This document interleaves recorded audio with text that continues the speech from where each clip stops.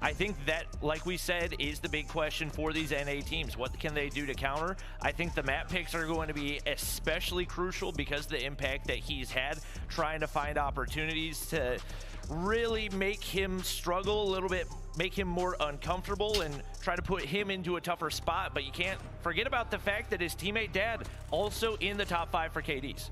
3 members from Inco are actually going to be in the top 10 of the best players that we have for today. That's going to be Lucasin, that's going to be Rafa, that's going to be Dad, and they have crazy numbers. And mind you, 2 of these teams, they have control KDs that are so crazy in the 2-0 KD range.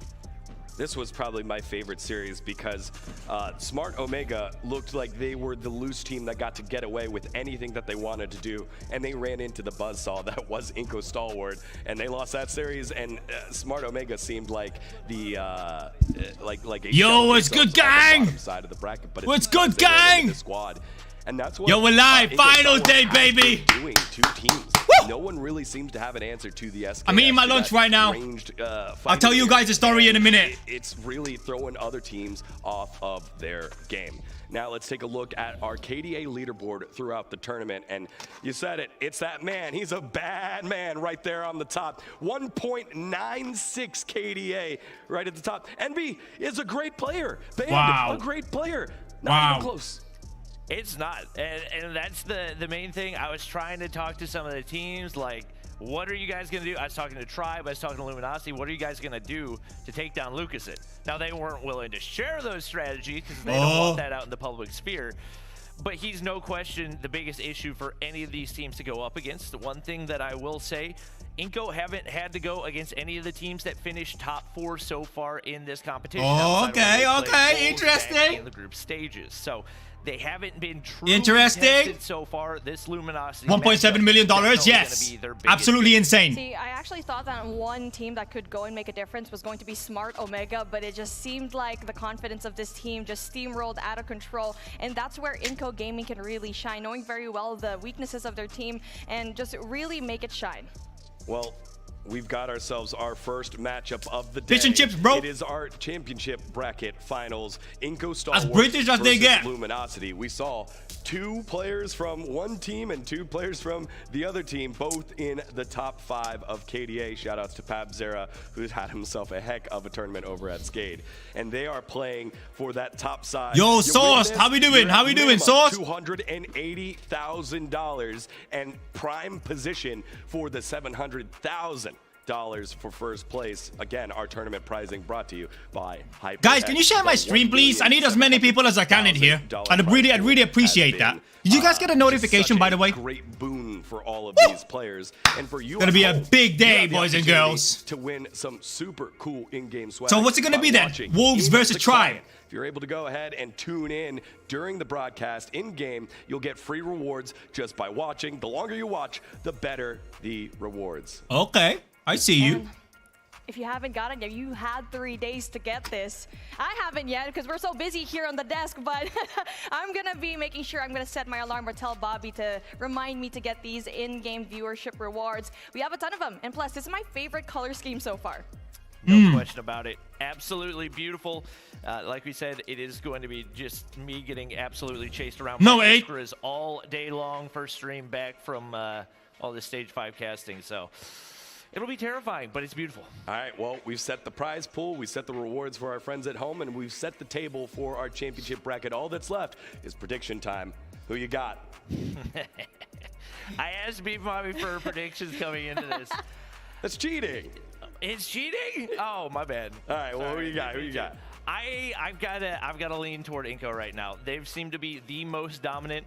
I know that teams are going to be drawing up game plans for Lucasin. Nobody's come remotely close to finding a successful strategy so far. I think he leads this team to victory. Beef Mommy? Man, this is hard. I'm always a big fan of a lower bracket run, so I might have to go with Tribe because they had so much resilience going through the lower bracket, and now they are in a little bit of a pickle.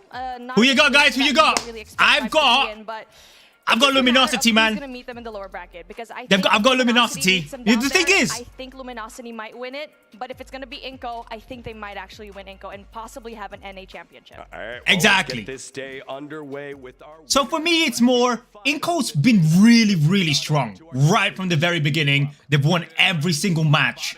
3-0 up until to get where they are. 3-0 every match. Up until here. Luminosity, 3-1 up until here. Tribe Gaming are in the lower bracket. So Tribe Gaming has got a bit more of a thing to prove to everybody. Luminosity is a new kid on the block. I'm not sure how long Inco has been in COD Mobile. But yeah, in terms of previous performance. Wake up, Band! Why are you yawning, Band? Why is Band yawning? But Inco, strongest in the competition so far. Every single game they've won.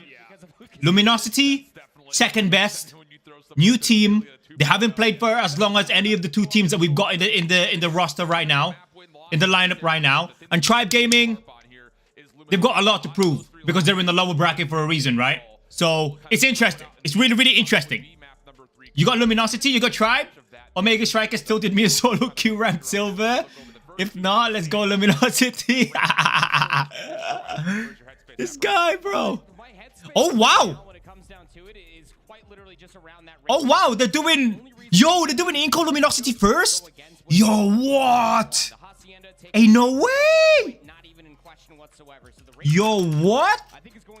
Inco versus Luminosity first. Wow, let's go.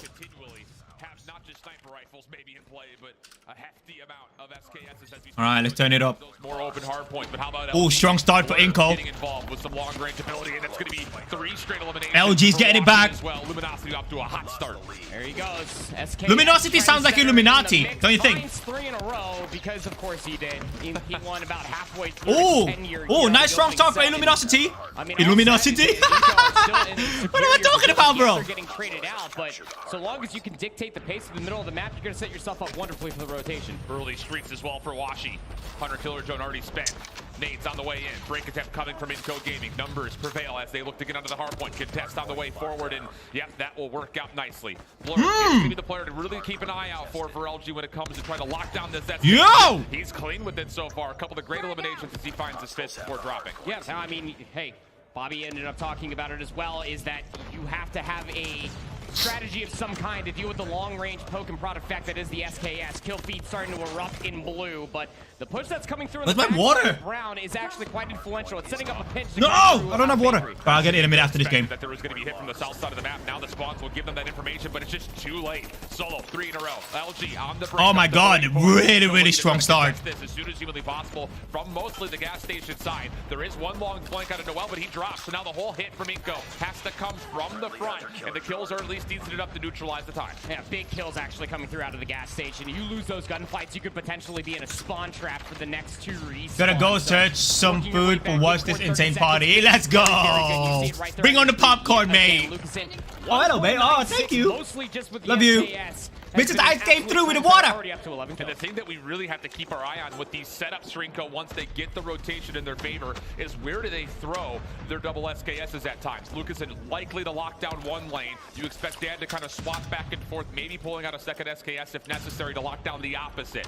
For LG though, already pinned up. Blur, easy kill on the dad, and that will mean that as the old time will expire, it's pretty much all Luminosity set up for P2. Yeah, Luminosity still having those close spawns. We have one player that's actually watching the long. Well done. Oh, let's go, Bang! Here over in the courtyard, able to lock. Is that gonna be another one? Number 3 is just outside.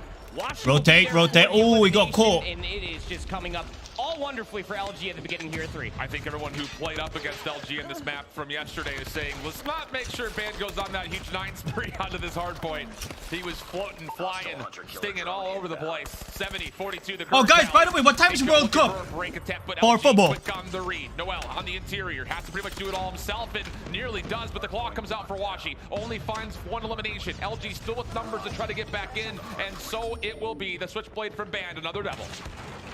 Purifier out. Wow. Locking things down here for the scrap time. Gonna find themselves 4 in a row, and that should be the last bit of scrap time here secured. Here on P3, it was about a pretty successful 40 to about 3 comparatively to where Inco are located at, going all the way through the rotation. You still have one more player to worry about. Wow, strong start by Luminosity. Space provided for LG to threaten this early. And trends really have been LG better on the initial 20 seconds so far, whether that's from the rotational wins for their gunfights or mostly locking and holding down to their initial setup. Same thing here. The full break In 40 minutes World Cup final. Are you serious? On the way, and you can see the read. 3 p.m. start. Inco What? Going to be hitting from the left-hand side. Tread missile called in. Purifier also in the mix. Kills favor that of Luminosity, but Inco still have a chance to contest from the front. There's still a very defining reason why Luminosity are the #1 hardpoint team with a plus 118 differential, 7-0. Jesus So Christ. Don't need to showcase why they are #2. Breaking back in with the Holger in hand is Crozen, just trying to meet them at the gates here at 4. Yeah, both teams largely have not been contested in their hard points until likely now when they meet each other. Inco with a substantial break off of their second attempt, now looking to lock in every bit of this scrap time. This is actually insane. Are still trying to put a little bit of pressure on towards this. And to be fair, this could be mostly in an effort to make sure that there's not a safe exit for Inco, but spawn for #5 in blue is Crozen. He's going to have a chance of trying to win out Hotel while Lucasen is going to Oh, wow. Yo, Lucasen is crazy. But it's going to be Inco who have the ability to jump in the hill first. Still, Jesus. in that space, because like you were talking about, Luminosity at the end of the first set, we're trying to set themselves up for an abundance of exits as Lucasen. Oh my God. Things even swaps to the pocket. SKS is able to find 3 in a row. Just the guy cannot be stopped, but there needs to be more follow-up on it. Able to get yourself set up here inside P1, slowly closing in on Yo, the Vash, morning, bruh. How you doing, man? Oh. They work their way back in towards the SFGs to try to lock this down. Rafa also in the mix, but only for a short time. LG, 3 quick eliminations. Right back into the hard point. Van locking down the back door towards Hotel, and it's LG dominating the kill feed and a chance to continue to grow a cushion here on their score. 20 seconds remaining here inside P1. Double-edged sword coming through for Luminosity.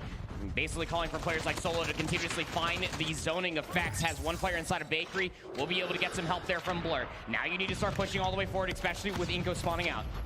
It's going to be a bit of a Oh, these rotations are insane. The way that they move, how fast they move, how efficient they move is insane. Towards the old time, but it really is on to Rafa. What The T1 for a reason, man. Without any sort of help.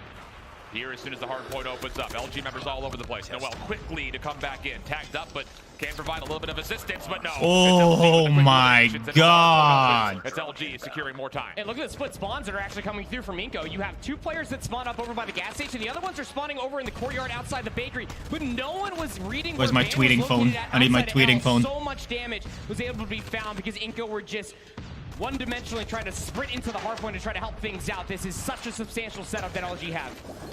Operators are used here for LG. They're trying to put this game a bit out of reach. Inco looking to contest. Oh, and it's a long range. Oh, Washi with a 3-piece. Making sure no one else can contest from the south side of the map. And Inco a bit paused up here all of a sudden. Looking to play for rotation. This is critical time that they're missing out on. They would essentially now have to counter with a full 60 of their own. Yep, you would need a full 60 here at Grandma's, and the setup isn't exactly strong when you already have players that are moving their way over by Grandma's tank. You have Predator missiles being called in by Blur, Envy finds 2, and now you're spawning out if you're Inco. Not the setup that you want ahead of 3. Rafa, last one left. Oh, nice push by Washi there.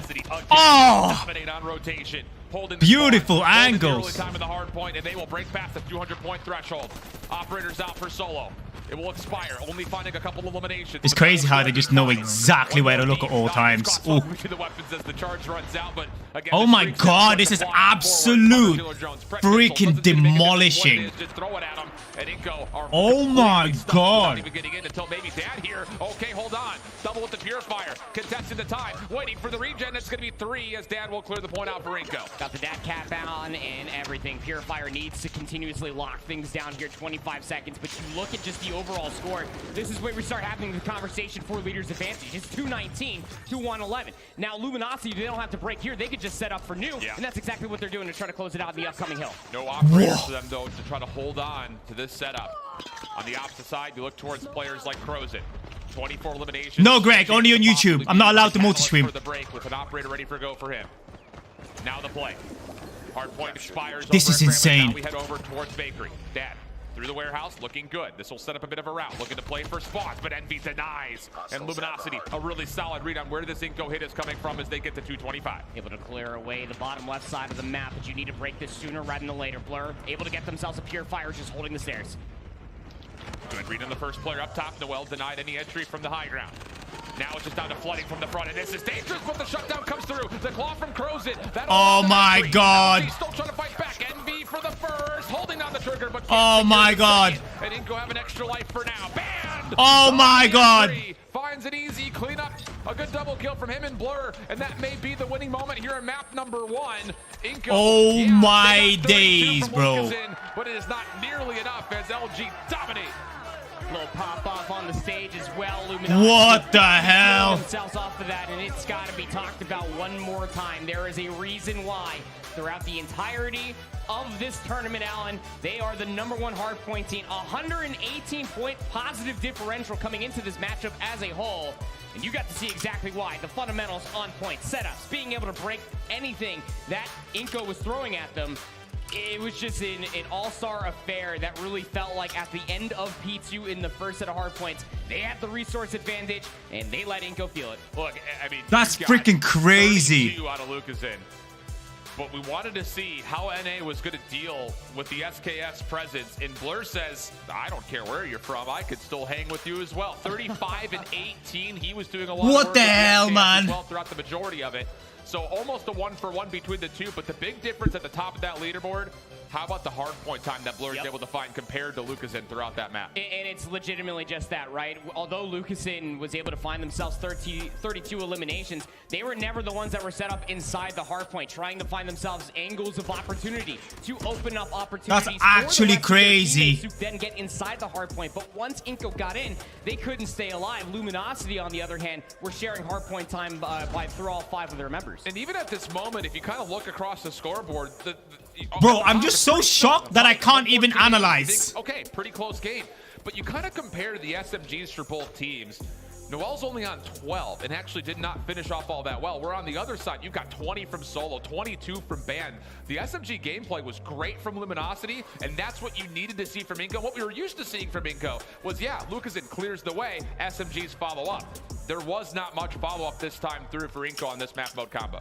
No, there really wasn't. It was a war on 2 different fronts, right? You were finding so much of that. Yo, Vexel, what's good, man? How you doing, mate? Easy win for Luminosity? All of us. I hope so, man. I hope so. Is that this is what Call of Duty has to offer, that if the backline is offering that much space provided for you, the SMGs need to be able to... I don't know, man. All three teams, I think, deserve to win. In my honest opinion, I don't want to be biased. I genuinely think all 3 teams deserve to be where they are right now. We'll probably see at least one map go the way of Inco. Not that that's guaranteed, though. Nothing is guaranteed. We've learned very rapidly here at World Championships. But I will say, now looking at a raid search and destroy, and knowing how Luminosity like to play their search and destroy, Inco will remember to combat this SNG. And you need it now, because they will for sure need it when we get to the summit control for map 3. It's just really tough to gauge, isn't it? Because, I mean, now what you're looking at is essentially the #1 and #2 when it comes down to search and destroy. Yeah. Luminosity actually insane, man. Loss, but the differential is still respectable. Inco, on the other hand, just... absolutely. I'm rooting for Band though. Band is the homie. Entirety of the tournament. Band is the homie, man. I got to connect with Band recently, and he reminds me of my younger me. Like a very, very long map, especially when you're thinking about the smoke. We came from the same background. We played the same games. We ate the same food. We played in the same way on the trees and stuff. We got bit by ants on the trees. Like I see myself in Band 10 years ago. We do assume, based on the records and the results over the course of the last couple of days, that Inco will hold it. Yeah, I saw that video. Yeah, bro. That's all the time stack. How's everyone? Yo, everyone's good, man. Younger me. Hey, shut up, Susie. Not to sit there and say that this is a must-win for Inco. Shut up, blood. The rest of the map set does look pretty good for them, based on what they've played so far. This guy. This right here, this map. Yo, Sushi, I'm gonna need to visit you at some point, man. Are the SMGs gonna build some confidence? I actually wonder what kind of phones they're playing on. Rogue Phone. Rogue Phone 6. And you cannot have that. It's sponsored by Rogue, this event. So they're all playing on the same phone. We had just previously mentioned. So we jump on into it. Inco will start on the attack. Trophies very aggressively looking to get in towards mid-map, and this will be allotted towards them. Wash is the only one to contest, has a scope out, and Noel will get first blood. That's actually kitchen control as well for the side of Inco. This is actually something that we saw Inco take as far as an adaptation is concerned in their search and destroys late last night, was that they were just bringing out more submachine guns and just really just denying so much space by way of aggression early in these rounds. Number 4 in Blur, the only defender at A, but he's going to be getting help from Band on a long route already through bedroom, and nobody from Inco is expecting this. Patience, virtue after all. Band able to secure a nice free win, and how about Blur? From inside the site, completely stuck, comes away with 2. Oh my god, bro. And that likely wins the round for LG, just down to Crozen. I love that coming out of Blur. SKS in hand and all. Last player alive inside of money, won't be able to stay alive for long. And you know, if you want to talk recency here, especially for Luminosity, again, such a small sample pool because they've just been tearing through everybody. They have that at least one time spent on this. That was an insane first round, bro. It's done. It's done. That is literally done before you know it. As you got to see Band on that previous play, full on rush coming through. He is Grandpa Stream. Band is 10 years younger than me, bro. Once again, the trophies go down. Rafa. Can you believe that? Lucasen finds the first on the solo. Slide cancel on in, and Blur cannot hold against the 3 members. LG is making a statement, Tribe Blue. You know, if you want to say that, you can do. Well, I've got homies in Tribe, so I'm keeping it neutral. You know, to a degree. Wait for this push coming down spiral staircase for some help. And he finds one to the backside. If he could get the second, maybe there is a chance to come back through. But now it's just down to Washi. This would be a 1v4. Finds the first rather rapidly, but the second one comes from behind. Band looks like he's about to sleep. I don't know how he plays sitting back. Inco was going to try to feel things out. I mean, the double SKS sniper setup, what we kind of said in the past was, let's feel out this defense, maybe get a pick and then capitalize, but that's not the case at all. This is all gas pedal early on. It kind of feels just shades of some of their matches that we ended up seeing yesterday, doesn't it? Where they did start off with snipers, SKSs, and then they adapted for more SMGs. It seems very early on that Inco want to take the aggression early and try to meet the pace that they know Luminosity are going to bring. 1-1. Well, G, we'll get a little bit of map control early, but again, this is what we were expecting. Luke is in, scouting things out, swapping to the sniper rifle this round. Oh, what a shot! From money window. And careful, Solo is actually pushed up in towards mid. Assistance from Washi as well. Oh my god, here we go. Dad not there for the trade. And just like that, LG significant control over the map, and more so, they've kind of got Inco trapped down inside the pool. Yeah, they sure do. And even though Luminosity, they have that 1 number advantage, this is the right call. You know, you just send at least Solo, maybe to try to go take a look at kitchen, maybe take a peek and a gander over by the A bomb, but you have B on lock. You 100% play for the retake here. Damn, this is way too close. Yeah. The thing is, though, a lot of people are saying that bomb would be the one that would have to kind of. A lot of people are saying that Inco in a higher bracket didn't have that many highest tier, top tier teams to fight with, and therefore they got into this place. I don't really know how I feel about that, to be honest. This safe site in order to likely just play for full retake. What do you guys think? Laundry control. You think it's gonna be good for it? Did Luminosity place the worst teams in the league in the series, or try to contest this bomb plant? are they just that good? System goes down. LG stacked up towards the staircase. First sniper shot misses. Envy gets the opener. Oh, Envy with a 2-piece, bro. Before he's stuck inside a tiki. Hey, yo, B! How you doing, B? Oh my god, bro! With a melee? So why not try to throw something That's disgusting. That's disgusting, man. That's rude. You might as well slide into Tiki and let the Dukes out, man. That was fantastic stuff. Oh my god. Very reserved, I would say. They found those 2 picks. They gave up the space, and they played for the retake. Executed wonderfully. Band is literally just playing pubs, man. Think about it. And it's a weighted shot. That's what he said to me. He just wants to have fun. He said literally in this event, he just wants to have fun. Would, for sure. Again, forward mid-map control for LG this time. It's a double stack, though. Very different look for them defensively, with Band working alongside Washi to try to control pillars. The other defender towards B is Envy, up towards Laundry, now playing towards the backside of ring. So this is a very far forward advanced setup. B, how you doing, B? You good? Are more playing response and react. You're starting to see some of those transitions actually coming through from the weapons itself. Oh, what a shot. Again, a little bit more SMG eccentric. Band in his zone. LG beat Wolves. Wolves beat Tribe. Don't think they had it easy. Yeah, that's what I'm saying. Somehow, some way, the bomb still gets pushed up by Rafa. Oh, Solo with the shotgun.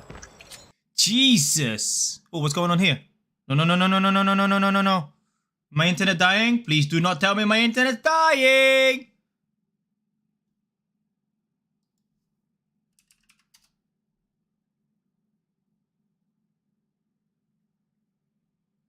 Oh, it's their stream. Oh no. Hell no. Gonna be able to find yet another pick again, and they know that they have them trapped, but somehow, some way, the bomb still gets pushed up by Rafa.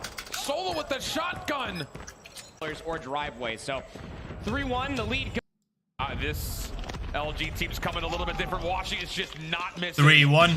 Lucas in a mere consolation prize on the shot towards Blur, and it's barely even that. Dad, the last one left, he's being hunted down, and you can feel MG and LG looking like they're just gonna run it down mid. I mean, why not? Hey. Yo, they're literally just playing pubs right now. They're in the freaking flow state. What the hell? You know that you're just better than the opponent. It's just to gun them. I'm not saying that it's a discrete skill difference, but as far as teamwork is concerned, LG are definitely showing better. And the thing is, when you I think I'm gonna take off my interview running at your opponent, and then drop it again. What do you guys think? Game plan that you may have had, because you have to start to hold off, respond to any forward pushes, and then set an execute play. That all told, though, bomb is going to be very rapidly planted here at A. LG quick to try to contest. Dad, money window. It's a tough gunfight versus Band. Just jumping, peeking, seeing if you can keep him at bay. Solo the first one to drop in the engagement. Onus towards LG to try to find a response. They get one from the front. Band, naded, will be pushed off just a moment, but LG still clearance through the double stairs. All this post plant is set up deep towards bedroom, hoping that Crozen's got an angle at the bomb. LG, 18 seconds to go. Have to make a move, and you have to hit a snipe. Lucas in close. Band able to track down almost one. Blur, last one left. 2 players. Oh my god, bro. That's actually crazy. One sniper, one SKS, 3 SMGs. I want to see more of this out of Inco, honestly. It is being able to call the bluff of LG, who all went in for that ring control. And Inco was just like, hey, we can get aggressive too. Just immediately bull rush over towards A, get the free plant, and then the post plant was just absolutely sublime. Keeping this drop it after Champs and think it will hit viewers more since most people watching Champs or Ferg right now. Yeah, that's what I'm thinking. I think I'm gonna take the video down. Under the cover of smoke. And then if they win, bro, I think I'll take it down after the Champs. Yeah, I'll take it down after the Champs and then re-upload it as interviewed. I think I've got a feeling Band's gonna win MVP again. Back off and just play this from basketball as the bomb is playing.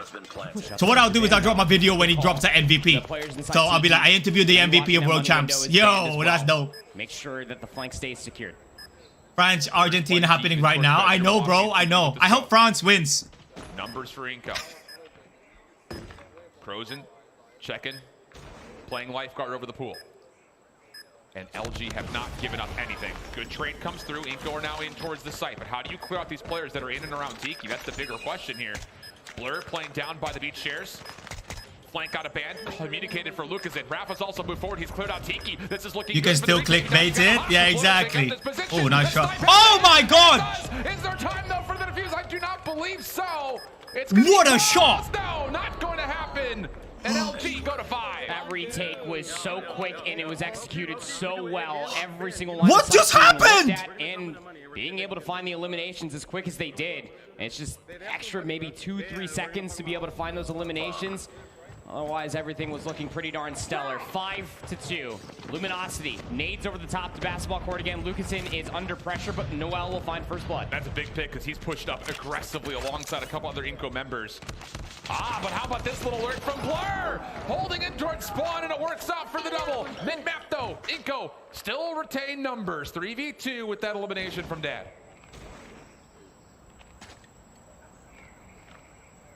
Envy wisely enough waiting for Blur's help to come all the way back across the pool side. Some shots are going to be thrown out there, but I mean, Dad, Lucasen, Crozian, they're making the right call here. You just play inside jungle, inside a kitchen, you play for the retake. Yeah, LG do not have the weaponry to try to pick apart. That was, I'm speechless, man. I can't believe how close that defuse was. That's for sure. Dad will let you know about it. 1v3. Oh, nice, nice, nice. Good clear by Dad. The skull of Envy through the woodwork. And Inco still hanging around. Really did feel like that Blur's play all the way into the back of garage was going to be the difference maker right there, especially counteracting the overall aggression that was coming through the middle of the map for Inco, but it's not going to be the case at all. Keeping their heads above water here, keeping it within 2. Still rushing over towards A. This LG team really loves it, and it seems that Inco are starting to get an idea of what they can possibly do to counter it. Lucas Indo, flash stun, concussed up. Noel laying prone, looking for a little bit of help. First shot misses. That'll be enough for Washington to get elimination, and the turn back for Band. Collects the double. And Inco are going to have to play retake in a 3v5 with no ground at all to work with, but Crozin may have poked a hole in this post plant with the first blood going. Band is serious now, yep. Clean out towards muddy window. Rafa looking to make a play. No, instead, he's actually going to join his teammates. They're going to try to full flood this from that back staircase. Dangerous prospect. Band still holding, waiting for any sort of comm, any sort of point of contact. Solo's hitting a bit of a round. Crozin, whoa, what a shot that is. A little slide through, Crozin gets more, but now Solo on the flank. Ah, he's gonna finish off the double. Unbelievable. For Luminosity. It was almost about to look like yo, I can't breathe. That when Inco were able to get legit can't breathe. Like this is just exactly where all the positions were located at. The only difference was with one player inside a cube, but one thing you can never count out is your flank coming back through kitchen. 6-3. More aggression in the middle of the map defensively, and LG have thrown a wrench into the system. Yeah. oh, he got caught. Everyone's in a circle. In this setup. LG's only gut check call would be to try to force their way over towards B for a quick plant, but there are still nades available for Inco. How about this? Right over the top. Band does clear out some of the play through mid. Nade does not quite land, so NV able to they're planting already? Jesus! 4v4, there is a steep that's an early plant. Set up in and around ring. One-dimensional retake. Yo, Rebel, how you doing, mate? They're all essentially on the backside of Laundry. Nobody coming through mid-map. Tribor LG will win. Driveway. Band holding close. Has he been stunned? Someone's got to make a move. I mean, they both obviously got the skill to win, but I think LG has just got really good momentum right now. Oh, nice. Good clear, good clear. It will not make much of a difference. The defuse will come through. And again, Inco still fighting their way in. Yeah, required retake, obviously. Otherwise, they would have. You know, that momentum is important, man. That's not where very, very important. Versus this Luminosity team, but hey, when the retakes are on and they're coming through one-dimensional like Yo, that, Mighty. Oh, okay, cool. Yo, what's good, Mighty? How you doing, man? Team shots and everything else included is what is required for them to be able to make that play happen. A little bit of a bait play starting to happen here. You have Solo push up through open staircase. Oh, and Solo, he's trying to change the route. I think he's hoping that he's going to get some help from his teammates through mid on the zig cut. He got freaking ganked. Oh. Envy also drops. Blow up top. They're catching up. They're catching up, chat. Get two here. Does well. Blur takes one down. Still doable. Lots of time for LG. And you know, if you're Inco, you really can't take too much further of a step towards this offensive spawn, so they'll back down and just play their normal setup with numbers advantage. Band might be the player to watch out for, but he's going to have to get through Noel first. Oh! Turns the shoulder through Zig. Very tough gunfight to find for yourself. Oh, wow. Oh, look at that call, guys. He didn't think he could win that fight, so he just dipped. If you're going to cross through just dipped. Live to fight another day. That's your only way back to a 3v3 when you know for a fact Lucas and Crozin are going to have some hard scoped angles. That was a really good decision right there by Band. Look at the read. Yo, Trail, what's good, bro? Do you watch ALGS finals today? It's ALGS today as well? Oh my god. I didn't even know. Can't watch for long. No problem, bro. What time's ALGS finals? Oh my god, Band. Attributing the assist to his teammate. And now it's just on to Washi. He's found a kilo to work with. Also has the bomb. He's going to stick for the plant to try to put the clock on his side. Noel got the sound. Oh, GG's. We'll get that elimination. 2 rounds in a row now for Inco. Starting to find their footing here on race. 6-5. Come on. Through with shutting down any aggression antics that LG are looking for in the middle of the map. They've shut down the A push successfully. LG, though, they haven't done it in a few rounds. Here it comes again. Full flood over towards A. Noel down, trophy systems, denying utility from both sides. Lucasen stunned up beyond recognition. Noel drops. Oh boy, oh my god, it's a takeover. It's a takeover, guys. We're gonna get the plant. How do you contest it? Oh, Solo got sniped by Lucasen. No, Crozin. No, stay Crozin. Yeah, Crozin. No one's watching this from LG. Oh! Washi got flanked! Oh, Band is down, Blur is down. Wow! Get 4 out of 5, sending us wow! It was a 4-2 half, and Inco, as pretty as they come, are going to be able to force out overtime, just shutting down Luminosity's pushes, their rotations, their reads, everything at an all-time high here for Inco. And it's by way of adapting with even just weaponry. We asked for Lucasen to be able to get some help. Crozen delivers. Is up to 12. Dad also up to 10. So big from Crozen on a lot of those defensive rounds. Overtime, yeah. The map through tree. Inco still collect first blood solo drops.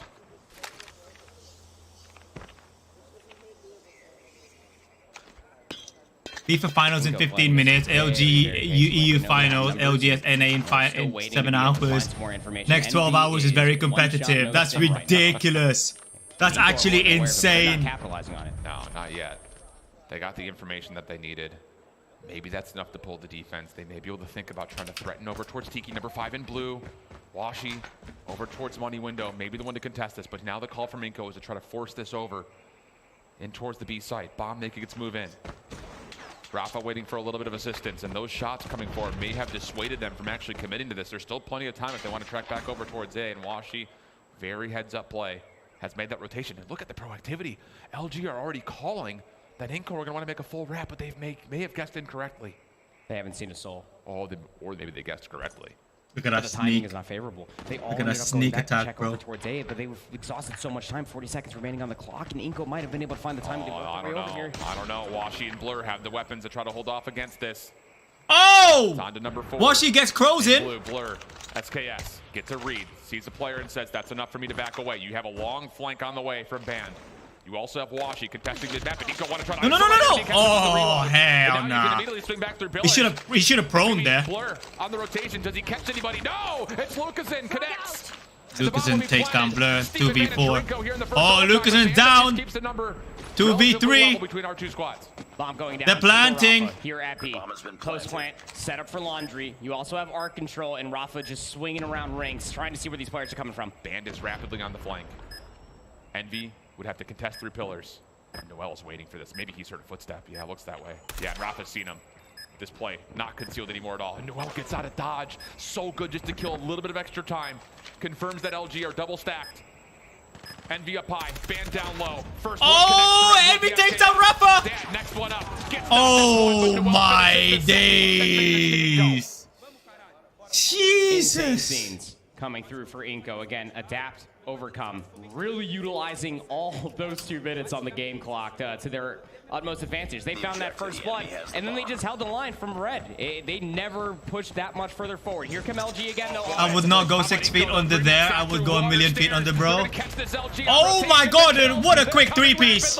It's looking clean from Inco. 1v4. No way.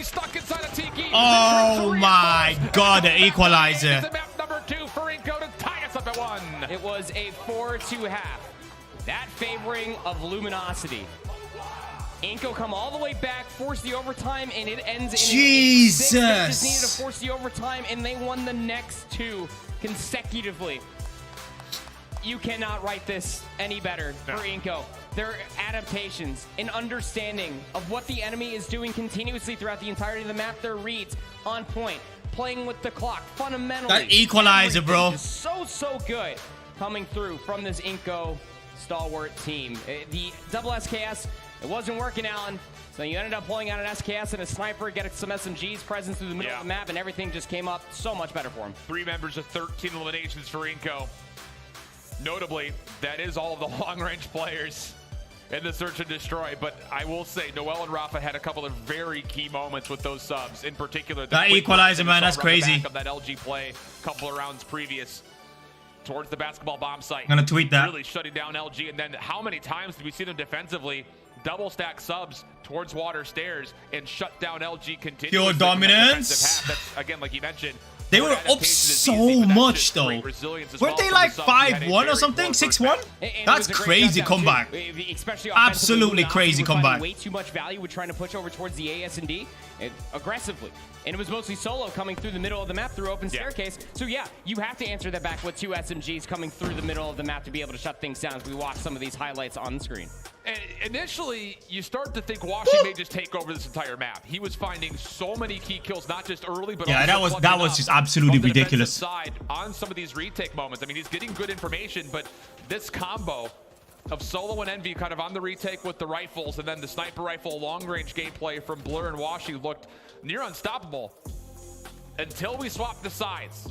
Because I'm telling you, Washi is hitting different today. Like we saw instances of this Washi yesterday, but if he continues to play like this, teams could be in steep, significant trouble when it comes to relying on long-range gameplay, because he was not missing. Yeah, it definitely does say something, doesn't it? Especially with like sniper gameplay going up against the SKS presence that is this Inco Gaming roster. And it's just kind of insane scenes when you're thinking about it, because again, we have to pose the question, how do you deal with the SKS presence? Well, Washi just needs to turn up and try to meet them over at the range as well. I mean, Blur even also trying to help things Luminosity out. disqualified. And I think the word resilience does really. Why would they be disqualified? That Inco just continuously throwing. I don't think anyone is hiding strats anymore. At this point, I think it's just all out or get out. That plus some more. You did it here on the search. And the thing about it, you know, we could throw out a number of different synonyms towards talking about adaptation and stuff like that, but that is a lot of trust. Yeah. When you're down 6-2 essentially, and you're not finding any success off of your game plan from the offensive side, to sit there and say, we're fine. Our defensive game plan's sound. Trust it. Trust each other. Let's not let this get out of control. That says a lot about the discipline of this squad. And one of the reasons Jeez, man, the skill level not just in groups, out of this world. Until this point. Actually ridiculous. So now we have guaranteed ourselves a firing range hardpoint, but we've kind of been touching and dancing around this summit control for a while. We have not seen a lot of summit control, even less from these two squads overall. Biggest two things for me. Number one, operator usage needs to be key. Yeah. How are we pulling out things like claws and purifiers? And then on top of that, just a little bit, again, leaning on towards the Inco stalwart side. Can the subs continue to perform? Because we saw great play out of band from Luminosity in map number 1. Hacienda and Sparrow. The calling, because if there's which one's Sparrow again? Take away from our two I keep seeing that being banned. What is that up? What does it do? As well. Best HP team, 8th place in control. But the biggest issue is that they're 8th place in control. This is where Inco can absolutely take advantage of coming off of a map 2 barn burner and going in towards Summit, keeping them at an SKS's reach, being able to capitalize with SMGs up close. You got to be feeling. Can you explain how finals work? In what sense? Win rate so far, 2-2 on control for LG. It's been their biggest vulnerability for whatever that might mean, because they've been polished everywhere else. For the you mean the most brackets? Part. But I think you look at this. If you had that information, if you're Inco, you look at how do we beat this LG team? How do we get to the World Championship Finals from the upper side of the bracket with a major advantage? You have to think that map 3 should be ours. So that has to be kind of step number 1, which is weird to say because it's actually step number 3. I think it's here. But right. I got it. Control, that's all right. So map mode combo. It gives you a little bit of luxury. We're here right now. I guarantee you get your slum search and destroy that I believe was. We're here right now. Over here. Whoever wins out of these two from the finals go to the grand finals top slot. Whoever loses drops here to fight Tribe in the final. Whoever wins here gets dropped in the grand finals, and whoever loses gets 3rd place. So this is for 1st and 2nd. SKS. Through America. Make sense? SKS. Sure. You can end up also controlling all of Banana with an SKS if you really think about it. I don't think that they've actually played firing Hardpoint, but we have seen them on firing range at one point or another. I want to say either through scrims or some other time. I definitely do remember they could have honestly been Skate. I don't know. I mean, I've been seeing a lot of SKS gameplay out of these LATAM guys. Blurs together real fast. But I want to go back and I want to highlight something that we were starting to talk about as far as Inco are concerned, because it's something that you and I were talking about when they were going up against Omega, and that is their teamwork and their trust. And it was also alluded to in some of the highlight videos that we do have in interviews as well, and even talking to these guys as well. The trust and communication for these guys is I was watching the chat yesterday you're sitting there dissecting on the COD Mobile talking official how they're event moving channel. with one So another, how freaking they're toxic, man. communicating with I one another. It's can't believe they don't have any that mods. trust, Like, it literally doesn't look like they have any mods at all for the stream. It's crazy. 100% agree with you. And interestingly enough, you know, I'm kind of going back towards Inco's stage 4 statistics. They actually didn't play any firing range 10 either. Best explanation I hear about the bracket. Good job. Thanks, mate. Thanks. It's all about just making it simple, you know what I mean? Takeoff that has, again, kind of the same instance where you have a lot of long lanes. Maybe not. Thank you. It's very similar to Apex LAN tournament. Thank you. I think this is called double elimination. So for LG, it comes down to so whenever there's a double elimination, I think I'm not 100% sure on that term, but double elimination means when you get beat twice, you drop in the lower bracket, and then when you get beat twice, you're out of the competition in the lower bracket. Favored for them, just due to the fact that Luminosity's weakest mode has been control, and their ability to go map 3, map 4 wins here. I'm not 100% sure on that terminology though, guys. So be a lot more SMG heavy. Oh, totally. I mean, it's hard not to argue with statistics, isn't it? I mean, COD Mobile is one of the most toxic game I know. Wait till Valorant Mobile comes out, bro. It's just daunting because, albeit the summit control favoring towards Inco, that firing range in slums could honestly escape you very, very quickly if you are Inco. But the thing is, Luminosity played really well against Wolves Control yesterday in Hacienda, I think it was. It worked for 6 rounds in a row. Be able to bring back that last. They really surprised me yesterday, actually. All right. LG. COD lobbies have always been pretty toxic. Yeah, that's pretty much Call of Duty in general. Inco trying to stack on towards A. It's Mixy. It's scrappy, but it's going to work out for them. Clock has stopped for a second progress, looking good. Band on the flank. Ooh. Good to try to deny some of the Good switch. But the first take still gets locked in regardless. Nice opening. Nonetheless, only lost 4 lives coming. Oh, missed that. That would have been a beautiful tactic. Second segment, very much so on the way. Really good thinking, though. Imagine being able to think like that in a tournament with 1.7 million on the line, staying calm and collected, and being able to decide on that specific tactic. How good do you have to be to do that, man? That's ridiculous. Dissuaded Inco from even playing on the interior. A little bit more of a lane to play with. Progress at B starting to come, but largely mitigated by the kills coming out of Luminosity.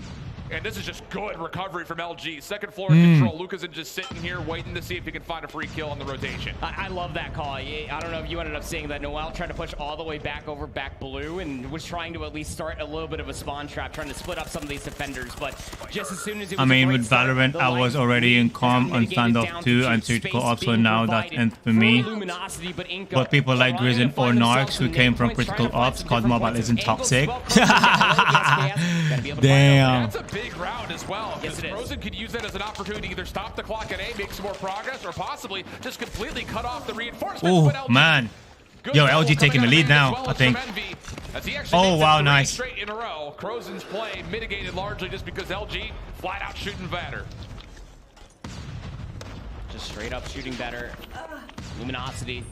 I still don't understand the whole point of taking control of the control points. Well, what does that mean? What happens when a team controls A and B? Do they win? There's just no route to get there. None at all.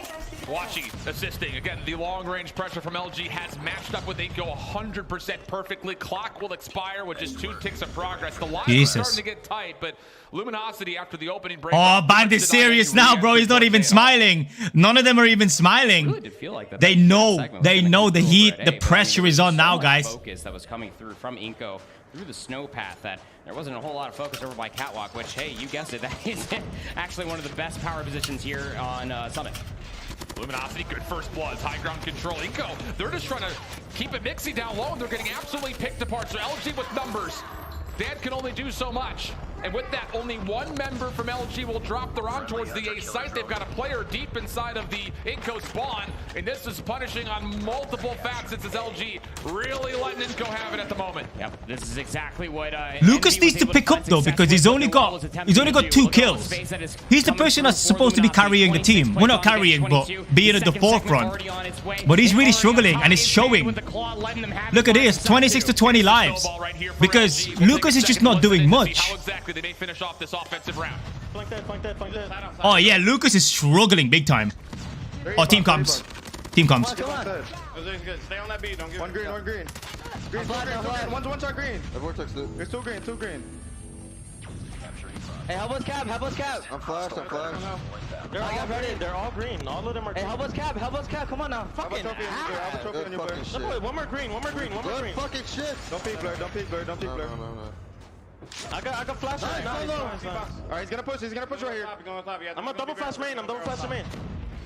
One more, one shot, two. Nice, go in. One more, Swansea, one more. I died. One more. Look alive. Not the most polite comms you've ever heard, but hey, they're working out pretty well. 16 playing up against 8. They nearly Jesus, that comms is intense. Gravity Vortex, Claws, Purifiers nearly allowed them to just string together both zones. You don't have to be nice. It's top 3. You just got to get it done by all means necessary. Second segment. Oh, don't choke this now, Luminosity.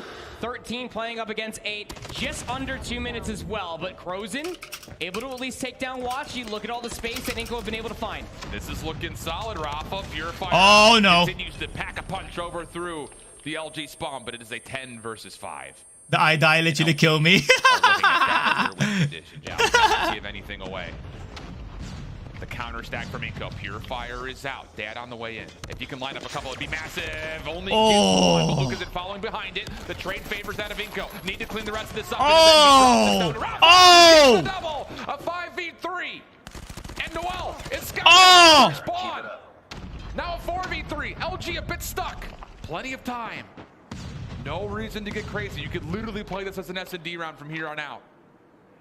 And you don't have Washi. Why is LG rushing though? They don't need to rush. Playing down low. Crozen is here as well, able to slide. Oh my god, bro. No way. Oh, no way. Okay, Blur got Crozen. Rafa. 1v1. Blur for the round. 47 seconds and Blur is trying to call his bluff by playing the low ground with the R9. Rafa not seeing no way. high ground, and the 1v1 goes the way of Inco. It's just so massive. Just the implications that you're pulling in operators when you're down considerably for lives. You just want to make sure that it's worth it. Dad pulling out that Purifier, able to that comeback was crazy. And where everybody might be on the map. Inco, stay alive, get themselves a defensive round of their own. But they will have to face up against Streaks and an operator from Washi relatively early. Inco stacking up towards A. Once again, they're focused primarily towards the lower ground. But LG, nice little response. Keep it relatively even. And with these kills, they've actually regained a lot of this second floor. Rafa caught with a nade out. Yeah, what I'm noticing about LG is they get quite leery. They get quite toxic early. Shooting bodies, teabagging, calling teams their ass. They're not even won yet. Every time they do that, they just lose. It's stay humble until the end, man. Dad's gonna go ahead and join them. Maybe try to win this battle. Yeah, that's one thing I don't like about them. You can even see off the respawn as well. Inco have no idea where to go. They're constantly trying to get themselves snowpath control. Noel needs to be the one to get activated. He's only able to find one. Good help though, coming from the rest of his teammates. Trades will still allow Inco to try to get their way back in. Blur holding, making sure his teammates can stay safe from afar. Oh wow, nice snap. And Gravity Vortex got his spent by Blur. Works out for 3 eliminations in a row for him. Noel stopping the clock over towards B. Pred missile called in. That'll find Crozen as Noel continues to kind of go back and forth between the B zone and the lower portions of this A connector. These rotations, LG in man. the meantime, though, still picking up arc kills. 23 playing up against 16. And Luminosity had to feel like this is going to be a pretty. They're all coming in now. Oh, wow, nice. You came back from a life deficit defensively.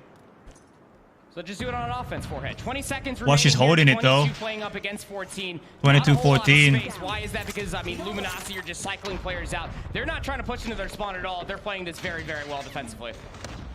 Clean stuff. Ooh. Dropped 8 total lives. Nice catch. In the span of what has been a very Yeah. Convincing, I'd say. Yeah, that'll work. Hey, yo! No segments of progression given up whatsoever. You barely had to dip into any one of their resources as well. And I mean, Inco, they were already playing on their strong round. That was a very, very strong round, chat. A pocket full of streaks. pocket full of posies, maybe. I don't even know what the saying might even be. All I can tell you is that Lucasin is struggling. 7 eliminations for both them and Noel. Rafa's the one that's been stepping up, and Frozen's going to open this up with the Claw to try to get themselves an early numbers advantage. Immediately shut down. Luminosity have met them with 2 claws of their own. Dan trying to find the shutdowns wherever they possibly can. Pred missile called in. It gets down 2. LG, even with those eliminations, have not found a way to get towards either of these 2 sites. They're trying to put the hurt on with the lives. Dan up top nearly able to lock things down for Inco defensively. But now recovery will have to happen. Nasty heady from Band. Oh, nice takedown by Band on Rafa. LG say it's time to go. Second tick of progress on the way. 2 operators being spent. Inco nowhere to be found. Do they have to give this up? And it looks like we may have gotten our call. Thing about it is they can't just give up this entire space because LG could just move right over to B. 2-piece by Solo with a Purifier. But then Blur and Band got taken down. 23-17 right now, guys. Zone might just be able to get this segment by themselves. Am I on Ultra? Am I on Ultra HD? Rafa's located at. Finally able to find them, and now Inco all spawning out. Numbers in the middle of the map and in the count. And that in favoring of Luminosity. Hunter Killer trying to clear a little bit of space. LG following up behind that. Oh my God! Solo with a 2-piece. Yo, that's gonna work a lot. Putting a hurt onto Inco's life count. 22 playing up against 12. Oh my God! They're on fire. They're on freaking fire. Looking good for the offense. Inco, not a lot that they can spend here. It's oh my God. The one who has an operator that he could possibly play with. Second tick locked in, third on the way. LG zoning forward. Dan playing far. He's going to find Dan, no worries. And now it's a 20v4. Doesn't even make a difference. It's going to be the full capture of the B zone and Luminosity, the 8th ranked team based on control stats thus far. Let's go, LG, baby. Making us look silly for trusting the Let's numbers. go, LG, baby. One thing that we do love as commentators and analysts, I love being wrong, and Luminosity showing up when it matters most here on Championship Sunday, being able to put themselves in a position there on Summit control. A lot of questions is not only just around control, but just what both these teams are going to look like on Summit. But it doesn't really matter when you just have good fundamentals. It doesn't really matter when you have superior gun skill. That's Luminosity's argument as they take a 1-map lead in the series. Yeah, and the Summit pick looks like it may be one that Inco will have to consider. If I'm not mistaken, I want to say they got rid of Hacienda of all maps as Lucasin. Look at that across the board. 23, 23, 21, 18, 18. That's insane. So as much as we were sitting here saying the SKS may be championship condition for Inco, you take away takeoff, maybe that's the counter. I mean, I hate to make it sound so simple, but that's actually ridiculous. Yeah. I just think of those LG TVs when I hear people say it. Same. I'm exactly the same, bro. Love Solo's hair so much. Yeah, it's pretty dope. Inco not wanting to go to Hacienda, which is utterly surprising because they are very, very good on Hacienda Search and Destroy, but probably more fearing what Luminosity was going to be looking at on the potential for a Hacienda Hardpoint or a Search and Destroy. As we take a look at some of the player stats comparison, specifically in the Hardpoints, it has been Blur versus Lucas. I didn't realize the final match was BO7. Yes. I mean, that's going to be long, bro. Well, hopefully it's a long one. You know what I mean? I want it to be like 4-0 and then 4-4 and then 5-6 and then 7-6. 8-8. I want it to get crazy long, bro. 100%. And that, again, is an SKS versus SKS battle in that map number 1 between those two.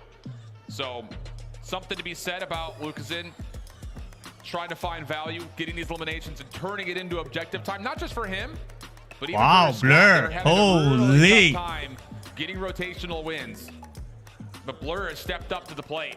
And you have to think at some point in time across their run, and maybe even just over the course of the evening last night, they had to have the conversation, if not the question, what do we do to if it went to overtime, it'll break the internet. Blur stepped up and said, boys, I got you. Oh, France scored a goal. I wonder if he ended up France scored a goal last night and just started pub stop. Literally pumping. Yes. Get raps.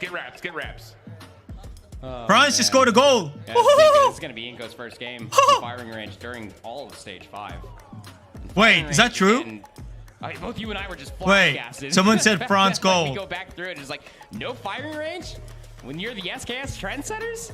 Yeah, I think it makes sense. It's a map that, like, don't make me lose money. Other maps that have happened in Call of Duty in the past where, like, even though it's a small map, the lanes are long. Yeah.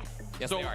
The idea here, and this is I'm gonna run the football game on the side. The day before on firing range, you put those SKSs, you get them set up. trust that they're going to lock down the lane individually, let your SMGs focus on wherever they're not looking. And it worked out for Skate pretty darn nicely.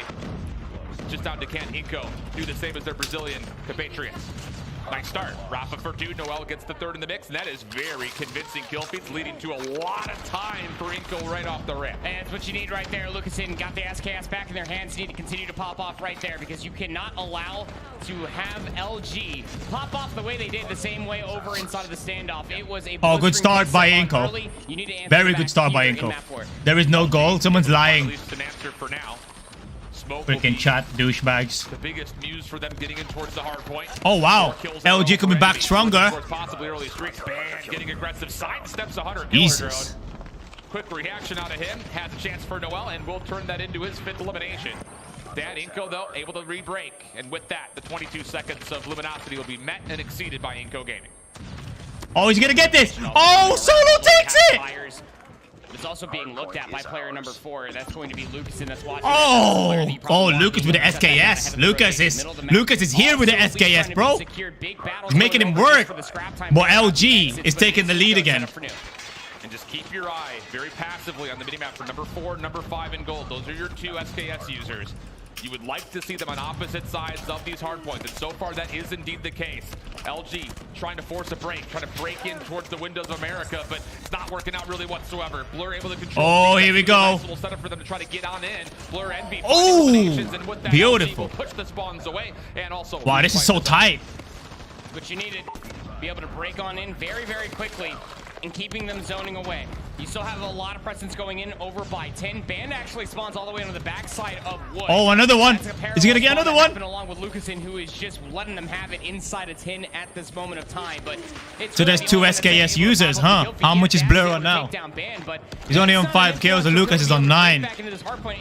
But they are taking Hardpoint though. With 10 seconds remaining, if you fully clear away Luminosity from this hardpoint, you're actually going to be spawning them a little bit further out than you probably want them to. Good map control on the rotation here for Inco. We were not able to say that very much at all. Inco doesn't want to leave without a fight. This time though, just a bit on the tidy side. Only 1 player inside for LG in the trailer. Going to be shut down. Noel gets a 3K with a nade. Wow. Well placed, I'd say. And with that, Inco will gain the early time. But LG looking to threaten quickly. Have some mid-map control. Try to also play it through backside barrels. Purifier early. Out for Noel. Claw trying to shut it down. Washi able to at least spam things over. Lucas in doing the same. Oh my god. The second one on the interior. I hate this gun with a passion, man. I swear to God. Wow. Yeah, no, I mean, this is just massive stuff. I can't believe you managed to clear that out like that. Jesus. They were able to anchor out the spawns all over the back. Oh! 2-piece by that. Yo, Inco are catching up. They do not want to go down without a fight, man. I'm telling you. This is what Inco is good at. Comebacks. That's the overall fundamentals of Luminosity. Triple nade? I didn't even see that. The map is offering for itself. They're setting themselves up for next. Noel already a chance to contest the lower floor here at Wood. And he's in, and the support deep from Rafa Lucasin working out well. Blur on. Come on, LG. Number 4 in blue, trying to hold it down. He's by himself inside the zone. He only gets 1. That is not worthwhile for the side of Luminosity. Oh, yes, please, babe. There's still 3 members to flush out, though, from Inco. Pred Missile trying to make life a little bit easier. Oh, really? But LG have the numbers. Rafa on the backside. Gets a read on the Blur, but shut down. And with that, LG will substantiate. Oh, LG's coming back up. But also the hill. Does the LG have the hard point again? Right now, 45 seconds, still ample time to fight over. And so pulls out the Purifier, goes over towards Banana, only able to find 1, but it sets up their team for success. Right. To be able to find those trades. You still have 2 players that are pushed out through the Oh, wow, nice shot by Envy. By Envy over inside of 10, another big 1v1. Oh, wow. Regardless of the matter, everybody from Luminosity showing up the kill feed where it matters the most, keeping Inco epic. Smokes concealing some of the window play. Rafa shut down by Solo up top. Now trying to jump down to assist the hard point, but doesn't need Oh my god, bro. Things up and over 100 points go Luminosity. Scrap time also looking good for them as Inco are hard focused on trying to control trailer and America. They're able to neutralize a little bit of the time and even get some of their own here at the old Wood hard point. But as we rotate to sandbags, LG will be here first. Pred Missile makes things a little bit more difficult, but with LG inside of 10, they should be comfortable to at least contest this hill. P1 going in towards the second set is mostly all based around this 10 control. and making sure that the flank is going to be secure. That actually gets picked up by My Blur. God. So Come on, LG. You got this. I'm Another literally player, speechless. I gotta get can't. off screen, but even more so than that, you have players like Envy on screen. Yo, thanks, Soul. I appreciate it, man. I can't watch the World Cup for some reason. It's not loading up for me. Rafa's able to sneak forward. Noel watching over the top of him. Watching, looking for the reclamation of the hard point. Dad, stunned up. Take it down, no worries. LG, 30 seconds to still fight for. And they look like they want to try to soak up as much as humanly possible, allowing Inco to gain some key positions as we look towards rotation soon. But you do not want to let this go if you're Inco. This game has been close until this point. You do not want to let it get out of hand, and the kills will allow them to at least once again contest. Oh, wow. That's kill number 29. 3 in a row. Jesus Christ. Lucas is insane with his SKS.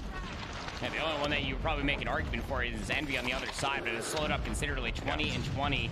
29 and 9 for Lucas, and this is exactly what you needed. But you're still down by 29 points. Look, you can find all the kills in the world, but if you're not generating hard point time, then you're getting put in the blender. Whoa, hello. There, Fred. One more on the corner. Someone gonna get a trade on Lucasin. One more. How is no one picking him off?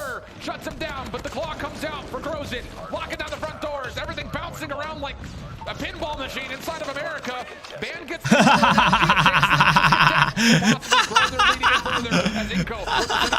Again, it's just such a quick shutdown, an even quicker break to come all the way through. Everybody from Luminosity. Freaking pinball machine the size of America. What the hell? Needs to be made by Inco. 150 to 109.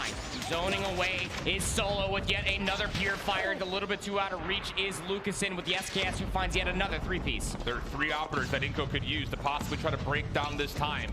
But they're not. Come on, LG, please, please, LG, please. Sitting back, very uncharacteristically so. LG are kind of picking apart at this. And this is all Inco saying. We want to try to control trailer spawns, but there's still. Oh my God. He's literally just hip firing everyone, man. Down to 175 go LG. A chance to win the series and go to the World Championship final right here. And if they find a way to lock down trailer, this game could be out of reach for Inco. One operator gonna be pulled out. Solo doesn't even need it. Able to find themselves 3 in a row. Purifier also in the hands of Blur. You gotta have it here if you're Noel. Lucasin, both have operators in their back pocket. You need this break yesterday. Yeah, I'll say. This is just a critical mistake from Inco, you have to think. Noel, Purifier in. Able to take fucking down one. Solo is popping off, bro. So is Envy. Only 30 seconds to fight for. A long laundry list of things that have to happen. Noel responding to the play from. Oh my God, what a clear! Rafa on the way in. Just enough assistance from Inco to shut down the potential final play from LG. Red Missile called out for the rotation. And it will find one off spot. Rafa challenged, but denies as a double goes his way. And Inco are sticking around. Envy for one last challenge, but it's only for about 7 seconds. It's still a whole hard point difference. 201 to 130. You have to find yourself a full 60 just to bring yourself back into the game. And good luck with that going in towards Wood. Wall bangable, to say the least. Lucas and Noel, though, able to find 2 to open things up, but you still have Ban, Solo, Blur, lurking members able to find these straight picks. And is Lucasin ever going to use this operator? He still hasn't pulled it out yet. I get it, you got 42 eliminations, but at some point in time, you have to sacrifice the SKS in favor of locking down the hard point. LG with the numbers. Lucasin pulls out the claw to get absolutely nothing. This is the definition of someone not playing the objective. Still in the hard point. Literally. Lockdown spawns as Envy's in the back towards bathroom. That will provide an opportunity for Solo to try to work on it. He gets 2 with the Purifier before falling, but Inco still retained the point. Oh, Band up top and Wood able to get behind enemy lines, pulls out a claw as well, slides on forward, is able to find himself 3, and now is trying to zone away inside of Banana. 225 and 147, Envy, Blur, not slowing down. This has just been too cautious from the side of Inco. Still 3 operators in their hands. Most of them have not been used. Rafa gonna pull out the claw for himself. Gets at least the first. Come on, man. I mean, Secure the second place, bro. Secure the second place, guys. You've got to face up against Predator missiles, and Luminosity have full control mid-map, looking to put this map away. That has an operator. Frozen has one as well. Lucasin's gonna pull out a claw again, able to find themselves at least some damage, but still not enough quite yet. Noel needs to capitalize on this. What a snap on a Blur up top. Need this plus some more. You can only give up 9 seconds. Lucasin trying to lock down time. LG, though, with the numbers, trying to break back forward. Putting it away here. Just need 8 more seconds. Blur, good elimination, tries to step in through the smoke, denied. Inco not gonna let them get away with it for free. Numbers now persist. Luminosity looking to break once more. They've got high ground control. Washi jumping down, little Batman Oh move my from God. the high ground, not able Oh to my- turn to oh find my the God, elimination, bro. but his teammates are here. Is this the winning moment for LG to get to the World Championship Finals? It sure looks good for it. Inco trying to deny, trying to contest with the kills. They go back and forth, still back and forth. Pinstripe goes to kill feed, but it's Lucas in. He gets to 49 eliminations. But is it enough? LG can still try to find a way to win here. Contest for this long enough, but you look towards rotation to New, and LG have members that get the last 2 seconds. Oh, Band's pushing up. He's finding so many eliminations. Gets himself some squad spawns. New Hardpoint will pop. 2 seconds are all that required. Let's fucking go, boys! Let's go! Off the back end of their Hardpoint. Oh my days, bro! To the World Championship Finals. No fucking way, bro! Grand Finals, bro!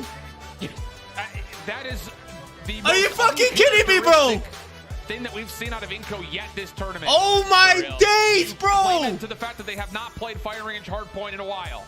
Do you claim it to the fact that Lucas No is sitting here saying, freaking "I'm about way, to bro!" 50. I don't need an operator. Because some Filipinos in the finals, baby. Let's Hard to go! put a finger on any of it. It's almost a combination of it all, though. But Fucking that is a hell. massive mistake in a couple of key moments for Inco, not using operators to try to lock down spawns, or more so beyond that, try to find a way to win these rotations because they're finding enough kills as we would normally assume.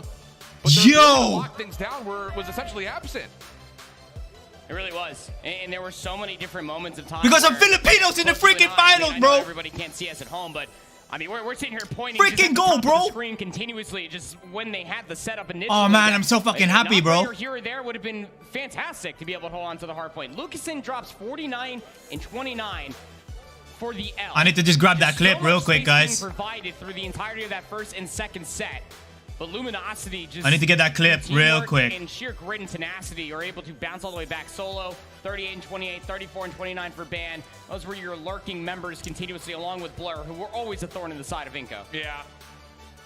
There's going to be No, fuck you! conversations that are going to have to happen for Inco because that is not the same Inco team that we saw over the last couple of days in Hardpoint. 250, 131 on standoff, and then a 250, 175 on Let's carry fucking go, boys! range. Ooh, that is Why do not I have common. why do I have an echo? Oh. But it's why we talked about Luminosity coming into this. Again, they Let's are go! the number 1 point team. They have the stats to Let's prove it. fucking Even go! walking into this match, they had a positive 118 differential for everybody that they ended up playing. Let's fucking go, boys! One of those things that you can just lean Let's on. go! Detroit, we thought was going to I'm be so a little fucking bit happy, more bro! Inco, and My definitely, days, bro! Shut us up very, very fast with how No quickly they were able to freaking adapt way, and bro! overcome on that. I don't need an operator. Because some Everything could be said Filipinos in the about finals, Luminosity's baby. Let's control. go! Everything was a lot of different adaptations coming all the way through that both teams, us as casters. I were not cannot exactly believe ready they're in the for, but grand it's a welcome finals, bro. sight here as Luminosity again. Congratulations I'm to them. so Thanks for a happy. quick turnaround going into the grand finals. And a new problem starts to surface for our other two teams that would have to try to find a way to get revenge against this LG team. But we've got D-Got on the stage for live reaction from Luminosity after their win. That's actually ridiculous. All right, thank you very much. I'm on stage with Luminosity's Blur. Congratulations on making it to the grand finals. The series against Inco Stalwart made it the top 2 teams. What was it like for you in this set? Because you guys made it look easy. Well, it's not really that easy. It's a bunch of SKS. It's hard to deal with. They're really nasty, and we just gotta try our hardest, you know. So one of the questions that I think a lot of people had is stage 4, you guys, while you were part of Undreamed, behind Tribe. Now, what's changed here in stage 5 on LAN international experience, and you guys are now the top dogs? Well, stage 4, like every game is a learning experience. We make a lot of mistakes, and what we worked on the most will be like teamwork and communication and all that. We just try our best. Well, I mean, your best has been pretty damn good. Right now, you are at the lowest 2nd place. That is a lot of money. Again, congratulations on making it. So now Inco Stalwart and Tribe have to play against each other. Who would you rather see in the finals? If I'm honest, I want to see Tribe. Oh, let's go! Let's go! That's what I want to All hear. right, well, we'll find out. They wanna what see Tribe. happens I wanna in see the Tribe. bracket finals. Again, Blur for Luminosity Gaming. Fuck! Look, there are a couple of conditions that, as we were kind of talking through things and then hearing it from Blur, that have now kind of surfaced in possible favor towards Luminosity. The first is the fact that I don't know what Blur did overnight, but he's looking disgusting with the SKS all of a sudden. On top of that, though, Luminosity's control looked very polished, very clean. That was completely missing during the group stage and in their opening moments in this upper bracket. I'm so happy, chat. I don't if they win this, man. Oh my days, bro. Blur dominating space and letting his team win in rotation. That was the biggest thing for me in these opening hard points. It absolutely was. I mean, through both hard points, when you're really thinking about it. Lucas dropped 50. Role, right? Bro, if it was NA, he would be picked up instantly. But the thing is, he dropped 50. But where did he get him? Where did he get the team? You know what I mean? I felt like they really struggled to play objective there. The way that Luminosity decided to deal with it was just one, keeping them at an SKS's reach and allowing their SMGs to outshine that of Inco. And you can even see it, like number 4 is Blur. He's watching these crosses, and even if he's not finding kills, he's giving communication to his teammates of where they're coming, when they're coming, and how many. We got some Filipinos, man! Absolute abysmal amount of health. So I mean, so long as wait, does Tribe have a Filipino? Wait, where's Jez from? Where's Jez from, guys? Really well. I will say that duality between Blur and Yo, Ash, what's good, bro? Was near picture perfect. Then we got into the control, and Luminosity played with a certain sense of vigor. I mean, we were a 1v1 away from them 3-0 in this control. Yep. Yeah, we sure were. Tribe is USA and Canada. No, I mean like heritage. Turn on its head. I mean, we were also mere moments away from even Inco getting an extra. Where's Jez from? He looks a little bit Filipino. It's just really does show to the talents and abilities that Luminosity are playing with through the entirety here in Stage 5 Finals, is that, you know, even when their backs are fully against the wall, and they're able to recognize, okay, we have this resource, we have this operator, this streak, we're in this position, and they just use it to such a high degree that I don't think that Inco have really dealt with all tournament long. Yeah, Band really, again. Let's fucking go, boys! Even sidestepped the 100 Let's kilograms go! highlight. Yeah, but LG's oh my days, bro! In this map in particular, I mean, we're 175 to no 109 in this current way, stage, bro! and Lucason's got 36 kills. Grand finals, bro! 16. But the thing about it is, Blur was able to capitalize on a lot of hardpoint moments for his squad. Oh my days, yeah, bro! The stat line's going to be impressive, but you have to know when you have to put the SKS down in order to use the operator to fully flesh out a hill. You got some Filipinos in the finals, baby. Let's go! For this Inco team that, as we had mentioned, had not played much firing range. So a couple of things that have instantly cropped That's up fucking nuts, man. Inco at a bit of a hindrance going up against a hot Tribe team. What's the score of the World Cup? Let me find out now. To the desk to give us their reactions and, of course, set up that inevitable matchup. Thank you very much, guys. Great cast so I don't even know. In that upper bracket finals. Luminosity Gaming moving on to the grand finals, and now we got to see. There's no live score like there normally is. Joining them, but let's break down this series first. It felt like Luminosity Gaming and Inco Stalwart were on a war path against each other. Both Argentina scored. Have made it look easy throughout. Argentina scored. Luminosity just came out guns a-blazing on all cylinders, and very similarly to their matchup against Wolves earlier. It was the S&D. Oh, Messi got a penalty. An early lead. Well, Messi shot a penalty. The gas pedal. That was the only win here for Inco Stalwart. All the other ones just felt in control the whole time. Yeah, the only win that Inco gets an actual win in is a comeback, which didn't look super convincing until up the end where they started to gain that steam. I think a lot of it looked to be confidence. Obviously, Lucasen came out guns blazing, but one guy by himself can't win a series. We saw that right there. I think the map picks played a really big role in this one. I was surprised by how many smaller maps we saw, and I assumed that most of them were picked by Luminosity in an attempt to kind of counter Inco and the SKSs, but apparently Standoff was the map pick for Inco, and they got countered pretty hard right there. And speaking of, like, that's why we thought it was Luminosity's pick, because I was looking at the sum role, because Luminosity Inco definitely did a really big mistake by picking Standoff, because every single game that I've seen so far from Luminosity, they played really well in Standoff. For their team. Yeah, and remember, Man had a freaking 9-piece in Standoff. 16-8 in control on Summit before we got to see Inco Stalwart show some life and claw their way back into that one, but it was almost a clean sweep here. You know, I was asking earlier, Blur, I said, hey, you guys made it look easy. He's like, it wasn't easy. I'm like, I thought it looked easy. You guys made it look pretty easy. Let's take a look at the end of our final map, though, the Hardpoint over on firing range, where it just kind of felt like the SKSs were not reigning supreme here, except for Lucasen on almost a 50 bomb here, but really not having the impact that you need in terms of getting the points. Yeah, I think toward the end he started to get a little bit more his need to play the OBJ, but that's I'm so happy. Like, I don't even care if they don't win it, but obviously I want them to win it, but at this point I just don't care. They're a new team, new org, never been in freaking COD Mobile champs. This is insane. Obviously roles are important. They just came out of nowhere. Flexibility and adaptability played a really big role in why Luminosity was. And Tribe got 2 games to play and win the champs. Yep. Counter every single one. How do you beat an SKS? 3 answers: smokes, get an SKS of your own, and choose maps that actually suit the role of your team, and just kind of cut out those really long sight lines. And yes, in that Hardpoint matchup, Beef Mommy speaking facts, bro. Skills, yes, but he had a lot of it.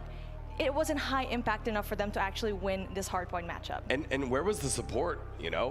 Where was Crozen? Where was Dad? Dad in the top 5 of KDA didn't have the same impact. Lucasen, although a little slow on that S&D, did eventually... Yo, Marsha, hello and bye, bro. Nearly 50 bomb on firing range to close it out. I got an exam tomorrow, but I'm a Tribe fan. Oh, that's a tough one, man. That's a tough one, bro. Success. Let's take a look at our champs bracket. It's all filled out on the bottom side. Now it's Tribe Gaming and Inco Stalwart. That looks good, man. That looks good. Yo, they've already earned some good money by being on that top bracket in the grand finals, man. They've already earned, I think it was 230 grand, something like that. Luminosity as well in the grand final, so a little bonus there for making it all the way on through. Yeah, that's crazy. Big advantage for coming out of the winners bracket. That's something we've seen happen before, though. These 2 teams, Tribe Gaming and Luminosity, met up in stage 3 this year. Luminosity, 1 game away from closing it out. Get reverse swept. Okay, I think they want revenge for that one up against. I'm wrong on that Gaming, one. So they had a wait. The way things are going, what is that? Was that a regionals then? Seems like we're on a path to an NA final. Well, Luminosity looking really good this time. But I don't think Luminosity was in champs last year, were they? But I feel like the last champs. Especially with that 3-1 that they showed up against Inco. This looks like a completely different team. And I just want to note, their coach Image has been in the grand finals for 3 times already. 1 for the Western finals last year, 1 for the Eastern champs for Blacklist International Ultimate. Yo, welcome back, Mighty. Coming in from Luminosity. Where you been, bro? It seems like he's a really big deal when it comes to this teams. Well, again, if you want to be a big deal, head on over to our friends over at HyperX.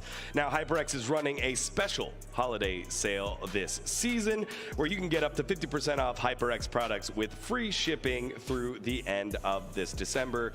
Head on over to the description in the YouTube link down below so that you can go ahead and gear up for the holiday season. All right, we're going to take a short Went to break. dinner. Okay, fair enough. Luminosity Gaming's through in the grand finals. Who will take 3rd and who will move on to the Zen, grand has finals? Luminosity ever been in champs? Watching the Call of Duty Mobile 2022 World Championship.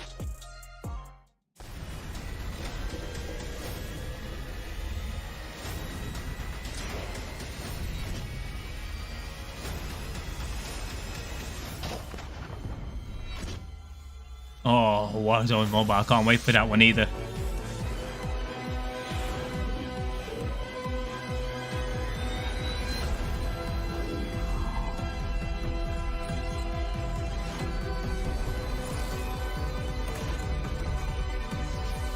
We got some Filipinos in the freaking grand finals, man. That's insane.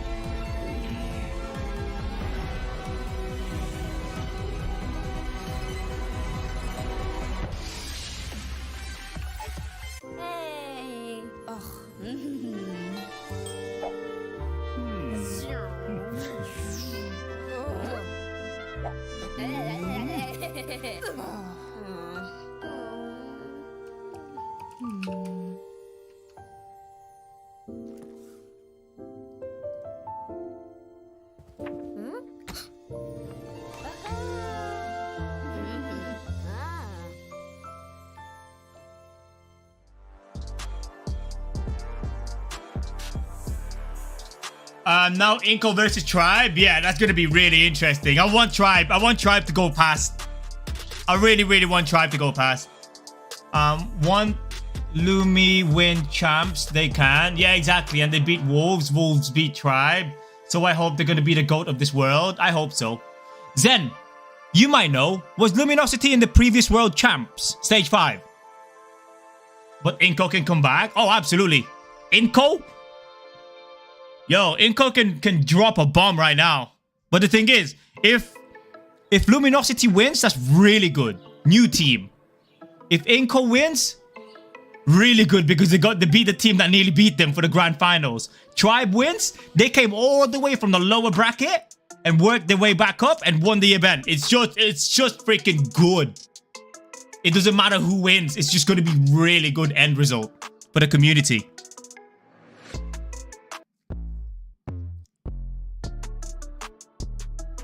Lumi wasn't there last year. I thought so. Those rogues look sick though. Yeah. I prefer Red Magic though.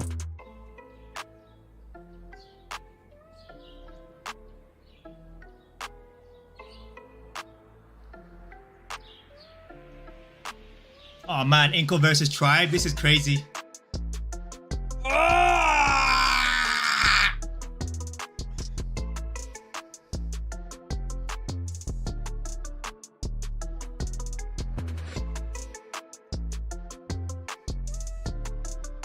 I need some more water. Be right back, guys.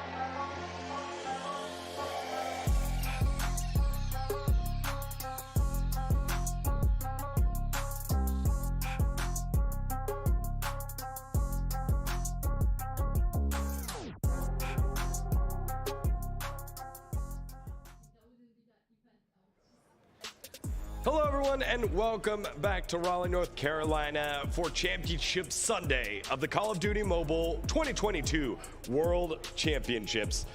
It has been a long road with many faces, and we are so lucky to be joined on the desk right now with Call of Duty Mobile content creator Mod6. Welcome to the broadcast, brother. Thanks for having me up here. It's exciting.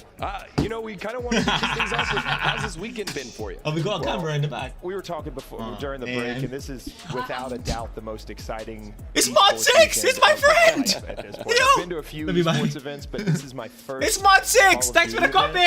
And it's absolutely. It's Mod6! Yeah, you've said a lot. Yo, where's everyone gone?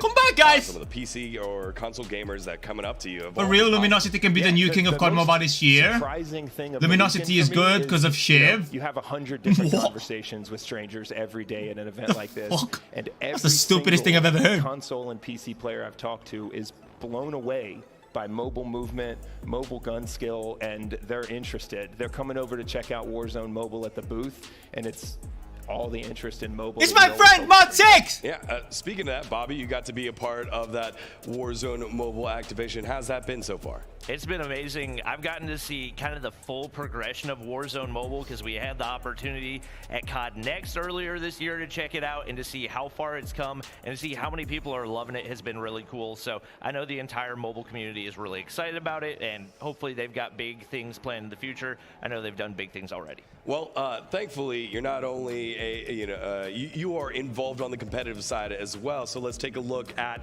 the champs bracket brought to you by Republic of Gamers. When you look at this one here, Mod 6, all the way back from the quarterfinals, what has jumped out at you when we take a look at the bracket? Well, Tribe is about their losers bracket run. They've done it before. Oh, he got in losers bracket! It's a lower bracket! With that one map drop in the grand final. He's gonna get sticks for that, bro. But the crazy thing about this final and grand final right now is that you talk to anybody in the crowd and you get 100 different predictions for how this is going to work out. That's the Sunday you want, right? There's no obvious advantage. Teams are strong on certain types of game modes and on certain He's maps, literally gonna get sticks for that. There's no leading prediction for how this ends. Right. Other than Luminosity being in the grand finals and getting that one map lead. Now, our friends over at ROG have been big homies here for Call of Duty Mobile Esports. So let's take a look at the ROG Phone 6 with its upgraded GameCool 6 cooling system. It has an optimized thermal design that cools the CPU not only from the internal structure design, but also from the external gadget.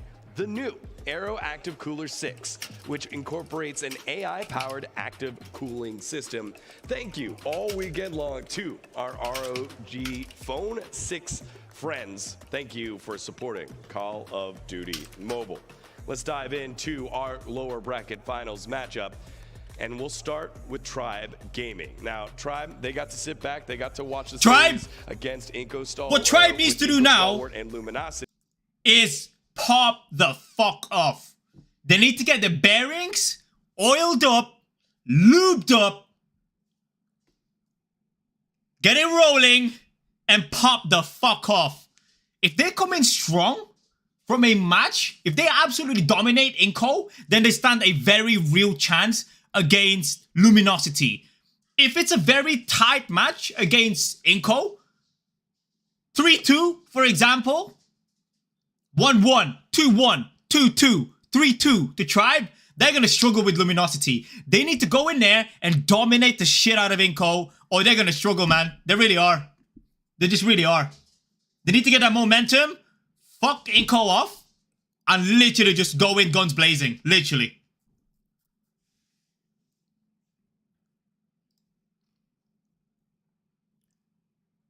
What do you guys think? To run here is the fact And do you know what Luminosity needs to do to actually secure the bag? To secure the dub? Is stay humble. They need to stay humble. That's what they need to do. Stay the fuck humble and leave the toxic chat after the game. Stay focused, calm and collected. Stop shooting bodies. Stop negative team comms. Just good energy. Just good energy, strong energy, good manifestation that they're gonna win and they'll win it. Stay humble, guys. I'm hoping that they're able to go ahead and reset the mental and bounce back, but what do you think they need to do here to get this victory over Tribe? Really, I think that patience is going to be something that's involved a lot in success, especially on hardpoint breaks. When you have teams, this is going to be such a freaking hard break if Tribe doesn't go through though. Holy shit! Counting up, they might run on and try and break with 1 or 2, and that patience to be able to break with 3, secure the point, or even the defuse in S&D. That's going to be a huge factor. Mod 6, everyone, look at this. Just a natural on the desk breaking down this series matchup. But to get us into our lower bracket, he's so handsome. Let's send it on over to Shift and Proper. Why was the Mod 6 with us the whole weekend, brother? That's some great. Yo, 2-0 to Argentina. I love it. Always good to see him. Also, I'm going to need to give it to you later, Mod 6, to figure out what exactly you've done to manicure that beard to such great lengths and such... I am inspired by that beard. It's very nice. Very nice. But with that said, we were sitting here kind of going back and forth, debating. And I'm just going to say, we haven't seen the series layout yet. But once we do, oh, there it is, never mind. I was gonna say, if you're Inco Stalwart, you gotta get rid of either Summit or Firing Range is fine. But for Tribe Gaming, getting rid of the Hacienda, that makes a little bit more sense. I'm glad, though, that Inco didn't follow up with the same vetoes that they did with LG, getting rid of Hacienda, because I think they had actually played that map pretty darn well. But that does mean that Takeoff is here. Yes, the SKSs, you expect there to be a lot of them. Oh, here we go, chat. Here we go, chat. We're live, chat. For what it's worth, I was totally right in guessing the vetoes. Anyway, here we go, starting things off. Takeoff map number 1 on Hardpoint, and this was the one consideration that if you're gonna get rid of Hacienda, if you're Tribe, you have to be ready for this map mode combination. Yeah, have to have it. And the thing is, they are ready for this. They've played it at pretty great and considerable length throughout their run thus far, with convincing tallies, mind you. As it looks like we very well may have a bit of a restart here. Some players are stalled out. Obviously, oh my God! Already? Wants to frag. But maybe we could take a look a little bit longer at that overall series layout, because the conversations at this point, like now that we've actually got significant results to go off of, the predictions become a little bit more simplified when it comes down to who's taking care of what. And another interesting little alpha choice here, Inco with the first ban, not just taking away Firing Range, but taking away Annihilator. They said, hey, Tribe, it's on to you if you want to take away the Sparrow or not. Yeah, I actually really appreciate that coming through, because, you know, here in COD Mobile, I don't think that well, no, you and I actually casted over one series. I don't remember what it was. It was during the group stage we actually saw the Sparrow come out. But, yeah, very annoying to deal with, especially leaving that ball in Tribe's court, right? But being able to take it away, expect that Purifier and Claw combination obviously to continuously come through, but I kind of want to take an even deeper dive to this map number 1 here, Alan, especially with Takeoff, like we were talking about. You got to have it if you are Tribe. They have played it 3 times through this entire stage 5, and they are 3-0 on it as well, beating the likes of Wolves, 250 to 220, 250 to 1. Yo, guys, stamina. Check this out. Hold on, I'll show you guys something. Yeah, very convincing results for both teams. I'll show you guys something. To start us off. But the standoff, search and destroy, we've already said it a handful of times this weekend, but you have to feel like if you're going to come away with a map 1 win if you're Tribe, you're feeling really solid about your Look at this, guys. to turn this into a fucking early. Tectonic. Largely due to the fact that we have not seen Inco play. Tectonic's tweet. Please be Ethernet and not Wi-Fi today. Just today, let's not have any issues. First minute of the first game, people disconnect. Are you fucking shitting me? Got a standoff. He jinxed it. Everyone in the venue saying that should be a Tribe Gaming win, just because Jez has dominated that map so far, even though this weekend has gone to a lot of overtimes on that map for Tribe. And then who knows what the rate. Again, that's not really any significant results off of as you compare both the map wins and losses as well as the respawn KDs. And again, that respawn KD is boosted up because of Lucasin. Yeah, just a little inflated. I mean, even you got to see at the end of that previous LGV Inco. Wow, Argentina and France 2-0, huh?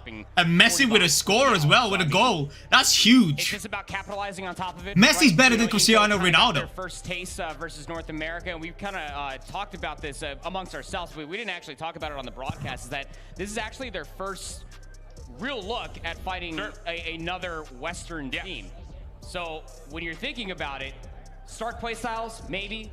You're able to at least really lean on Lucasin with that SKS, but the SMGs really need to be on point. They gotta lock it in, because you know that Tribe Gaming are gonna have just about all corners of the rim squeaky clean. Yeah, on the opposite side, just to kind of flip the conversation immediately over towards Tribe in this open one of the things that we've noted a lot is Marshy's ability to stay alive for an extended period of time, but where's the help for him in those moments where he's trying to finesse? We had questions at day number 1 about would Tech be able to show up? Would Bolo be able to kind of help support? And in moments in this lower bracket run, they've done that. That has to be here once again, because Marshy can't just go breaking in hard points by himself again today. Yeah, and that question while we were watching Tribe versus Wolves, Marshy was that guy, and we, again, were posing the question, well, who's going to step up to help? Bolu was that guy, and stepped up in such a massive way. Even though, like, Tech had a very shaky map number 1. We want to talk about the resilience of a competitor, really bounced back through the rest of that series and reminded Wolves why Tribe are number 1 NA. Yeah. And as you'd mentioned just kind of casually there, it is really kind of interesting how the bracket and groups have formed. Inco has yet to play another Western team until today. So maybe something about that's okay. That might be why then, because they haven't actually played a Western team before. Tectonic, Yo, again, we mentioned it. that makes sense. we were Tribe might win looking this for then. more, but boy, he stepped up yesterday in this lower bracket run, boosting his KD up to a 1.2 in the respawn. And again, not to keep harping on it, but we need to see that again if you're a Tribe fan and you want to see this team find that LG squad in the grand finals. Yeah, I'd say consistency is one thing that you definitely want to see out from this Tribe roster as a whole, but mostly tectonic, right? Is that you really do need this guy to be on point. As flexible as they are, you really just want to be able to see that come through in fruition, because if there's one thing we definitely saw uncharacteristically from Tribe, it was in that first go of things versus Wolves, where they kind of got and then through all the lower bracket run. That's when we got to see the Tribe gaming that we saw all through stage 4. 100%. And that flexibility is something that now all of a sudden we kind of move the spotlight over towards Lucas. And yeah, he's been unbelievable with this SKS. But in moments during the respawns that we just came off of, especially in the hard points, that KD means very little when it comes down to actually getting on the OBJ. We called for the firing range. Pull out this operator. Get into the hard point. Yeah. Help your squad out. Because, yeah, you're doing great with the SKS on these rotations, but you see just kind of a lot of inefficient numbers come through, largely what these operator usages, until it felt like it was a little bit too late. This was a great moment to keep them tight, but once the game got out of hand, you kind of felt like Lucasen was just relying on the SKS to get his eliminations when he was holding on to, I think, this operator right here. He's at 27 kills. It's 129 to 96. I don't think he pops this until it's like 210 or so for LG. Yeah. It was the first time that we ended up seeing it. I mean, even right there, you got to see a glimpse of it. 30 and 9, all with the SKS, but there was no follow-up beyond that. And even though Lucasen, yeah, pulled out the claw, was able to find some damage, some elimination, sure, it's whatever. No, the game's out of hand. Like it's already gone. I feel like it's already way too late. I feel like LG was like, okay, so Lucas is basically just focusing on KD. Let's just feed him kills and keep him busy. I feel like that was their strategy. Necessary to be able to put themselves inside the hard point and generate time. And interestingly enough, and I could go ahead and I think make this wager here. Yeah. He was a 1.96 coming into today. Both hard points were great for him when he had the SKS in hand, but that summit control, Lucasen was absent. That KD today has slipped down to a 1.5, which is still incredible. That's so, so why am I coming across like, God, this guy's so bad? I mean, it's still so good. But that summit control, I have to imagine, is why that KD has slipped down, because at one point in that firing range hard point, he was nearly 3.0 positive. It's just, in my opinion, you know, as many eliminations as they're able to find. Like, I'm not going to sit here and downplay how talented this guy is, but the overall chemistry and fundamental needs to be followed up afterwards. You know, we've been really hitting on this point continuously, and I don't want to, you know, beat a dead horse here, but this is where we need to see the SMGs really come alive, especially against Tribe. You know, playing up against all of these Eastern teams, you were able to meet their pace. But at least versus Luminosity, it was a little shaky outside of the search and destroy in certain moments of time in those hard points. Tribe are going to have all of that plus some more. Yeah, you know that they prepared for this. Yeah, and just for what it's worth, I don't mean to make it sound like we're coming across harshly at Brazil. If Inco end up winning where is this entire Ferg? Thing, I don't know. Question Lucasen's MVP. I'm actually not. I actually don't know. Good question, bro. Finals, and in the mismatch that we had kind of seen in hard point time between LG and Inco, especially with players like Blur getting onto the hard point for significant World Cup first half. See that come through in a overtime. It's still in overtime. 2-0. Argentina winning. Maybe bidding a bit. Messi with a penalty. Di Maria with a goal. We've already talked about a lot of these maps and modes kind of in combination. On the 36th minute. Take off hard point 50-50. That's crazy. If you win it, you're going to feel great about the rest of the series layout, no matter which side you're looking at. The standoff search feels like a must-win. I thought he was a Tribe Frags member. On the raid control, and then bro, he owns Tribe. We need to see immediate correction from Inco on that summit hard point. So maybe a little. The guy literally owns Tribe. He's a co-owner of Tribe, and the whole thing. But it all starts here. Take off, hard point, lower final. Let's get it on. Got to be able to rely on these SKSs to be able to open up the floodgates for the SMGs. Rafa's going to find the first blood here as well, but not a whole lot less to speak of. You're not really upsetting the spawns for Tribe, not quite yet. Jazz up top, lots of damage, lots of spam. Tribe fighting for the backside of spawns. Going to work out. Only 9 seconds given away for Inco Gaming. Not a lot of eliminations for really anybody at the moment, but Tech, importantly to note, he is popping up that SKS, looking good with it so far. Kind of like Beat Mommy was saying on the desk, there are 3 ways to kind of go about the SKS gameplay for Inco. Either saying, that looks like fun, I'll give my hand at it, try to match it 1 for 1, smoke it out, take them out of the picture, or the third is just strong start by Tribe. Hardpoint, force them to have to make tough decisions. Bolu from behind, Tribe, clean on the kills, up to 25 points and looking good for the scrap time.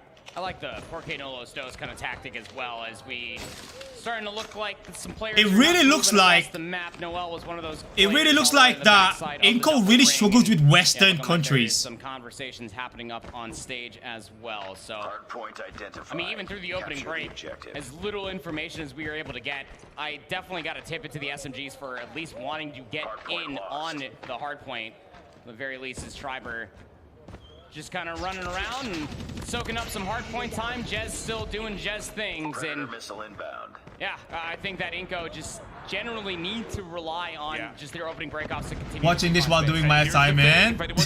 I'm all for it. Sorry guys, I'm just fixing my my stream. It was a little bit messed up. So at the moment, Tribe is just soaking up free time. This could get dangerous again. We've seen this before in multiple facets. So Tribe, 75-9. You can see Vague saying, no, I'm all right. We're just going to keep going. And why not? Competitive rules are competitive rules. I mean, all 10 players are very much so still in this lobby. And yep, Vague throwing his hands up, relaxing, having a little bit of a smile. And well, Jess just going to go ahead and walk around. Why not just boast some prize fighter gloves and yeah, the good old 1-2 on 3. Looking good. This will win the rotation. Inco members starting to make a move, starting to shoot back. Look, we've seen this before. And now you're dealing with a 100-point deficit as Inco are finally starting to come out and starting to play. And you've got streaks, you've got operators. This could get really ugly really quickly. Tribe realizing the shots are coming back their direction, are going to use the operators to really put this game out of reach right off the rip. Yep. That's exactly what's going to end up happening, especially with all the Hardpoint time that got generated. Tribe very much so still set up. Marshy will find 2 with the sub. Jez fully streaked out of their mine, 14 eliminations. Vague also calling in Hunter Killer Drone on top of Jez's Predator Missile, and oh, the kill feed is just not done glowing up in Tribe's favor. Yeah, this is dangerous prospects here. Not just for map number 1, but if you mentally just get booned off of this. I mean, Tribe's ready to fight. They're saying, let's go. Let's make it happen. Inco finally get a kill feed worth talking about. I don't know what is going on. I mean, it's 141-20. No reg, no hit reg.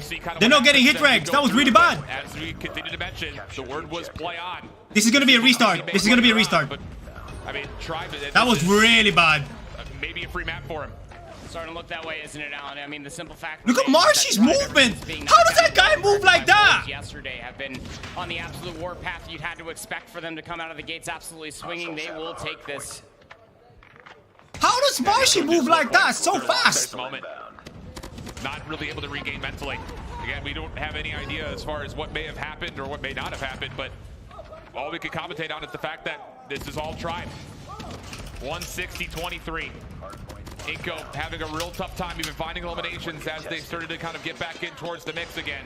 And again, hard to expect it considering the fact that everything was tooled up when it comes to operators and specialists. But finally, I don't understand why they haven't reset it. Maybe a chance to start to put something together here. Going in towards the second set of rotations here at the end of it. Yeah, we got to call a spade a spade. 166 to about 36. Scrap time gets soaked up here by Inco, but you look at the rotation going over back through the middle of the map. It is completely taken over by Tribe. So we reset. Inco on the unfavored side, approaching over towards this mid fountain. Tribe back and forth in the kill feed, but with the high ground, have an opportunity to slay out around the hill. And that'll be enough for Marshy to have a chance to allow his teammates to move on forward. Just watching the crosses, making sure nobody contests from this outside area. Inco planning to do comeback of the history. Through, but again, a lot to be done here, not just on this hill. But mentally, they're going to be fucked right now. State of the game, and as Tribe comes right back out of their spawn, finding clean eliminations. Lucas in for a double. Nearly able to do it all himself, but Tribe. Thanks, Amit. The numbers get to 180. 180 counting on up. There's still a lot of time here left on P1. You also got to take a look at the spawns. Inco essentially have the better side of the map, but the way the Tribe are set up on the north side of the map, they are also setting up a nice little coordinated pinch, basically trying to funnel in Inco for that launch site itself. But when it's all said and done, you still cannot allow Tribe to soak up all this time off of P1. That'll be conceded. This is exactly what Tribe needs. A boost in confidence. 5 operators though for Inco. They are trying to get themselves in towards P2. But it's 200 to 40. This would have to be the most stellar operator usage we've ever seen for them to pull this back. You need a full 60 here, need to win the rotation to new, and then beyond that, we can start talking about further win conditions that would have to come out to make this comeback possible. Tribe, operators again of their own, using that to try to break from the front. High ground control goes their way. Noel, surprised by Bolu, and it's a full Tribe kill feed. The break is in, and Tribe can win here. Looking pretty poised to do so, Alan. You got this is crazy. Coming in 5 and 3. This is and actually crazy. And soon Noel will fall. Operators being popped on Inco's side, but it's being answered back in kind. Tectonic there with the claw. Up to 12 eliminations, just holding down this entire flank side, not allowing anybody to come from behind. Win condition is still in play here for Tribe on this second P2 hardpoint. Inco looking to try to find a way to break on in and contest for as long as they can. Kills still showing up in favor of Tribe. Vague letting them know about it. No contest at the moment. Inco tagged up by nades, able to get through. Can they still find a way to extend this one more hard point? Because you can still win here if you're Tribe. Bolu letting them have it. And that will be 250 to 45 at the moment. And again, just because I know all of you out there are probably wondering what's happened, we don't know. All we know is the word was play on, and Tribe sure did that. That's right.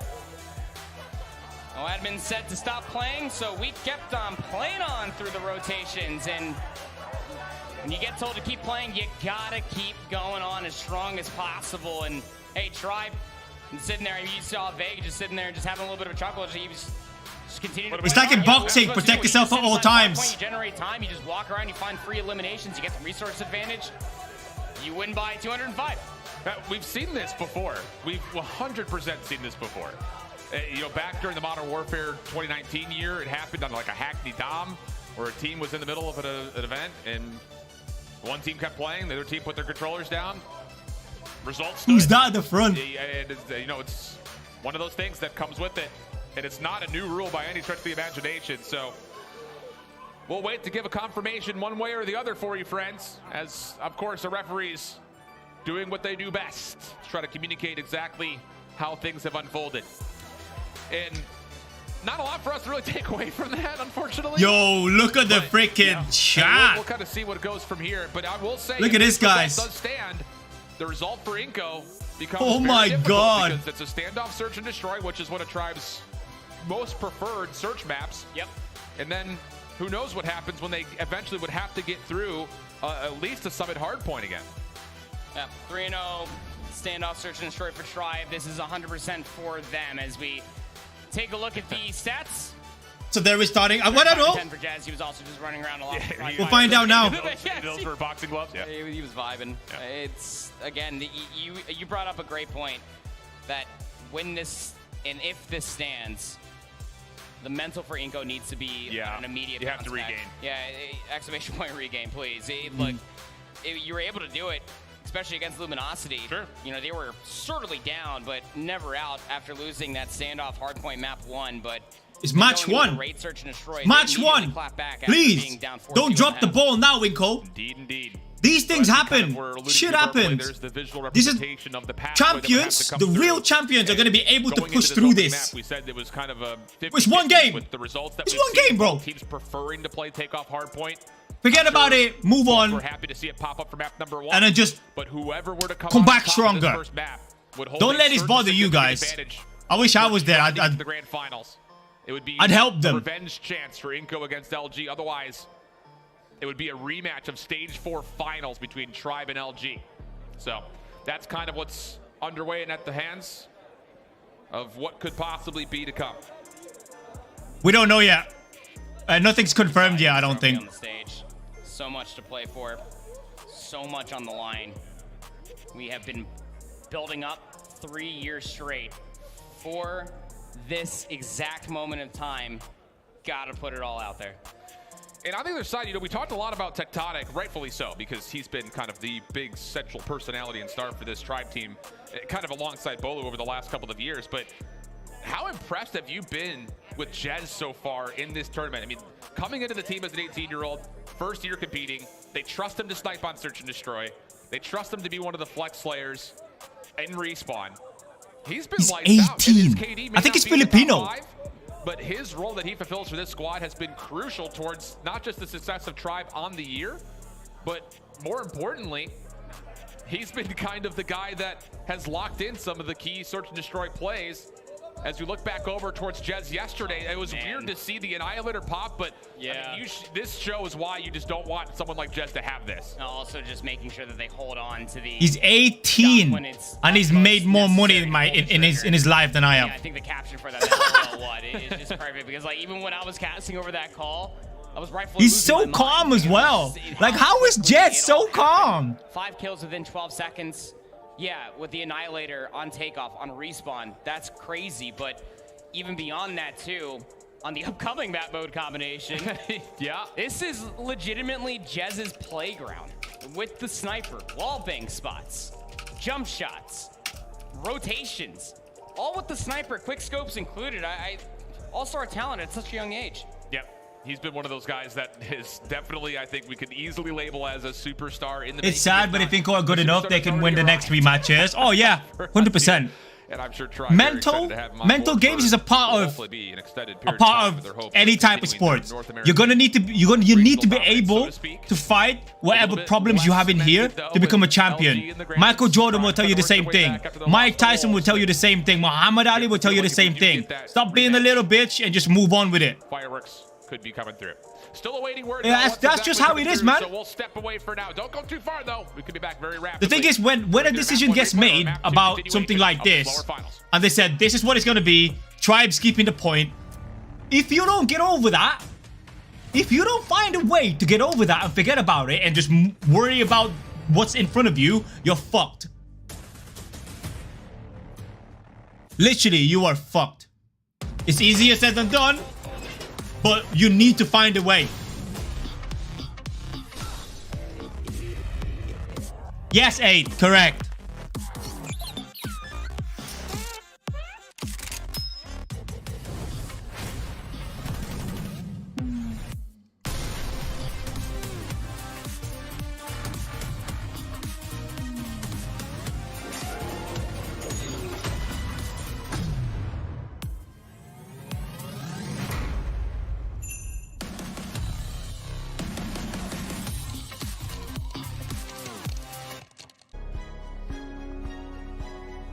Yeah, they're in the finals, bro.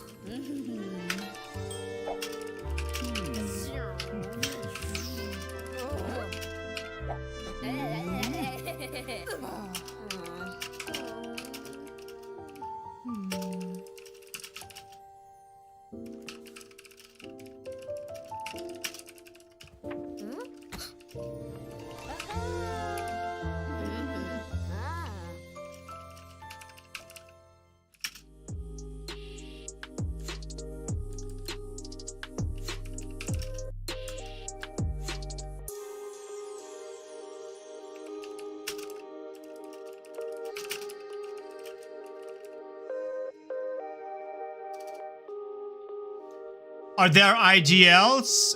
Yes, but I don't know who. Does anybody know who the IGL is for Tribe?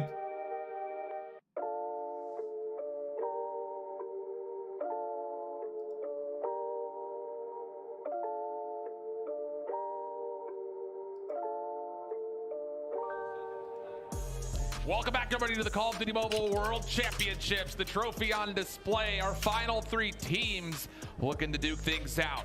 And the update after the bracket and after everything was going on, it will stand. Tribe 250-45 will be cemented as we will continue on to the standoff search and destroy. This puts the whole series layout into a very different perspective, not only because it starts to slightly favor the Tribe squad, but more importantly, for those 5 young men, can they find a way to I want to know Mimi's IGL. Who the hell's Fist Mimi? bumps are out. You can see the smiles across the face from what little they can actually show. They need to have it here. Inco need to bounce back as best they possibly can. Oh, they're keeping it. Yo, they're keeping a score. Hell nah. They were able to do it then. Now this whole thing about composure brings into a whole different conversation here at the standoff. Tribe's best search this weekend. Here we go. Inco tasked with the offense first and foremost. Quick hit over towards A. Saying, let's go. Let's get into this series. Tribe, as usual, still set up to try to contest this. Bolu for first blood inside of Cubby. Vague working alongside with him. They'll both combine for the first 2 eliminations. Inco stuck behind the tank. Vague says, my time to go. Good help from Abaz. And now the pistol out, but Inco respond with eliminations, just not quite enough. And the aggressive offense countered by just an aggressive setup for the defense. Yeah. No, I mean, that setup right there, specifically for Tribe, is just what we have come to know and expect. You know, you get tractor control, you make sure that somebody's always... I thought they were playing Hardpoint because everyone was just freaking popping off. Kept in mind. For this next offensive attempt, going to be a little bit more of a gas station alleyway control. And first blood, Vague switching things up by playing frontside hotel. Marshy just behind. That was a play through gas station. Oh, it's not looking good, chat. For one exchange, favoring the Tribe defense. The bomb also down just outside the hotel stairs. So advantage once again, kind of early. I'm watching the World Cup right now. I hope you're having fun, bro. Defensive positions that Inco need to clear. It's still 2-0. Playing on the statue. I know that. Player number 5 is going to be Crojan, would be the Text down. Oh, hello. Try to run back inside of Bakery. They will be dealt with. It is just so timely. Just the pouncing off the information leaves Rafa in a 1v3. As an SKS as well as a Switchblade. Whichever tool is best for the job. Nate at the top, desperate in nature, not going to land for Vague, but will regain and rejoin his squad mates. 1v3. Situation. Bomb still This is down so inside bad. the hotel. Bolu sees a shoulder. Was that information mutual? Oh, it was, but Rafa not quite able to land. Now in towards Bakery. Help is here for Tribe. In fact, all 3 members are going to have a pretty good look as they try to trap Rafa inside of white. Oh, slide out. GG's. And blunder ensues. GG's. Yeah, you know, the biggest difference maker is just how proactive Vague is being. Jesse's so chilled, man.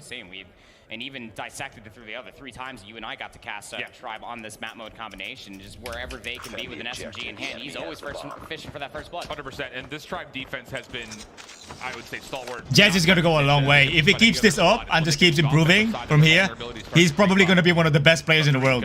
I think your goal here or maybe the best. Because someone this composed, playing at a higher level at his first tournament, first world champs, 18 years of age, he's going to be absolute monster. Defensively, Tribe trying to rotate back just in case help is required. And this does mean the middle of the map stays relatively open, although Inco will not possess that information. Big moment can come around here for Marshy. We know how much he loves that back alleyway outside of Delhi. Throws some shots into Dad. Causes considerable doubt. Are you going to push this? Marshy thinking about it, just some pre-aim, but everybody recollects himself as they try to rotate over towards A. And you need to use nades here for Inco to try to get some of these Tribe members out of these key positions. Bolu inside of Cubby, not tagged up by the flashes. That one will land. Help is over the top of this. Ches is here to help support. As Rafa may have caught a bit of a route. Snuck it in from behind. Has Jez in front of him. Triggered his one, executed for not quite long enough. The trade is good and Tribe still holding up. Oh, what a shot. Takes Vague right off the top of the bomb site, giving his team a chance. Bomb patty cake on that picket fence. Little reposition again will be happening after Vague goes down, but Bolu doesn't have to move out from Cube. Proactive play coming through from Marshy all the way in the back. Yo, welcome back, Mighty. Tribe's winning 2-0, S&D. Scopes that are left here for Inco. Ooh! Shot on the tech. Flank again, like you mentioned. Just like that. Bolu still holding inside a Cubby. This is 2v2 for Inco, even though it's 2v2. Crozen would have to essentially pop off for a little slide peek. And quick scope onto Bolu. There it is. Misses the shot to the pistol. Not going to get away. Finish the mission. Following up, Luke is in. Jesus Christ. But the question is, where is Marshy? And the answer is, he's right behind you. Luke is in, stays alive. Pistol. Resets, creates a buffer, but the clock has expired. And with that, nice. Had to go for that ego challenge. This is the only hope to be able to get that win condition. You see Marshy right there just smiling, kind of laughing a little bit, able to finally capitalize on their ever so loved alleyway flank. The objective, and again, it's all really coming down to just a little bit of a mishap. You try to make that flank play happen through the middle of the map. You don't have the coverage to look at Grandma. This is painful, man.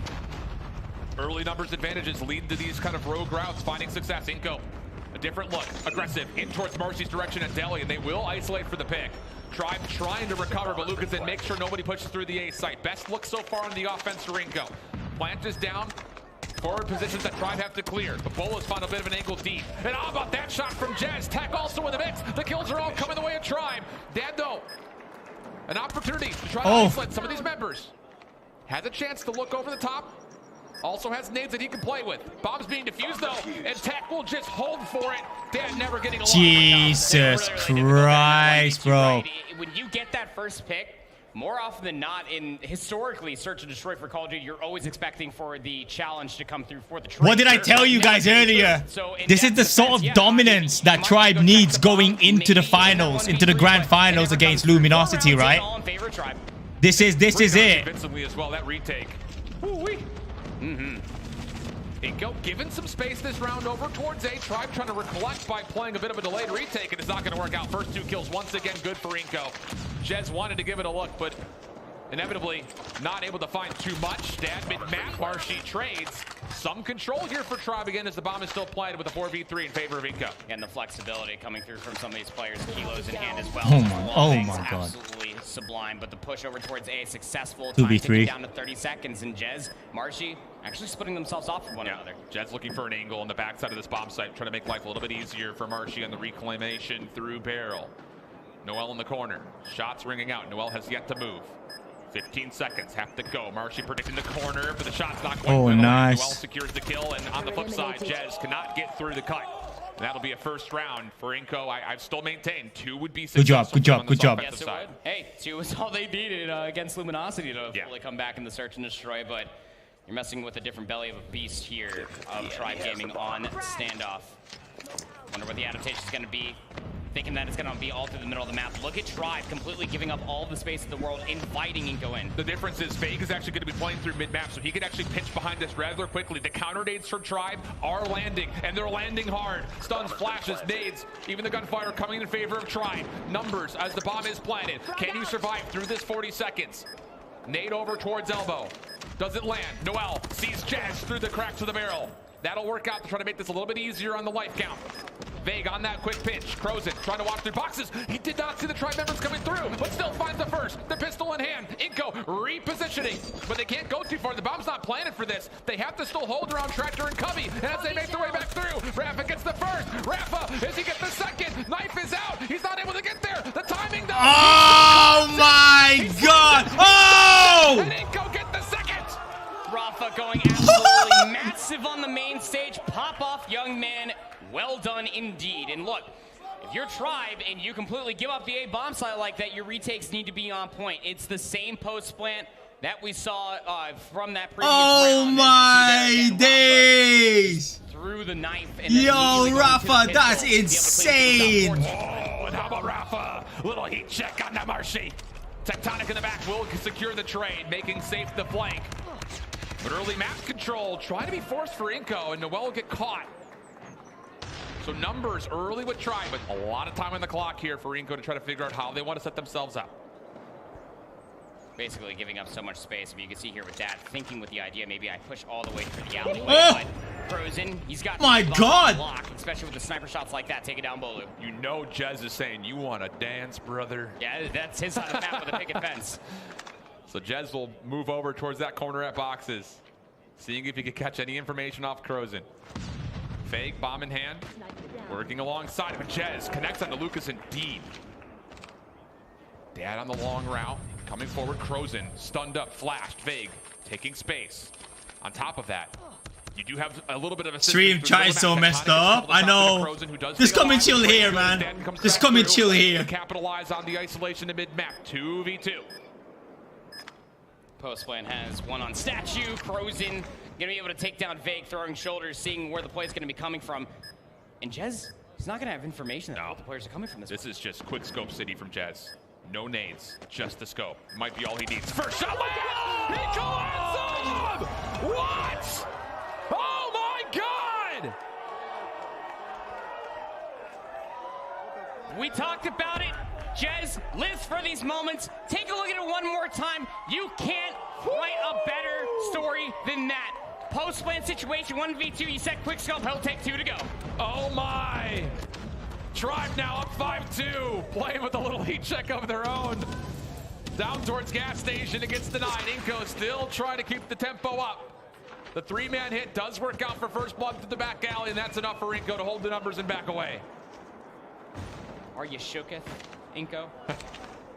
Probably not. They still have fun first blood, but they're giving up a lot of space here. Bolu pushing up here with the CBR fort.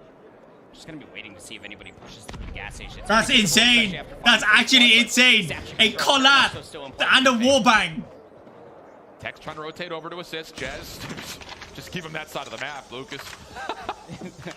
Still trying to contest with some wall banks. This is a very passive defense, though, for Inco, and it can get punished if the bomb gets down, largely because you have the long flank being washed into safe position.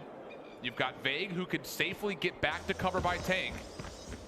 And Jez could just decide, what does he want to watch? Do you want to watch mid? Do you want to watch A? He may just do both at once, considering what we've seen from him today.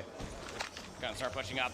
Gonna help let this bomb go down. But you have coverage across the tractor, so now Jez can back all the way up towards statue, play for the post plant. But the retake is coming through very quickly. Tech, well done to get 2 on the backside of tractor. Oh boy, Jez. No, not this time. Lucas in.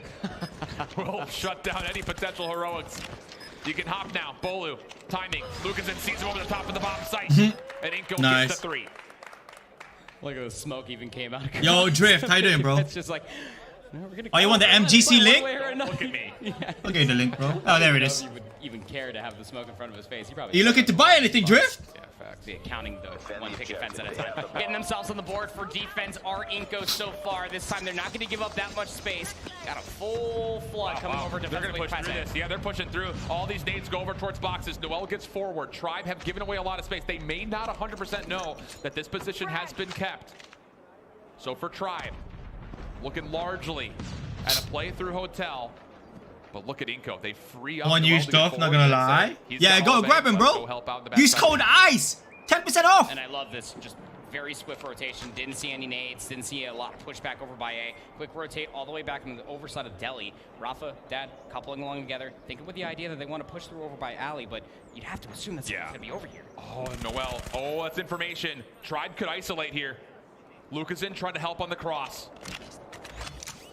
He needs to try to keep Noel from getting overwhelmed, because here comes the rest of the Tribe. Knowing they possibly have a friend of mine didn't know. Oh, I literally just gave it to him now. And Tribe is taking a long time to try to break this down. They're going to use nades to try to flush out Noel, who does reposition. They may not know he's still here. Oh, now they'll know. Flash will connect. That's actually a stun through. Bolo on the slide. Shut down by Noel. Still a good 1-for-1 commitment. Lucasen over the top. Sniper battle with Jez. Dan on the flank, caught out by Tribe as Marshy gets both on the long play.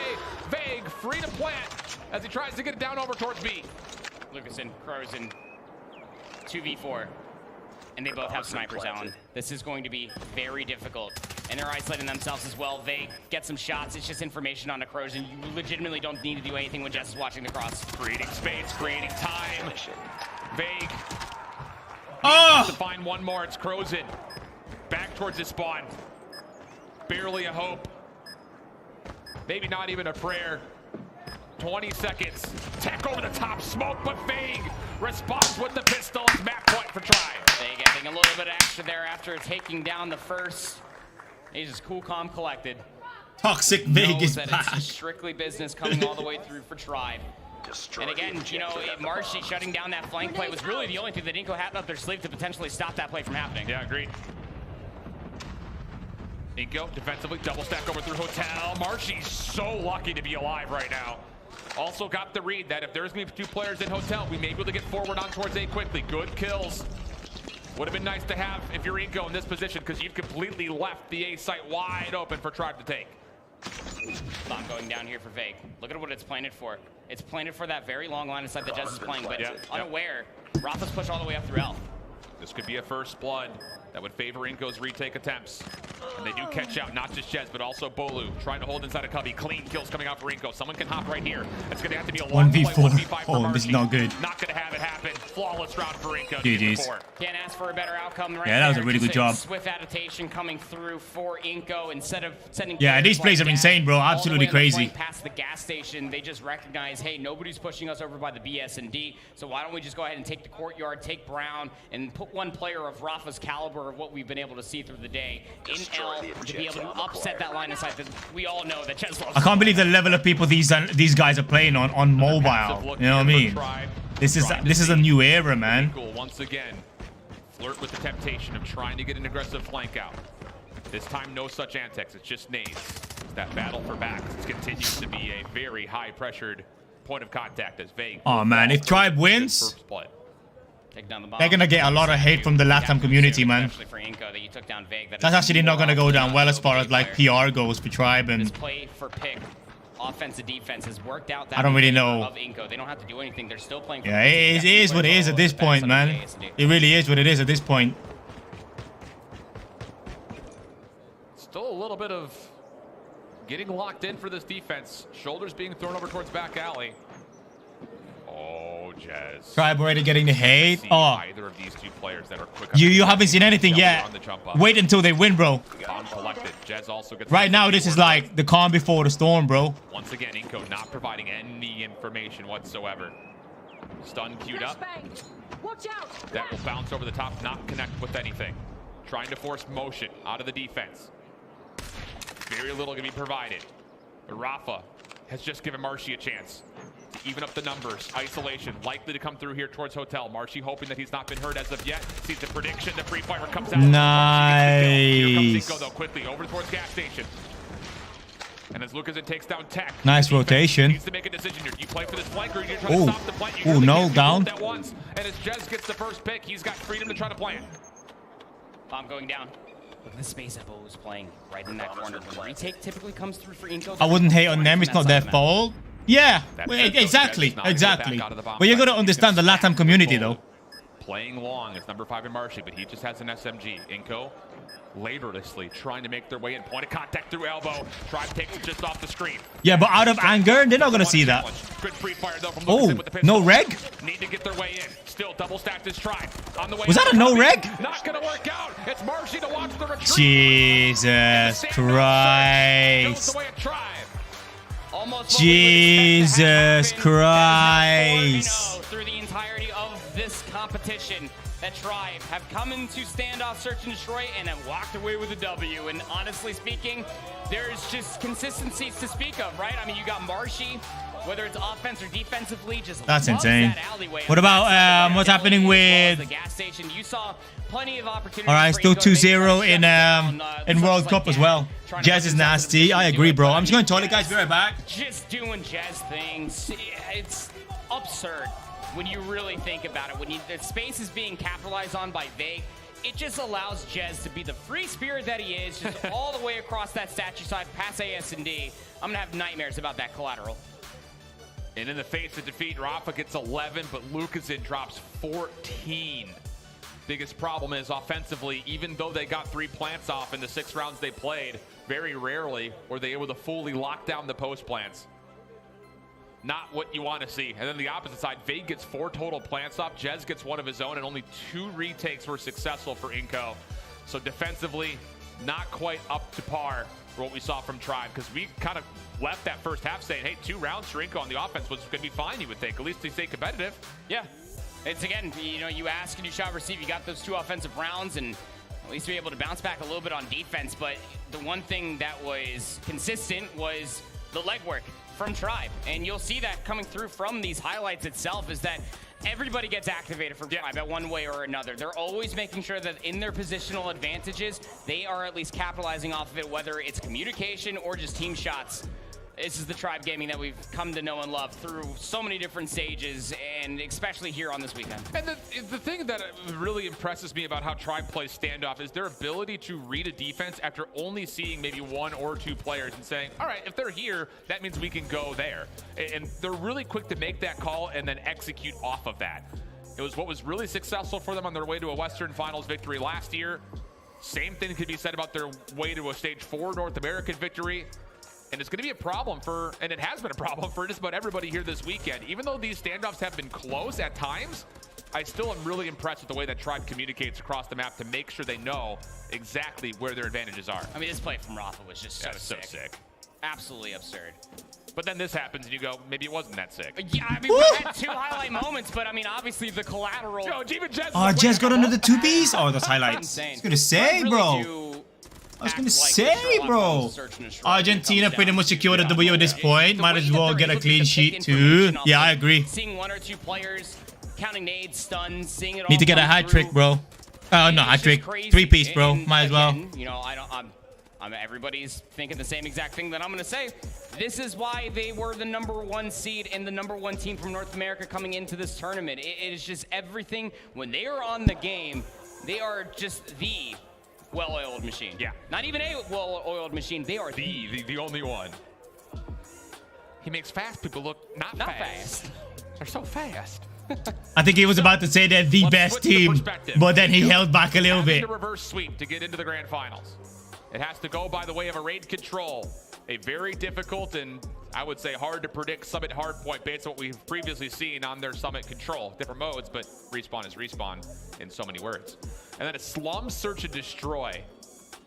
Man, it's not great news. It really is. Messi claimed his final FIFA Cup. The biggest thing about how we framed up this series. Whatever happened in map. How long is there left? Thought was gonna be a 50-50 map.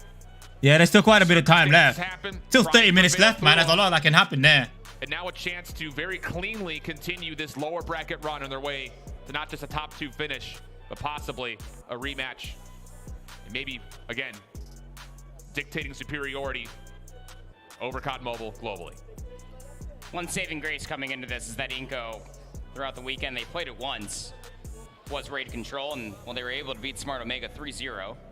Tribe, on the other hand, like we were talking about when we were taking a look at the best of 5 maps, said they haven't played raid control at all. They've mostly been playing slums, which is 3-1.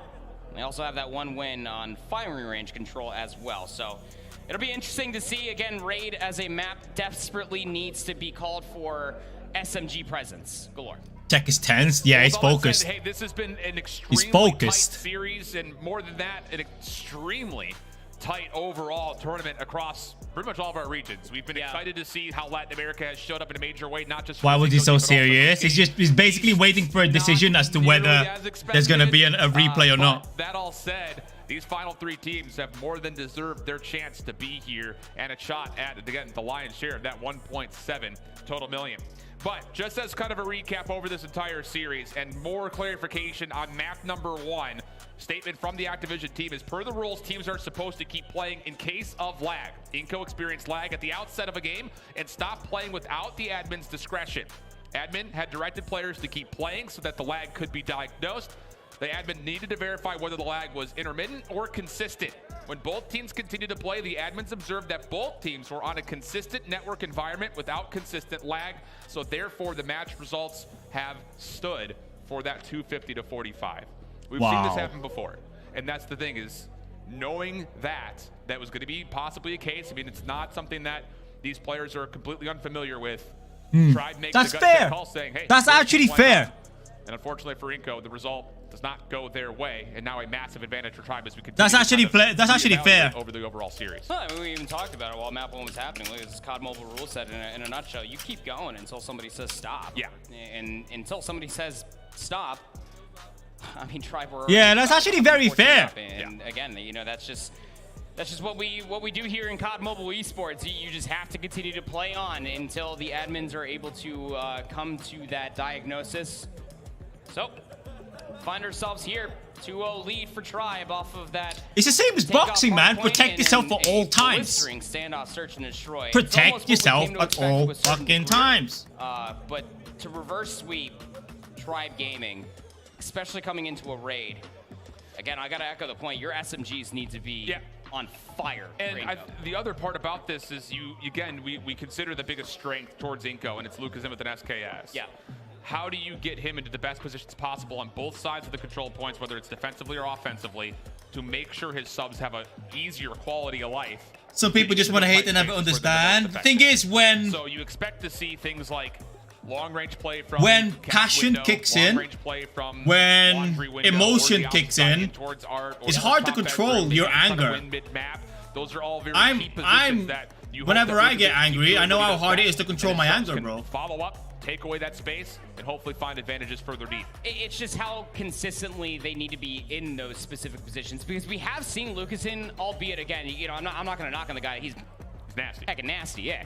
So you got to be looking at him to be able to continuously play that selfless role, the tectonic role, right? Sure, to where sure. always putting themselves in those longer lines of sight to make sure that the SMGs at least have the lay of the land, rather than what Lucasin can get away with and has continuously through a lot of different matches this weekend, was getting in your face of the SKS. As comfortable as that may be, you need to be able to showcase what your role actually entails for a map like Raid. 100%. It can't be one-dimensional. No. Even though you're great at it, this is a game that we've seen, and we've talked about this a lot. Yeah. Where this is no longer a we're just better so we win type game. Depends how well Everyone's someone can dynamic, compose everyone's themselves flexible, after being in anger.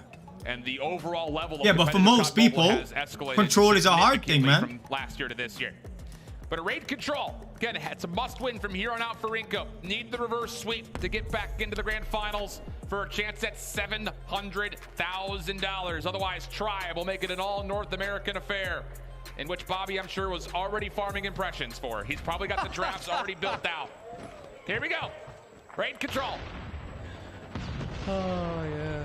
Probably got at least 5 tweets ready for that, but here we go. I would not think it's fair, even though I do now, because it's not my country region. Come through convincingly, but 2-for-1 goes the trade, evening things out. You see, it's just the same guy spamming. Yeah, I know. The kill feed. Noel still here at ring, though. Reinforcements defensively, very rapidly, though, on the way. Noel avoiding a large majority of the utility on the way. Can you find the kills, though? Counter utility for Inco looking solid. First tick of progress is good. Defensive numbers still persisting, though. A Tribe gets 3 straight. Lucas is up top, in towards Ard. Yes, gets the double.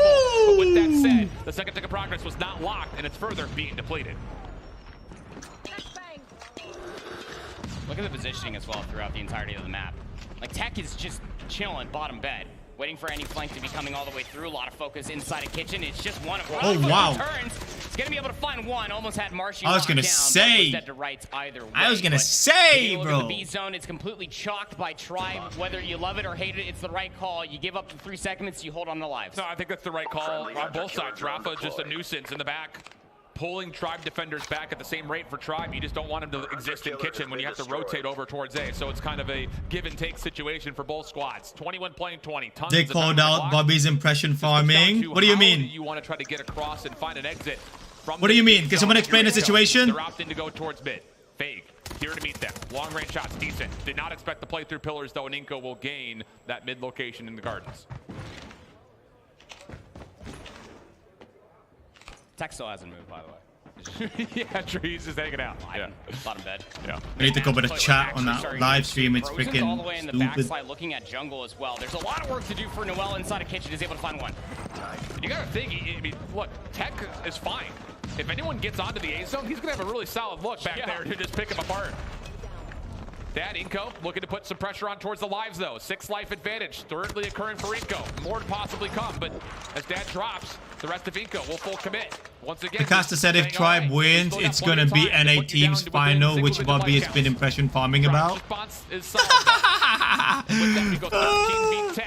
Tech now getting activated as he backs up, helping out the play through pool. And it's only 43 seconds on the clock, and all of a sudden, Inco, they have their own little bit of an obstacle to try to hurdle, but Tech could only come away with 1. Big trade from Rafa to finally get Tech out from that positioning. He's able to go on 5 in a row, though. That was their first life. Mind you, but regardless, everything stabilizes, but it's favoring Inco. You had 2 lives as far as an advantage is concerned. You can play for the trades here, but you got to get onto the A zone and stall the clock. Yeah, this defensive setup for Tribe is forcing Inco to have to all hit through Tiki. They are on, though. The clock will stop. 2 life advantage for Inco. Vague from the window, waiting for the smoke to dissipate. Now has clear sight over what's on the zone itself. Tech, Bolu, combining. Marshy trying to recontest. 8v5. Second tick of progress on the way. Flank play from Vague, shut down. Lucas in, turns his attention up towards money window. Good for the double. Now towards basketball. Beautiful. Last hope for Tribe would have to come through. Trades could be win condition. Could just jump onto the zone as well. whichever's more convenient for you. Marshy trying to clean up the flank. Boxing glove. Oh! Left, right punch combo. But Marshy's down to limited amounts of time and cannot get back to contest. Inco on the board first. Imagine if Inco does a freaking massive sweep right now and grab 3-2. Unpractical. That would be insane. Would hurt too, but regardless, yeah, I mean, backs against the wall. Really did feel like that the spacing through the middle of the map was going to favor that of Tribe. But finding the right picks, being able to get inside of Tiki, like you were saying, it was one-dimensional, it was required, and they come through the offensive round. Inco predicting their defense needs to be moved over towards B. They have guessed incorrectly. Tribe are on towards A, but this is why. Lucas in, calls out the Bread missile. Makes life a little Hey, bit I'm easier. wearing my Tribe jersey right now, so chill. First stick locked in. Second on the way Should have said that last as the match. stack is largely here. Marshy Yo. one tapped in the corner. Bolu, oh man, thought for sure he was dead to rights. I think the same was thought by Crozin. And Bolu keeps Good the angle. fight. Really good angle. Secures the second tick. Dan off the backside. Double for him, but the knife comes through. More boxing match happening over the course of the poolside stairs. Trying to find a way to regain. Inco, can you get on to contest? Do you even want to? The answer seems to be no to both questions asked, and Tribe will add 60 seconds with a light bleed. Whoa! Oh my god. Heating up even further. 13 eliminations to their name. The only real players that are even closer, people that are on 8. Yeah. Dad gets traded out though. This is What a a lot of tight space match. being provided through the middle of the map. Yes, you lost the A zone, but the lives are starting to mitigate itself. Friendly hunter-killer drone deployed. Rafa had pulled out a purifier, trying to gain control of Art. Only got one. Noel could make the same play if he so chose to. Still plenty of time on the clock, just a one life advantage for the defense. Tribe getting their setup over through driveway and in towards red. Now the nades on the backside. Dad flushed out from topside ring. Still surviving though. Hunter Killer Drone will likely be what is used to try to get on first, but it was destroyed almost instantaneously. So now the hit has to come through just the hard way. Nades over the top. Inco a little bit stuck as Tribe is going to pull 2 operators trying to secure this B zone. Freaking purifier. I hate the purifier. There's just something about it that I really don't like. There from Tech. First segment already done. Second, marginally on its way, but trades are going to be good enough to at least keep Tribe at bay. Inco need to make a decision here. They've got 3 operators they may have to spend to try to lock down this defense. And a 2-0 count would be massive for their efforts, but here comes the stack from Tribe. Second tick rapidly on the way. Likely to be secured. Inco, what do you do? How do you get in? Oh, how about that? An easy elimination from Lucas in. Third tick though, already halfway done. You gotta find the kills. You gotta get on the contest. Tribe still finding. This is absolute chaos. Pops out the claw. Absolute chaos. Value will clear off every Tribe offensive member while also depleting the third tick fully. But you have a minute left on the clock here, Alan. 10v7. Lucasen still finding trades with the claw, will finally be exhausted. Hunter Killer Drone also being invested by How Lucasen. tight is this match? Holy shit. Bread missile, should they want to use it. 2 more operators to speak of, but it might not matter because Noel's pushing all the way up past the hot tub and is able to keep them further at bay. Sub 1 minute now. 8v6, Noel could just be a pest back here. Rafa's also revealed his position. Yeah, I need to start getting back to making videos, to be honest, bro. I've just been so busy with events. Still an absolute pest. Gets this life count down to within 1, and look at all the SKSs controlling statue. Inco are going to be shredding with just a couple of team shots to happen. Long route though from Jez to the backside. This 1v1 could open up space, could maybe determine the round overall. Tribe finding a little bit of success from the front. Jez could still play this for spawn kills, but Crozin eliminates the threat. 4v4, 12 seconds. Tribe after flood. Smoke comes through. They're going to use that to make their way on past the SKS. So freaking close. Ooh. Oh, that's going to cost a lot. Oh, okay. Equalizer. Oh my god. Still a chance. 1v2. Oh my god. Avoids Crozin. Can he get the regen? Crozin goes to the collie sticks. Regen's in. Marshy. 1v1. Oh, let's go, Marshy. Wow! Thought he was either weak, thought he could cut It was down the 4. space. It was Marshy 4-4 kinda had a lives. smile over it 4-3. as well, just 3-3. knowing exactly what they did. You 3-2. gave up the space. 2-2. It's okay to 1-1. remain It was like, contested. what is going There it on? is from his POV. Marshy just locking things down again. Didn't even need the reload here with the CBR. Gets the information as well. Just snaps as well. Put the collie sticks away, young man. Marshy shows up when it matters most. Huge 1v3. And Tech comes into round number 3 with the first blood. Jesus. Rapidly making progress on towards B. Second tick lock. Bolu wants a challenge. Takes down the first. Predicts the second. No. Turned away. And Inco will get a very early capture on this B zone. There goes. 2 minutes and 20 seconds. Casual stuff. That was big. Yep. Crazy. The opening break is concerned. They needed that as well. These exits are massive. Look at also how you have defensive members for Tribe all the way up towards driveway. And if you're Inco, that kind of gives you a little consideration. You got to be careful with where you go. Freaking TTK is insane quick in here. Oh my god. Denied. Inco, still a couple of streaks. 100 kilo drone can be spent for Dad. Operators even across the board at the moment. But some mid-map focus starting to come through for Inco. Tribe would have to respond to this. Shots on the way in. Just pre-fires for now. Zen, it has spec mode, bro. Private lobbies. Trying to clear out Kitchen. Good nades to support this. Wow, now on the way in. Noel able to assist. Possible flank from Bolo on the backside of this, but he reveals his position. Now he's got to essentially just help from the cut. Not going to work out. Inco looking good to immediately storm on towards A. Oh, Franz scored! And the clock will stall. Yo, Franz scored, guys! Rafa with the purifier only able to find one. Dad is also about to respawn in with 2 streaks of their own. Noel and Crozen have operators. On the opposite side, you have Tectonic as well as Marshy with operators. Should they feel the pressure to try to retake it with them? Tribe regain. First tick of progress does get secured. Win condition could be met just by trying to play this like a TDM. Rafa delaying, trying to find a way to finesse onto Bolu, but ultimately unsuccessful. Mbappe scored. Penalty. That's going to create some extra time for the defense to drain from this clock. 10 versus 14. Under 1 minute. Winning conditions quite literally all over the place, and the way that Tribe have to continue to play out through the rest of this defense is on their side of the map. You can't really try to overextend because there's going to be so many players from Inco mid-map. Wait, he scored again! Forward, Tech focused up towards money window, but the kills come out of Olu. That will clear out the majority of Kitchen, and now you can start to zone forward. 6v10, 40 seconds on the clock. Life advantage to Inco. Clock advantage to Tribe. Jets sidesteps around, finds Crozen for free. Lightly now down to 3. Pred Missile uses the chance to possibly get over through the money window. Train's looking good for Inco. Marshy, could he do it again? Marshy for the double. Predicts the third, but the SKS ultimately wins the battle. 2v7. Clock will stop. While Inco stay in the zone, but now Bolu's turn to start up. Tectonic clears the zone. Long range shots. Lots of tags. Can't finish the kill. Second follow-up. Takes care of Noel. Now a 1v3. Second tick is locked. Tech has to go. Has an operator if he wants to use it. But is instead going to clear up basketball. Has to touch. Has to get there. Inco still on. Still contesting. Tech gets the eliminations but cannot stop the clock or the contest. What a fucking fight, man. Jesus Christ. Such a tough call, isn't it? I mean, you just don't want to fly out from the wheel. Oh my god. You know, even more. This is insane. This is so intense. A little bit more of a head scratcher is even just trying to slide. Like, worst comes to worst, you're still going to lose it, but you had information on that second player of your Tech. There's no real reason why you shouldn't have just tried to slide after getting that first elimination and trying to find the second. Wait, how the fuck did it? How is this? So far, how is it 2-2 in the space of 2 minutes? You extend it to around 5. Once again, Inco try to control over towards B. It's Tribe focus early over towards the A zone, but with Kitchen controlled by Inco. They will have a chance to try to pick apart at this. First tick in. How is it 2 penalties in 2 minutes? Call out the purifier, trying to control money window. This may have to be a concession out of Inco. I don't know how you get through this and not cost yourself a ton of lives. They are going to give it a kind of one half go here.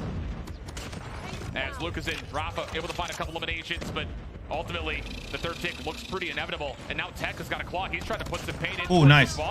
Yeah, the zone gets captured. And now all of a sudden, oh my god, stuck just outside of Kitchen. Tribe can get on and start making significant progress on B. That's exactly what Jets is going to do. Tech will find 3 with that claw. I really don't like what I just saw from Inco trying to at least get that third segment back in their possession because, as you were saying, middle of the map, off the respawns, and you already have that first segment. Second, surely on the way. 2 minutes on the board. Play through pillars, though. Inco trying to force a regain. Working out well. Kills come through. Bolo trying to this wasn't ready, man. This wasn't ready. I was a little bit complacent there, to be honest. The regain, second tick of progress depleted. Stabilizing. At least for now. Still have a Predator missile in the back pocket for Lucas and Noel. Dad, they got some operators. It's really just like one big standout player so far. It's just been Tech on that flex so far, but still lives evened up. So much time still left to be able to find either 15 eliminations or these segments. Map control starting to trend in favor of Tribe as well. Especially if they can find Crozen, but no, not the case. Crozen on the backside, almost finding a double.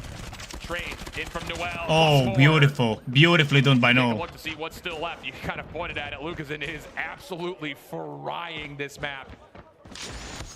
Uh-oh. Yeah, he should have checked that stairs. The first with the purifier. That's an expensive use. Schoolboy area right there. Noel, purifier in hand. Dad also going towards the streaks as well, trying to keep them at bay. We have already shaved off about a minute worth of this clock. And Rothwell was trying to get themselves inside of Art, but this is where Inco are the most annoying. On ring with 3 SKSs. Yeah, there's no more streaks to possibly peel them off of these godlike headies. Bolo clearing space and Tribe. They're looking to kind of maybe put a little bit of pain towards the spawns. Make the life count a little bit more dwindled. Now the hit comes through mid. Dad up top, able to find one. Lucasen sliding forward, denied as Jez has the operator out for 3. 7v3 situation. Looking good for Tribe at the moment. Crozen trying to force this one forward. Trying to put it away here. Noel works. Jesus. Comes out, but Bolo responds. A 1v5 would be necessary from Dad. First in the corner by the tree. Not going to come through. And What a game. What a game. What an absolute bombshell. CoDmobile is wild. It's just all offenses. It's raid, so it is, I wouldn't say easier out of the majority of the maps, but you can absolutely capitalize a whole lot faster through the middle of the map. Look at the way that it all kind of panned out for us, though. On defense, it will end up being Tribe Gaming, but the way that Inco are rolling now it's 2-2. Tribe v Inco in control. 3-member stack. First tick of progress should be good. Inco throwing support nades to the backside as Tribe look like they're largely going to concede. Maybe the entirety of the point. They're playing for Pillar's control, but as they lose Laundry, there may not be any kind of approach towards this. And yeah, I think with that elimination, Tribe will kind of lick their wounds and set up an aggressive line of scrimmage to defend A. A casual 4-1 start here in favor of Inco. One player on the flank, though. That's actually going to be Marshy, because of course it is. The guy exists on the flank, I swear, but only able to find at least one. Oh, wow, he's so good with his SKS. Marshy, Lucas freaking out. Battle on the backside of the jungle, though, has stabilized itself, and now we're knotted up 25 apiece. Lucasen is able to work a little bit further forward. Did not expect that Vague was actually just behind him. So zone of control again, trends with the defense. Dad denied through Laundry. Tribe taking even further amounts of ground. But as Bolo drops, Bedroom's now repossessed. Inco using this as their setup point. Minute 30 on the clock. Tribe have 3 operators if they choose to use them. Long range battle. Lucasen wins those more often than not. You see why? Bolo with the claw. Thinking that there's still going to be a hit over through Kitchen. He would be wrong in this prediction. Still plenty of time to get this thing to use. He may just try to hit this from the flank. He's got great timing. Lucasen caught by Tiki. Easy first. Predicts the right. Doesn't see it. Puts down the claw in favor of the SMG. Trades come through, but once again, the defense prevails. Jez also previously to this current respawn had an SKS and lost a crucial 1v1 over here by Laundry. Rafa trying to pick up on that space that was being provided after Dad took down Jez, but won't be able to come up with much of anything. Middle of the map control very much so still here. Bolu will pick up Laundry, making sure that nobody's full flanking. But the way that it's set up on the pinch, got one player in Tiki, one underneath the bed. Wall out. Purifier trying to deny, but Marshy is shut down. Trades back and forth. Vague forced out of his position as he's trying to value his life through Bedroom. Back and forth we go, but it's nice. On top of the trade, 17 now playing up against 12, and things start to get pressed for Inco. Last chance Saloon, trying to avoid the 3-0, trying to find a way to earn a revenge shot against LG. Oh, Vague with a 2-piece. Now back up top. Whoa! 3-piece. The drop shot, 17v6. Is it going to be an all North American affair here at the World Championships? It's looking likely. 16v3, 18 seconds on the clock, and Tribe will have a chance to match up against LG for the first time in an all North American Grand Finals, as Inco will not be able to get there, not be able to neutralize the kills in time. Send them on in. Boxing gloves out once more. Tribe punch their ticket. Let's fucking go, Tribe! North America Finals, here we come. Tribe LG, baby, let's go! Finals is on the horizon here on land. Wonderful Fuck stuff yeah! from Tribe Gaming. What a monumental feat it was. From being able to bounce back in the standoff, search and destroy, showing adaptation after adaptation, the raid control. Who would have thought it would have taken 5 rounds to be able to see a defensive rap finally come through? But Tribe deliver on just that, even losing the zone. They had 2 minutes and 20 seconds on the clock that they had to shave away. And they played that game clock so wonderfully. Yeah. Ever since getting bounced down to the lower bracket, this team has been on a reckoning to find themselves here. Tons of love. I can't believe it! I called it! I literally called it right from the very beginning, bro. I said, imagine Tribe v Luminosity, bro. Because he is. Imagine! We freaking got it, boys! But you saw it kind of, at least from our perspective, turning around and watching and still standing. All of the Brazilian and Latin American fans that are here. Tons of respect towards Inco Stalwart. They put everyone on notice and may have just single-handedly established the fact that Latin America is one of the world's best regions in COD Mobile, period. Yeah, Latin America third, man. Come on. That's dope. That's really good. One thing you really have to tip to Tribe, albeit, you know, again, #1 seed coming into this, really disposing of everybody pretty darn quickly in the lower bracket, barring, you know, that Wolves matchup that we saw last night. Sure. Their esportsmanship is honestly just remarkable. It is commendable, and it's what makes it forces you just to respect this team. They're so nasty mechanically, but even out of game 2, they are just wholesome individuals. At the end of the day, it is one giant celebration of COD Mobile, although tensions, of course, will naturally swelter to what was going to feel like a boiling point here in a moment as we look over the stats once again. Luke is in for 35 and 16. Unreal stuff on the bottom side. Tech, we wanted to see how he was going to form up today. 34 and 18. A major part of why Tribe have been really comfortable in this lower bracket. This is going to be a fucking game and a half, man. From Wolves sent them down to this lower bracket. We also mentioned the name Bolu. 32, 22, 12 assists. The dude was everywhere. Yeah, really was. I mean, it's that flexibility from Tech that even the desk was talking about that allowed some of these SMG players to be able to get inside these very annoying positions. You know, you think of Marshy going back to the search and destroy. You even thought for Bolu, what we ended up seeing as well. Inco, commiserations. You got to feel proud because even us as commentators and analysts, we sat there asking the question again, much like how we were on Western Finals, that, hey, is LATAM really that good? And Inco put that entire region on the map. I mean, you got to be 8 minutes extra time for World Cup? Jesus Christ. Couldn't be happier to see Brazil represented at such a deep level. So is the penalty? Is the fucking World Cup going to be decided on penalties? Third place finish. Come on. And I'm sure Bobby's smiling. It's LG. It's Tribe. It's an NA Grand Final. I'm sure Bobby's smiling.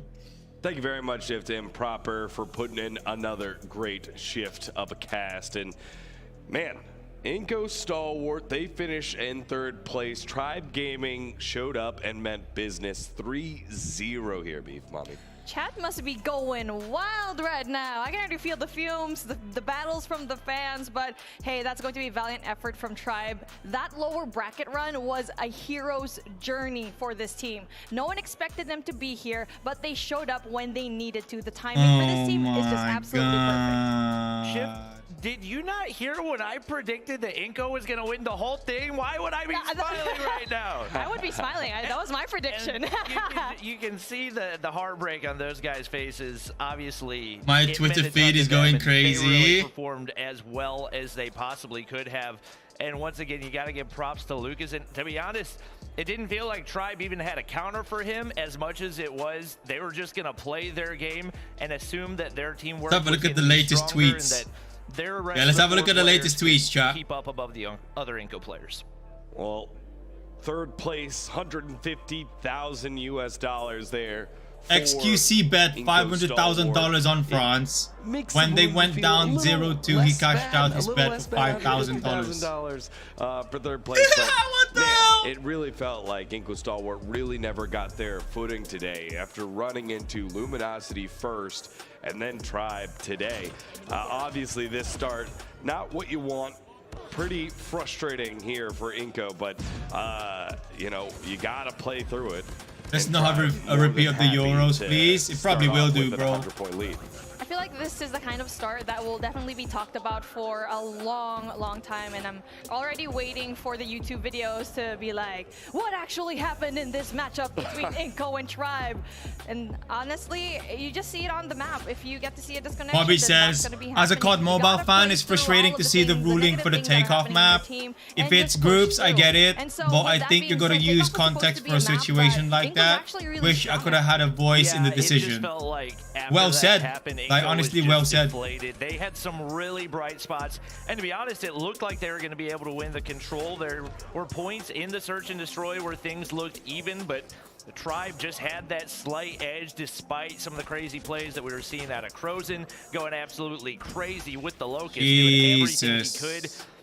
This is Tribe's go-to search and destroy map, and to be honest, I'm curious, maybe we see a standoff ban whenever it comes to the grand finals. Well, standoff, that's definitely going to be a really good shot. But speaking of, Jazz with a nasty. Yo, it's just crazy for sports today. Like, today is just.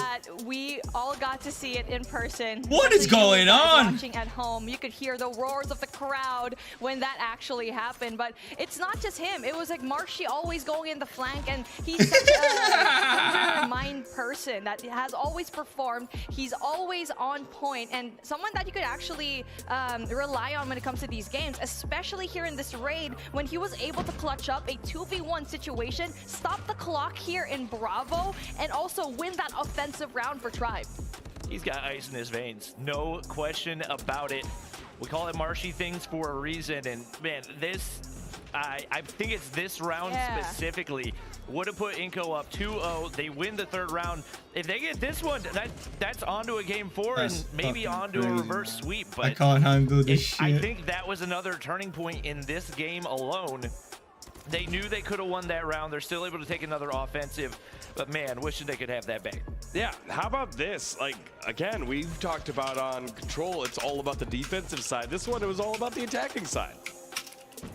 Well, it just seems like both of these teams are good at both, and especially in this particular map, you just kind of have a hard time when it comes to attacking that A site, but then obviously the defense was just so strong on the end of Inco, especially with 3 players going up there. But hey, taking a look at our XQC says hell now when France was losing 2-0, you know what I mean? Imagine putting in 500 grand and then ended up only cashing out 5 grand, and then France wins? That's fucking disgusting. I would literally, I would sick for the next 1 hour. Straight, no break. Straight motherfucking vomit. 500k, bro, it gone just like that because he was so stupid. Why would you even cash out for 5 grand? What? It's not over till it's over. How stupid can you be, bro? Or unless he's doing it because he wants people to talk about him. Which I wouldn't put past him, you know what I mean? But who the fuck? Who the hell would put in 500 grand and cash out 5 grand just because you're about to lose and you haven't even fully lost yet? 6. It's equipped with the Qualcomm Snapdragon 8+ Gen 1 CPU. It just makes no sense. There's literally 0 returns. Its unrivaled performance puts it in a class. It's freaking crazy. Thank you to the ROG Phone 6 for supporting Call of Duty Mobile esports. All right, y'all. It has been a long journey, but now we've got ourselves 2. Tribe Gaming, Luminosity. Only one can be crowned king, and we will do that after we take a short break. You're watching the Call of Duty Mobile 2022 World Championship.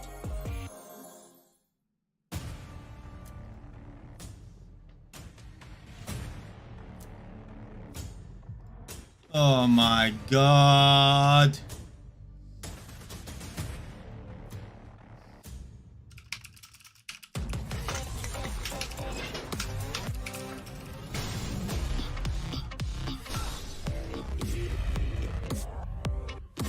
I literally don't know what to say. Like, I'm literally lost for words, guys. What the fuck? That's crazy, man. It's still 2-2. Oh, it's nearly over. Oh, it's gonna go to penalty. Ain't no way. Ain't no way it's gonna go to penalty, bro.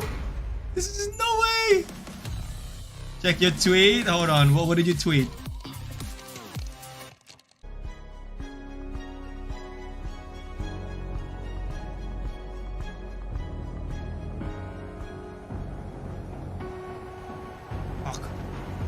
Lagging.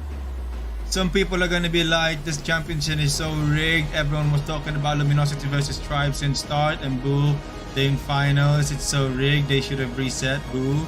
I ain't even gonna like that, bro, because that shit is controversial. I don't get involved in drama or controversy anymore. I just don't, dude. I have no interest in this kind of thing anymore, dude. So I'm just gonna leave it as that.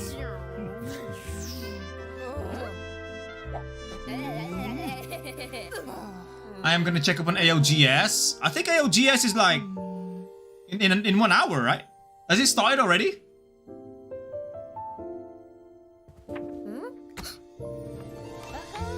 Eight, are you out of your mind, bro? Are you actually asking me? Are you asking me to stream a direct competitor of someone who's paying me to stream?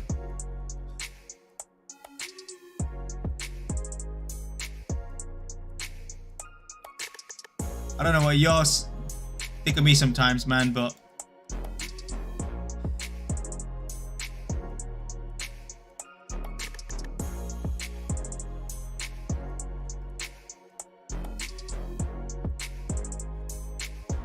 today is literally the wildest day of my gaming career so far.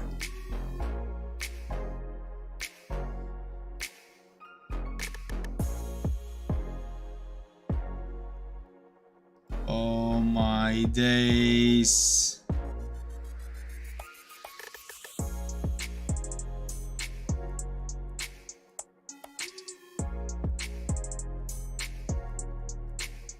Jesus.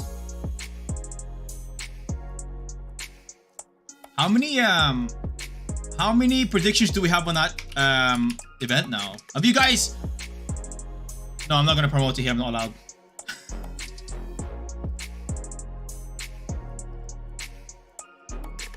Sheesh, 9 predictions? Okay.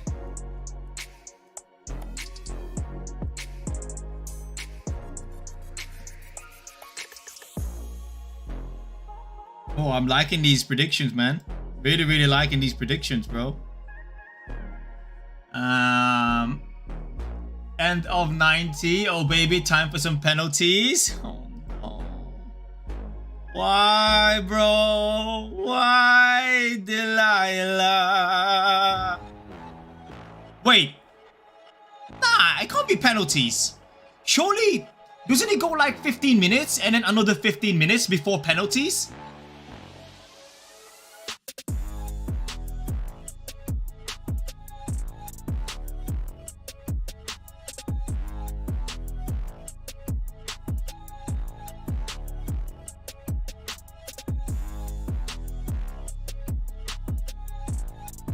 Oh yeah, overtime. Yeah. There's like a 30-minute overtime.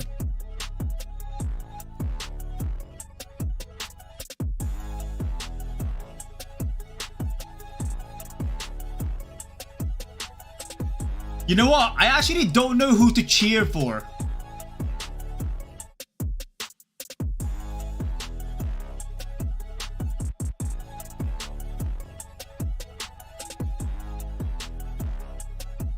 Should I cheer for Luminosity or Tribe?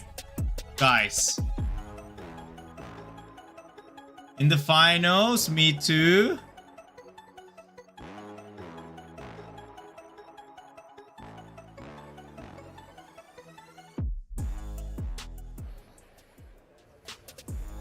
For the final time, welcome back to Raleigh, North Carolina. Champs, I am Tribe, diehard fan, and over World Champs, I don't know. Championships.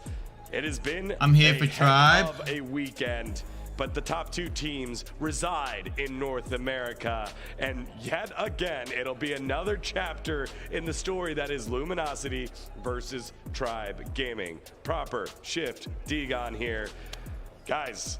What a story that these 2 teams have had before, and they do it yet again. Man, just don't even ask me for a prediction, please, because I'll tell you, both of these teams look like they're absolutely hitting Final Four. Yo, this is best of 7. Luminosity, Inco. This is gonna be a long fucking day. Luminosity's respawn looks so good. And on the bottom side, it's pretty much a flawless run from Tribe from losers round 1. They're really looking super tight at the moment, and that's a terrifying prospect, I think, for anyone who's going up against them. Yeah, you know, again, it's one of those things that it seems. I am rooting for Luminosity. They were suffering at start. Of everybody that we have seen them compete up against. I wouldn't say they were suffering, bro. After they ended up losing out that winter side matchup versus Wolves, they were doing all right. Like. Barely even, they come out almost from round 1, losing that one map versus the Wolves, and now they from round 1 they won 3-1 and then 3-1 and then 3-1 again. Like I don't think they was suffering, bro. We could say it, but again, they did all right. Should they have been there? Did all right. Not, you know, is there a mental advantage for Luminosity with the fact that they get the map, but also that? Did you just say Illuminati? I think you just said Illuminati. Supposed to be the Tribe. Luminosity semifinals in the upper side of the bracket ended up being Wolves in that spot. Yeah, it's hard to say if it's like a mental advantage at all. Obviously, it's actually a physical advantage. They literally get a map. Not today? What do you mean not today? You do have that going for you, but you still, I think, more mentally, if you're Luminosity, you're thinking back to stage 4 where you were so LG was destroying the group. That's what I'm saying. Twice, but came up short. They stayed in the champs bracket the entire way through. Again, how were they struggling from the start? If anything, they're the best team right now. One of those guys are going to have to get. Literally, they're the best team right now. Hence why they're in the grand finals before anyone else. ROG Phone 6 to achieve low latency gaming and ultra responsive input with less chance of accidental touches. We hate those accidental touches. Hate them. The ROG Phone 6 now boasts a 165 Hz refresh rate and a 720 Hz touch sampling rate for a super smooth, seamless gaming experience, thanks to our friends over at the ROG Phone 6. And we have ourselves the World Championship Bundle available now in-game for purchase for a limited time only. Hey, look at that's all nice. That stuff there, bro. Dude, I just want that charm. Honestly, it's so colorful, and I hope Bobby Cast is here. Same. That to me, it's just an anomaly that I have no idea what's going on, but it's popping out of a spray can, and it looks amazing. Dude, I love the graffiti look just across the entire event. Yeah, the fact really that we're cool getting it like as cosmetics for the weapons, you're You getting guys it are on funny. top of the characters. It just all feels like it's coming together. Even the calling card looks super awesome. Yeah, this is a really cool in-game package. I mean, the COD Mobile team always knocks it out of the park with their art division, but this one in particular is going to be something special to get your hands on. Bursting with inspiration. I like it. That's a name. I love that one. All right, one more time, let's take a look at the prize pool so that we can put it into words again, the difference between first and second. The $1.7 million prize pool is now down to just our first and second place. It is $700,000 for first and $280,000 for second. This is, of course, our tournament prizing brought to you by Hyper. Do people even use the graffitis?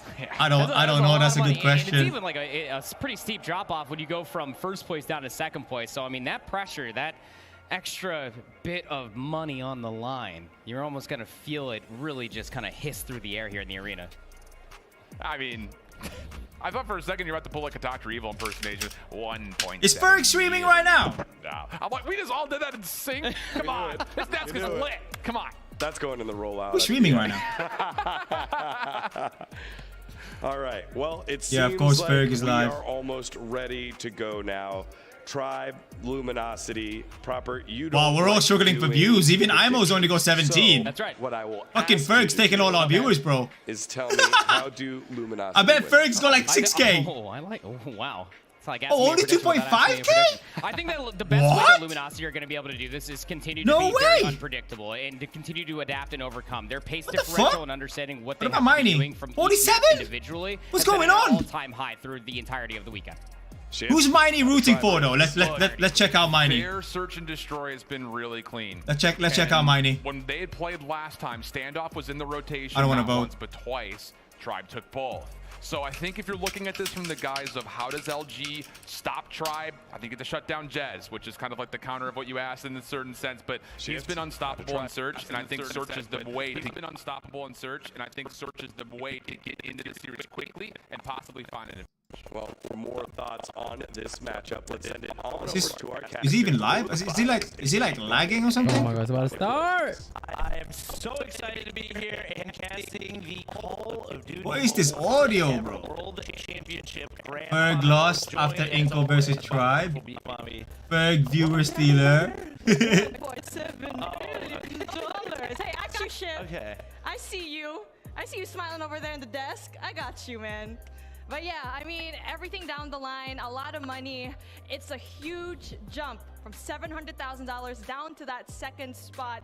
It's a really hard point to be at because you know that Luminosity already has that one score up in this best out of 7. Tribe, as resilient as they are, it's just wait, how come they've already got 1 point? To overcome that one hurdle. Oh, because they're in the winners bracket. Right. Yo, that's mad. That's a mad start. That's actually fucking dope. So, for example, right, if the Org Tribe wanted like 30%, right, from winnings, of Luminosity, while they weren't able to do the same for Tribe, and it became second, but there were they would all get like situations, different mechanics, 6 players for them, right? 6 players.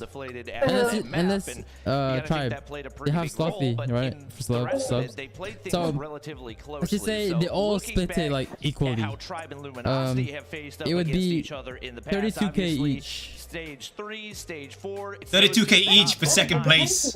I mean, that's not too bad. Yeah. But if they win it, oh my god, wait. Yeah, I mean, it's always a question of who's going to be that end. I need that mic. I really need that mic. Very solid, bringing down a 3-0. Does my mic sound okay? Because I feel like getting one of those close-up mics. It's funny because I don't know. Do you guys like the sound of my mic? After You day guys 1, like the day sound 2, of Latam just mic, showed bro. up, but it just seems like is it clear enough? Try to add more bass into it, bro. Luminosity, I would definitely say, is now out of the shadow of the Tribe. These two. This mic is pretty good. This mic is fucking 200 pounds, bro. Luminosity's been frying well, I mean, tournament long. TSM gave it to me, Logitech. Who number 1? Well, this is supposed to be $200. Still gave Tribe a lot of trouble in the lower that mic bracket. that you were just listening to was $350 though. Really seem to struggle at it's all. clear, sounds good, no need to upgrade. The biggest advantage for this team. And obviously, you got to look at one guy, Band, who has been frying all tournament long. We talked about him. Come on, my boy Band right there, baby. Let's go. I'm rooting for Luminosity. I don't give a fuck. And you can tell he's just so chill. So let's go, LG, baby. Let's go. He's just excited to be here. Their comms are just so good. Their game up against Inco, the pace was fast, so beautiful. As you can hear, the words that they actually said was really beautiful. Grand finals, baby. Let's go. Go and talk about this team. We got Dion. Mrs. Ice is at home. Introducing Luminosity. Good luck. It's the grand finals, baby. It's Luminosity and Tribe. Holy fuck. It's been nice knowing you. I love you. Dreams of being the best, but now goodbye. We're down to our final 2 squads. Up first, a team trying to make their. All right, I need a pee, guys, and I need a poo before I pee and poo myself here. Hey, Washi, Blur, Envy, Band, and Solo, your Luminosity! This is a team that was not together at all last year, but have taken competitors from different portions of COD Mobile, put together 5 super gritty players, and are ready to take on the kings of North America in Tribe Gaming. And their opponents are no stranger to finals, no strangers to success. One of the winningest organizations in all of mobile esports, it's Tribe Gaming!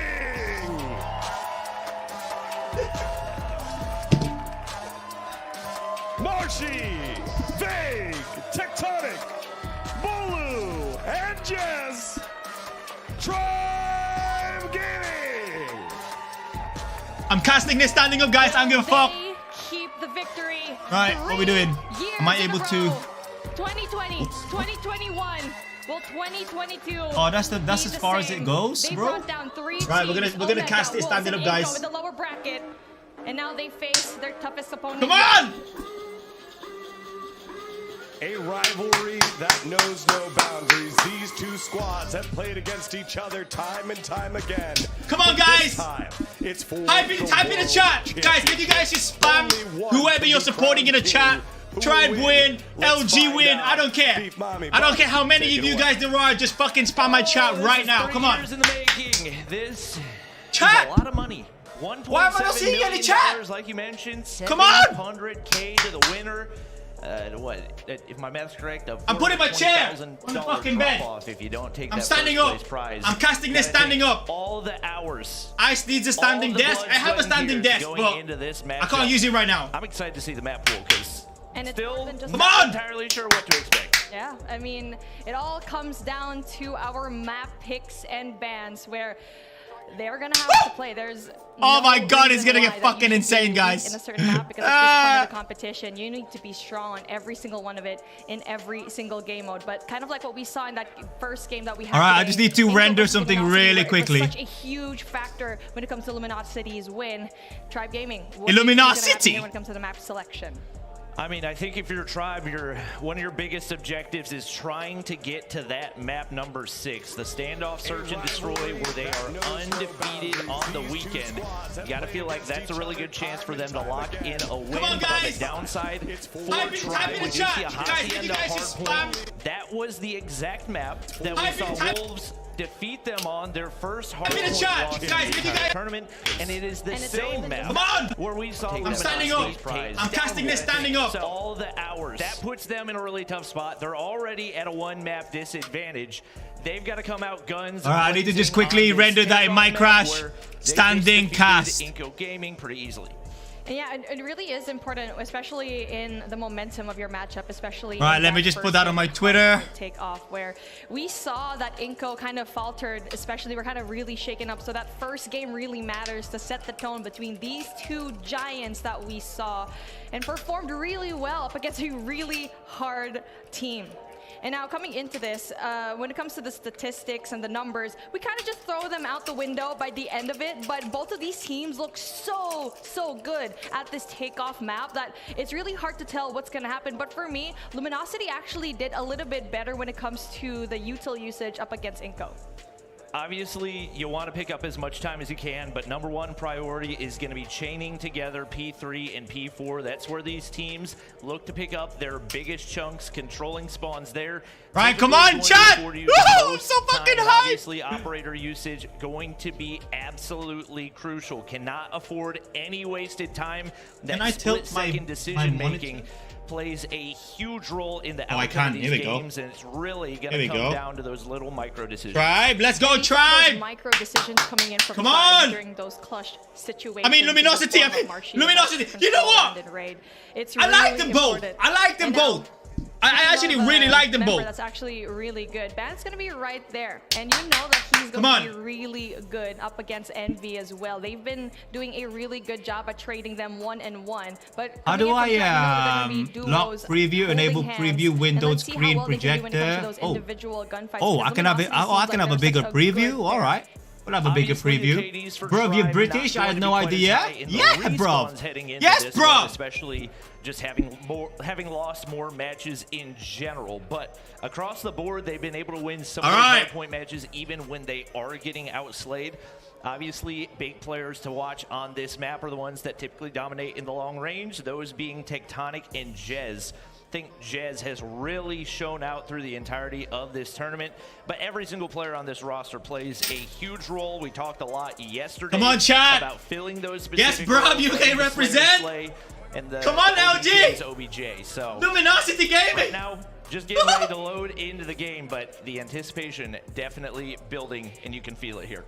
It makes you kind of question, is the SKS still going to be brought out? Knowing very well that Inco played it, or the LATAM region rather, has been playing it so well. But I feel like for Luminosity, with World Cup on the TV double win, oh my god! Different versions when it comes to stopping that kind of meta. And now for come on, Luminosity was so close, boys. Yes, Washi, what are you saying, bro? Filipino gang right there with Band. Come on, Band. These teams really particularly likes the SKS. I think the biggest reason we let's go, Band. Oh, he's so handsome, bro. Oh, look at that. He's so handsome, bro. So if I had to guess, Blur been popping off too, man. Blur's been popping off too, bro. Maps will likely be switching over to the Kilo.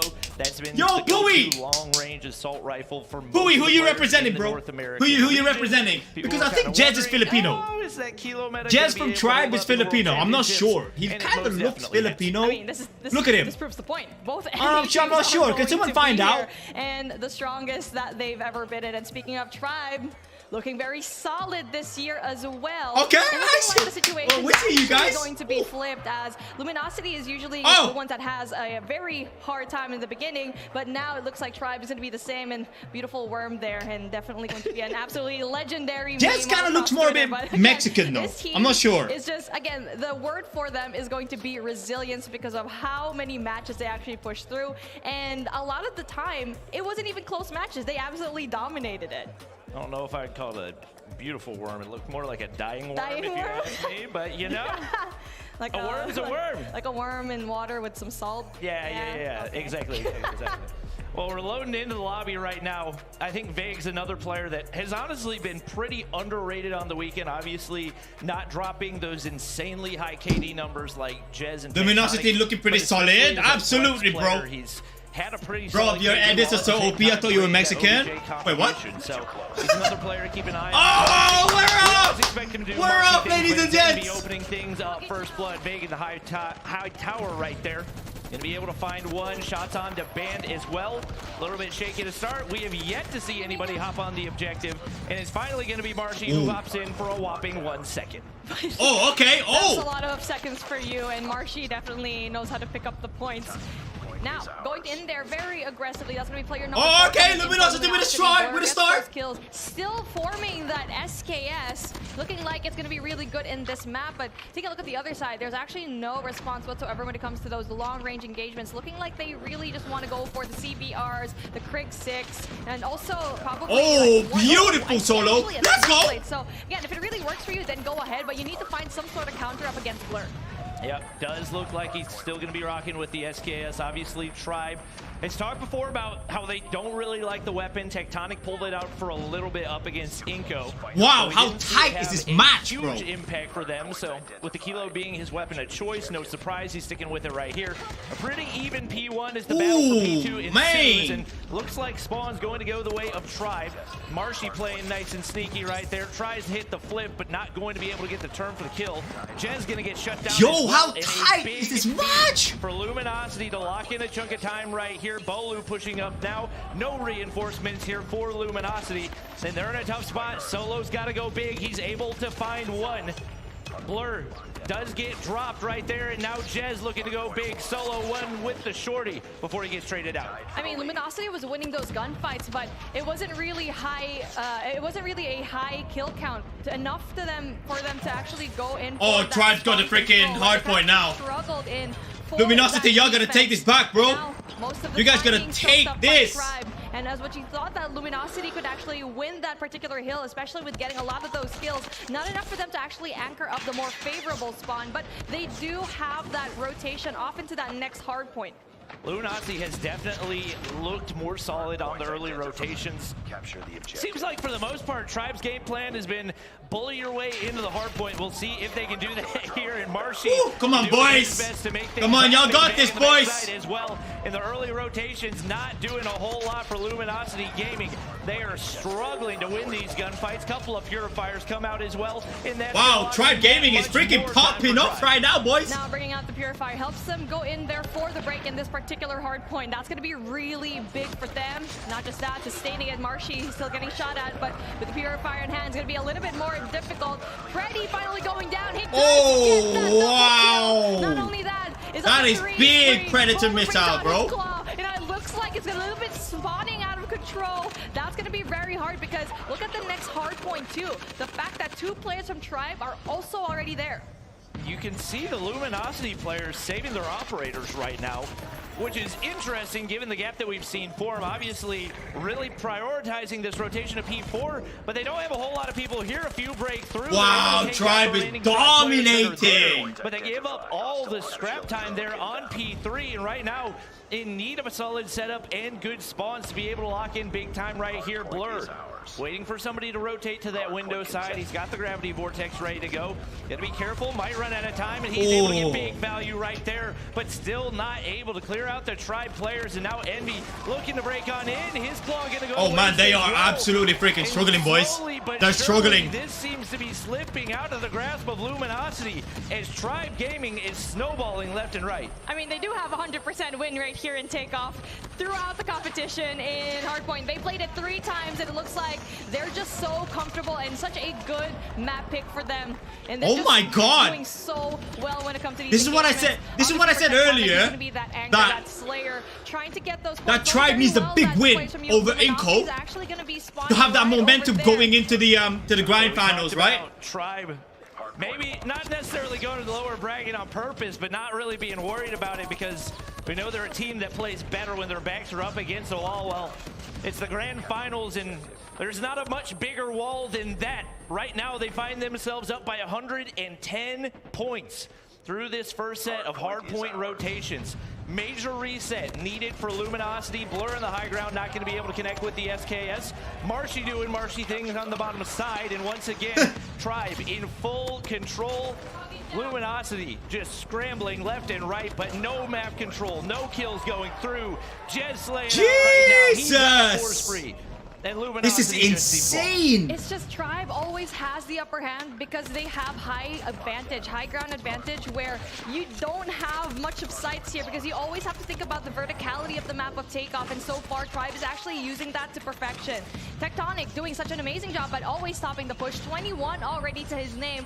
Vague, Marshy also have operators to play with, and just as I said that, Tectonic gets that one as well. And looking like strong round from Tribe. Sheesh! It's getting ugly really, really quick. Luminosity only able to muster 40 points, just not looking like the same team. And you gotta wonder if there's a certain degree of mental block against this Tribe team that has beaten them so many times over the past year.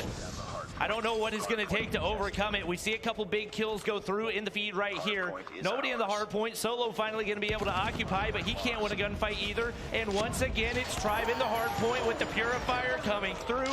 Vague goes big right there. Solo finally going to be able to survive, but seeming only like a matter of time. Luminosity, you need to go and catch up, and for you, you need to have really good comms, kind of like your previous games. Let's have a Luminosity listen in.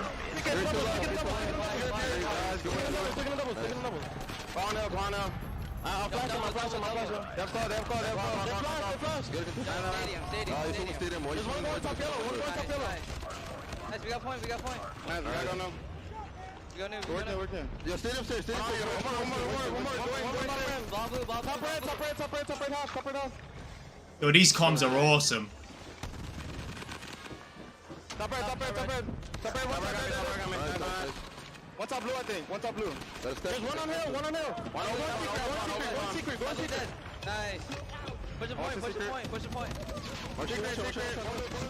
You can just hear the frustration already when it comes to those comms from LG. So different from their first game a while ago. Yeah, they need to wake up, man. LG needs to wake up, bro. Yes, they go and capture this hard point, but obviously for Tribe, so easy to break every single time. I mean, they've gotten a bigger chunk in the last little bit than we've seen them get really all game long, but hasn't really meant much given that there's a 160 point gap between these two teams. But this is not the first time that we've seen this. Very similar to what happened in Stage 4, only on firing range hardpoint. A very big Tribe win followed up by a dominant LG performance. It's not over yet, but man, oh man, they've got to, I mean, wow, absolute domination. Like 3 straight full 60s, and just with the way that Tribe's playing right now, I don't know if realistically that's even humanly possible. And for Tribe, they absolutely know that. Okay, get the scraps. We're gonna plan our setup here, and Tribe's literally in the flow state right now, just absolutely rolling everything that they're looking at. Jesus. But let's see if Luminosity can finally play Tribe's game and finally dictate the pace, because so far Tribe is the one that's playing the guitar, and they're going to be the lead. We were kind of curious if the stationary play style, the more static play style of Tribe was going to be able to match up against a more flexible play style of Luminosity. It definitely is. Obviously, the slaying that we're seeing Vague, Jez, Tech do up in those high ground positions is freeing the OBJ players to take more one-on-one gunfights. All right, 1-1. 1-1, it's all good, guys. It's all good, 1-1. It has paid off big time. Tribe now only in need of 5 more points to close this one out.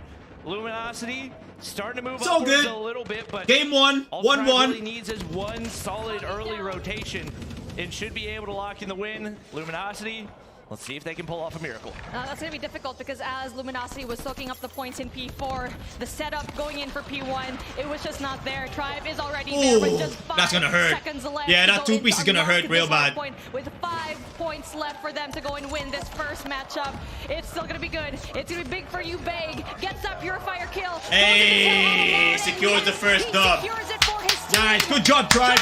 Good job. Map number 1. Luminosity, you got this, bro. You can come back from that.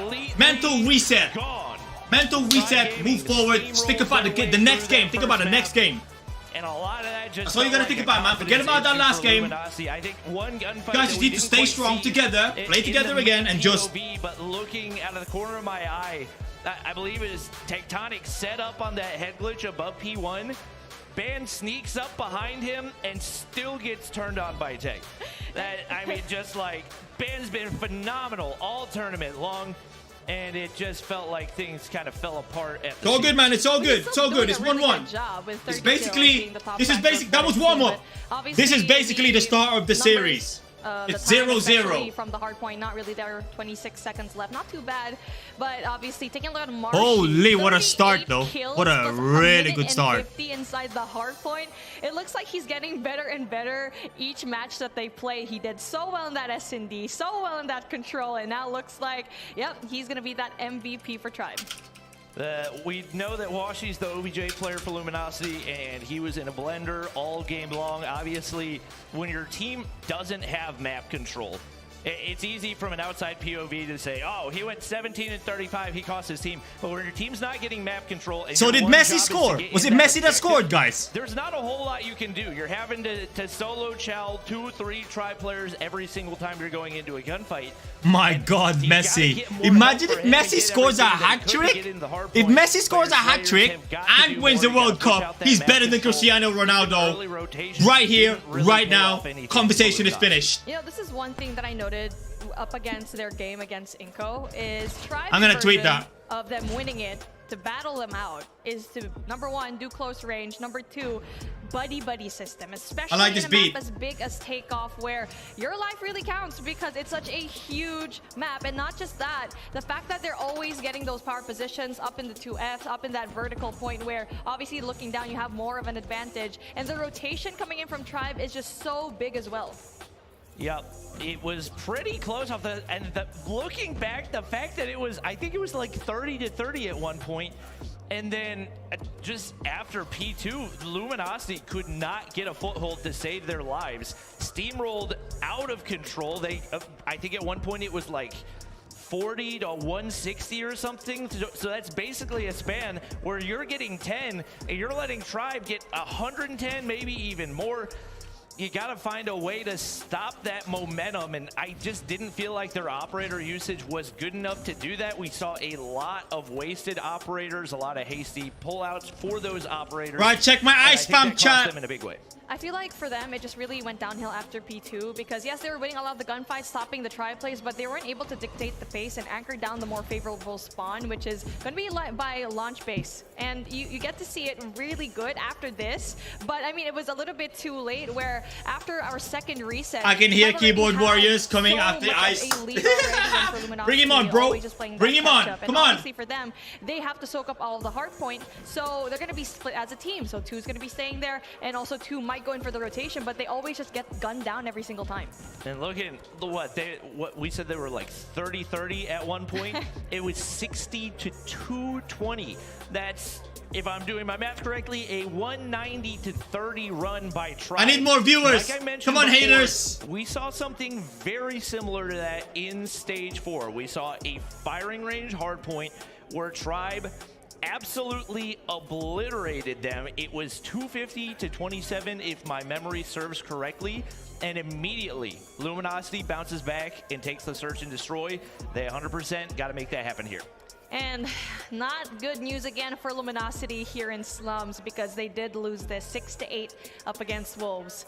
So with that being someone said, tag Speed and Ice's recent tweet. I'll fight him! Particularly going in for the stats for this one, because obviously we are going to see different gameplays and just teams. I'll fight him! I don't care! That control matchup up against Inco, where Luminosity woke up, even though that is their worst Speed and Ice boxing match! So maybe they learned the thing. Bring it on, boys! They were leading by a huge margin up against Wolves, but they let it go at the very end.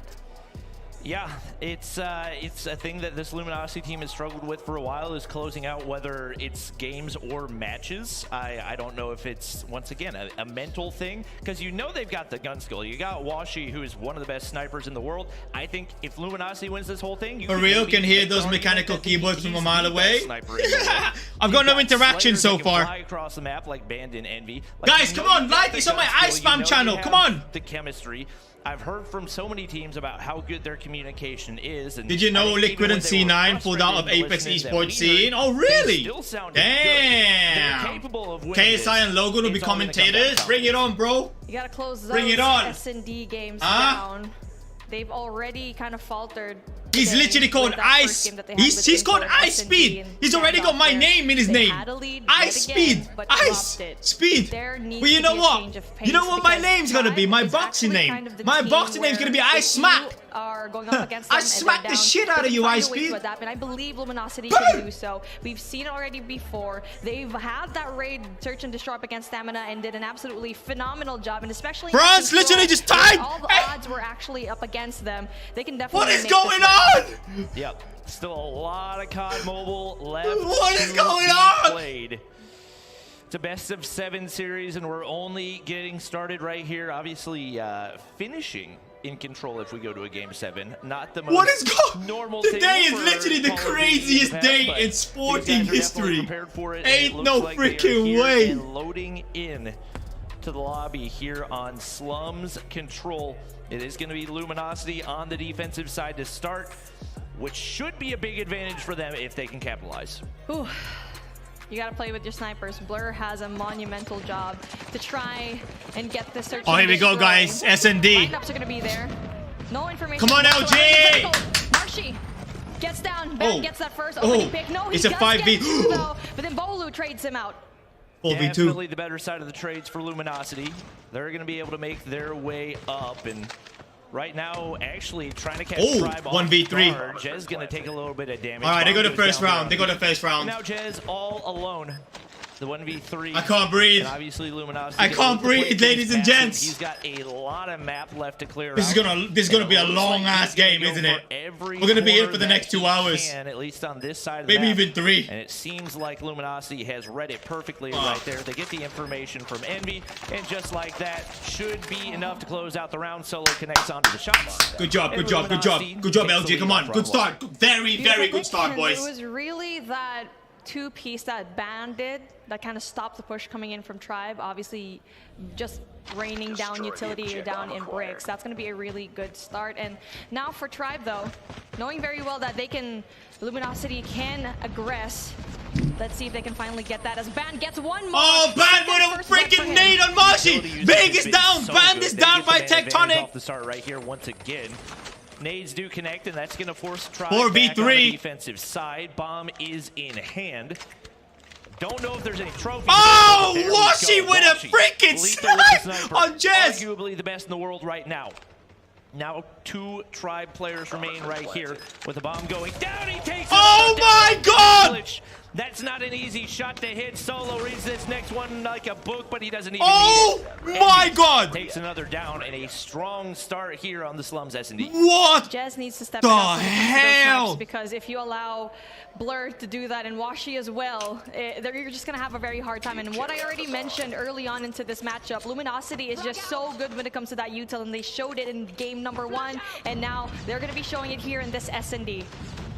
No question about it. A lot of utility go through, but the Band down, Volu down. 4v4. Blur down. SKS not going to be able to connect right there. Solo down, Marshy down, Vague down. equalizes Tectonic, trying to chow. Envy's weak. Envy going for the plant. He's got a head glitch to work That's with. ballsy. With the sniper. He's still got Washi to deal with right now, and with the bomb going down, the pressure once again onto Tribe. Jez slowly making his way through blue right here. Tech trying to get some information. They've got some time to work with, but timing might go the way it was. Oh, Washi get headshot by Jez, bro. Jez is on another level. And now, Envy! but he's got an SKS. And that's best case scenario for trying to take somebody off one of these long angles. Hits the rep right here. Jez, will he stick it? He should have the time. Envy, the route's too long, and he gives No way! Envy took too long, and now if you give Jez that pros don't fake, that was such good situational awareness for him to kind of just predict that Envy would probably just wrap around. Now I feel really good call. Really good call. When you know who you're up against. Okay, knowing this person, okay, he's not gonna do close range. He's probably the type of person that will go and have a long wrap arrow. Oh, Envy down, ban down. That is a good opener for them as Bolu and Vague finally gets to. Solo down. Bolu gets to as well. Tech down. Blur down. One left. Washi gonna be able to find a couple, but he's all alone against 3 remaining Tribe players. Shorty in hand, and that time Tribe able to find the first bloods. It pays off big time, and they're able to counter that utility. I mean, a lot of times just, I'm not gonna say it comes down to luck, but the placement definitely crucial. Shorty hit marker! Doesn't stand much of a no chance. way! 3 players holding hands. Good try. 2-all. Defuse that Envy gives away right there, and maybe a questionable decision. You got 2 weapons that are definitely not fast on movement speed. You don't have any type of tactical or lethal that you can pull out, and definitely wishing he could have a redo on that one. Yeah, and it just seems like a little bit shaken up with that. But they need to just take the time a little bit more. Oh, Blur is down already, man. They need to slow down a little bit. Stoto get wall banged. Oh, Washi with a sniper on Marshy. An absolute beam. Washi be Marshy. Bravo Hill. I mean Alpha Hill rather. Band is down. Everything that he can, but he's literally 1v3 again. Once again. They're just taking 2. The momentum quickly dissipating for Luminosity. He's gonna make his way through blue right here. Tech on the outside. He's not moving an inch. Audio cue might set something off right here. And that once again puts Washi in a really rough spot. If he reads it right, can't hit the shot though. Oh. Tectonic plays things. Good try. Come on, LG. And now 3 rounds in a row going the way of Tribe Gaming. Good round. Good 2 rounds from Tribe there. Really good 2 rounds. So well. And now I feel like it's always that opener from Vague, followed up by Bolu. And for Band, he hasn't had those openers in a while. It's been a long time. And now, slow push coming in here. Very passive, the approach coming in from Luminosity. But then finally an engagement goes through. Band goes in there. See, they're just rushing in too fast, bro. Tectonic and Vague get to a piece. Oh my god. Will he get a third? Luminosity is Vague down. 3v2, this is still doable. Even when they get first shot, take your time. Just seem to lose the gunfights. That was good movement by Jez. Really good movement by Jez. Still 3 remain. And right now, in a tough spot once again. Envy's got the bomb in hand. But Tribe able to spread across the map. You got 1 player hitting the flank. That's going to be going for the bomb. Oh, nice. This is going to be tough to read. The bomb goes down. But with that information, they're going to go ahead and set up on the inside of garage right here and see if they can cut off that flank while the sniper watches over the bomb. This is a good setup coming in from Tribe. Playing your numbers to your advantage, gaining a lot of these sight lines. But for you, just have to figure out, they're probably going to be planting here for long. He gets wall banged. He gets wall banged. Oh, Washi gets tech! Jez knows very well there's 1 player there. Tries to go in for the wall bang, doesn't really quite get the shot. And now just applying that pressure. Oh, beautiful diffusion. What a beautiful Marshy with the ninja defuse again. From Tribe, knowing very well that they can't go past the defenses of Jez. That was a beautiful defuse. Maybe unfortunate positioning on that bomb plant. I don't know if Washi took the shot and missed, or if he just didn't have an angle. But it looked like it was going to be a tough play to make either way. And now Luminosity moves to the defensive side. Washi's going to find one. No swapped. Vague finding Band on the flip side. And only a 1-for-1 trade. With the way the majority of these early game trades have gone, gotta think that's gonna go advantage to Tribe. Oh! He's the doing Washi with a 2-piece again. Double kill. The quick scope. Oh, and Solo takes Vague down. Tectonic. Luminosity. Oh, come on, LG! And they are not out of this one by a long shot. Luminosity going in there a little bit more aggressive. Someone help me. Really good stuff from him. From all of the boys here. They're trying to go in there one more round to even things out. Jez with 2, struggling to get all of these kills. On the other side, the Washi very hot on his hands. That's going to be really big kills for his team. And so far, again, very, very aggressive push coming in from Luminosity. Looking like they're really good at the defense. There are very few players that have been able to counter Jez on S&D in this tournament. Bawashi has certainly done his best so far. I don't know that either player caught eyes on each other, but trying to find an angle right here to peek through. Jez gonna slide across Bawashi. Reaction time not quite fast enough. No first blood quite yet, and the longer that goes on. Boom! But Jez gonna be what a shot! And that's gonna open things wide up for a try push. That's going to be really big for Jez, open things up for his team. You don't have to worry about Alpha anymore. The problem solved. The strongest player coming in from Luminosity down. Now they have to pick and decide before player number 3, that's going to be Envy, can actually go in there for the defense and Broken, but he goes on. Oh, banned on Marshi, 4v4, equalizer. Right now, Ban trying to stay alive. Couple tribe players around him, but they're not going to be able to sniff him out. Now down to a 4v4. Bomb is in Vig's hands, and he's actually making his way back over towards A. This is not a play that we've really seen so far in this game. Not a whole lot in this tournament. Oh, is it a 2-piece? Oh, not quite a 2-piece. Now it's down to a 1v1 between Vague and Blur. Vague only 23 seconds, trying to make a decision right here. If he's actually going to hit the wrap back toward B, Blur may have read this like a book. Oh, perfect. Oh my God! Like that, Luminosity. Ain't no fucking way! He's going to go, and Archis. Oh my God! Archis, he went down. No Even fucking way! Right now, what a good recovery coming in for Luminosity. Big kills from all of the players here so far. Patience definitely pays off, but that's the information from Vague that a lot of these bombs actually raining down from Bravo. That makes them halt just a tiny bit. That's big info for them, though. Luminosity so. There's 2 on the left right here. This is quite tricky though to get through. Oh, Blur gets grenaded. Oh, and Ban gets knocked down. Able to find another, and now this round is split wide open. LG on their heels. They got to play the head glitches to try to find a couple picks right here. Tectonic's going to be spotted. Solo gets aggressive, but he's forced back as well. SKS it's a 3v2 right now. LG needs to hold his real shot. Oh! They get spotted out by the SMG cross map right there, and all of a sudden it is a wide open B bomb as another Luminosity player drops. And Washi, once again, left all alone, looking for an angle to work with. Ooh. He's gonna spot Bolu right there, but the quick scope not gonna be able to connect. Oh, nice. Unlucky. A 5-0 round for Tribe Gaming. There's only so much you can do with that sniper, man, especially in a small map like this. Vague was a player for that round. He opened it up for them, especially with that grenade. Getting that info, there were going to be a lot of players, but unfortunately for Blur, he didn't really go out. Not really bad timing for him. Same thing, though, going in from Luminosity, where they're going to be sending players down to bricks. Oh, no, they learned their lesson. They're not going to touch it, just a tiny bit. Doing it a little bit slowly this time. But Bolu's, he does have a nade to play with. Another one. Oh, Blur gets hit again! And Ban! Literally the exact same thing happened again. That bomb site. Luminosity does not have much of a defense. Another player gonna drop. 2v3. They're only down a man. Oh, Washi down. 1v2. Right Solo gonna drop. Solo left. It's literally Solo is done solo right now. Now getting picked up by Vague.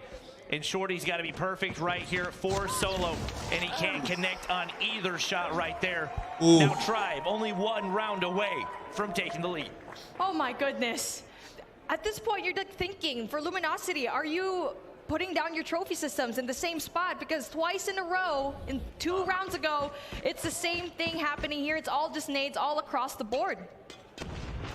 Kind of curious if they've got different setups for offense or defense, because you'd think, especially on the defensive side on slums, you know how much utility is getting chucked over to the B side. You have got to be in position to keep yourself alive. They're going to be able to force back the Tribe push. Vague has been tearing it up in this one. He's got 14 kills to his name, leads the entire lobby. Washi doing everything he can, but he's had a dry last couple of rounds as well. And Luminosity needs him to find some of those early picks. Oh, Jez is down. Timing couldn't have been any better. Jez dropped from the map. That's going to be a really essential kill coming in from Washi. 10 to his name already. But then they're going to be slowing things down. I don't understand why they keep pushing though. Vague. You know what I mean? Like, hand is in a very good spot to take down oh, Washi. no way! So good when it comes to it. Uses the truck to his advantage. Possibility to get another one as he goes in for the chase. Goes in. Oh, Vague gets clapped! Get the kill as Bandit Soul are going to be there for the backup. And maybe a little bit too eager right there as he gets baited outside those walls. Without the defenses of his teammates, nothing to protect him there. And Luminosity going to be able to take the man advantage once again. Vague still 15 kills to his name, but they don't have him to work with. So now the remaining players going to be forced to maybe make a wrap over toward this A bomb. We've not seen it done successfully so far. It seems like Luminosity is pretty content to give this up, but they're slowly creeping toward this side of the oh, map. Tech is down, 2v4. This is looking strong for LG. Oh, Marsh is down. There's one remaining. It's all down to Bolu. He's got to pull off a let's go! 6-5, 6-5. Come on, boys. Feeling confident about the prospects for the rest of this game.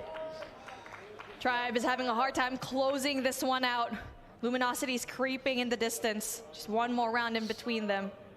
And it was Vague. That was the first blunder in this particular round where he over-aggressed, paid the price. Frag! Watch out! Flash! Yeah, I think that was a play. Him oh, again! Could have turned the tides of that one. Tectonic with opening nade, definitely going to have a big impact right there. But Envy Vague is down. Envy is down. 3v2. No, wait, 4v3, sorry. Luminosity, man disadvantage again. You don't want to peek over this bomb head glitch from that low. Marshy's down, Solo's down. It's constant trades. Nice flank by Jez. Doing just that with the man advantage. They can do that all day long. It's going to be Washi. Nate goes over, almost perfect position, but it's not perfect timing. Hasn't been able to connect on this. Oh! Wow, Jez. Could not have thrown that one any better, and it's all down to Washi to try to clutch the 1v3. Are we playing basketball right now, man? With the way the Tribe is actually doing all of these nade hits is just so oh my god. What a shot. For Luminosity to try and clutch up this 1v2. Although it's going to be hard because he's going to be stuck in a pinch. But then he needs to get that one kill. Ring around the Rosie right here and breaks. Bolu gets the kill. And there you go. Seals the deal here in Search and Destroy. Good job, Tribe. Good job. Good job, Tribe. Possibly do one big clutch. They failed to do so. Now Tribe getting closer and closer to that championship. To be called the championships here for 2022. Blur maybe got a little bit of overzealous with the body shooting right there. This is just not a team that you want to make angry. He decided, oh, I'll poke the bear when we're on game point and we'll see what happens. Tribe tears it up in that final round. A huge performance out of Vague right there. Top frag for the lobby. Wow, man. A whole lot of first bloods out of him. And just like that, a matchup that started with Luminosity in the lead without a game being played, all of a sudden that lead has not only disappeared, but Tribe Gaming's in the lead. Yep. That's just hard to watch because for Luminosity in that S&D matchup, they were doing a lot of things wrong time and time again, doing the same mistakes of being in the breaks, not putting down that trophy system. Maybe they did, but there was a way for them to keep throwing and chucking that grenades there. You know very well that for Tribe, they're always going to be throwing down util there, and it's just, that was really big openers for them to just go in very aggressively through mid. But taking a look at what we have for our LG needs to wake up. Big having that 15, those are going to be really big kills for his team. And on the other side, obviously NB really tried to get it, especially with the body shooting and all. 11 kills to his name. Yep, Bolu with a big performance for Tribe as well. The SMGs always going to thrive on slums, especially when it comes to the search and destroy. And the battle over on that far side bomb site, pretty chaotic. Whew. A lot of work for Luminosity to do right here.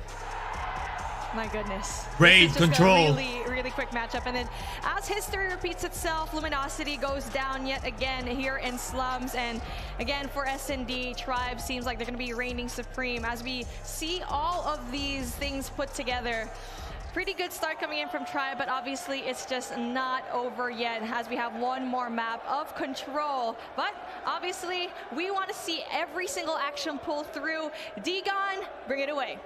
Thank you very much, Beef Mommy and Bobby. Great start so far, just like Tribe Gaming. 2-1. Remember, Luminosity had the map advantage, and that got absolutely wiped out, and in an emphatic way, too, on that takeoff. Look, here's the thing.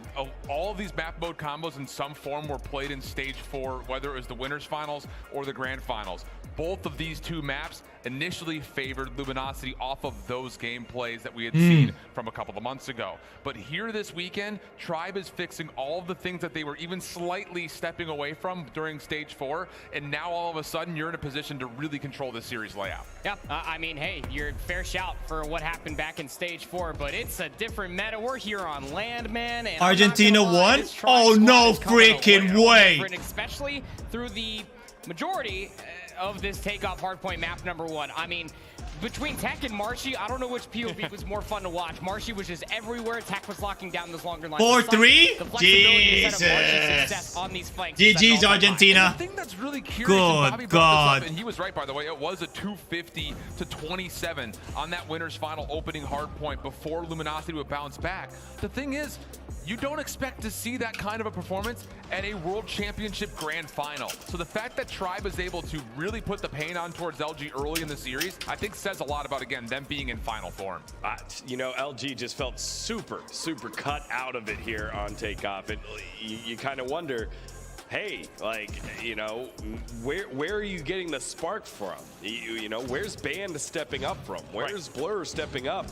Where's Washi? We got to see a little bit of Washi in the S&D on Slums, but they were getting completely outgunned here, and Speed probably crying right now. We've been wanting to see throughout the whole tournament. Getting outslayed, getting outmaneuvered. Mbappe did a hat trick. That we've known that Tribe have been able to do, and what we have been seeing them do from a fundamental level and also at a mechanical level ever since Wolves knocked them down to the lower bracket. It was almost a scary reawakening that I feel like Tribe needed here for the weekend. And the thing about it is, Luminosity, okay, I need to sit down for a sec. They haven't really done anything that has ever looked like this on the weekend. They were the #1 ranked team out of our 16 total squads. Jesus, man, that's insane. That's actually insane. An average win differential of like 115 points.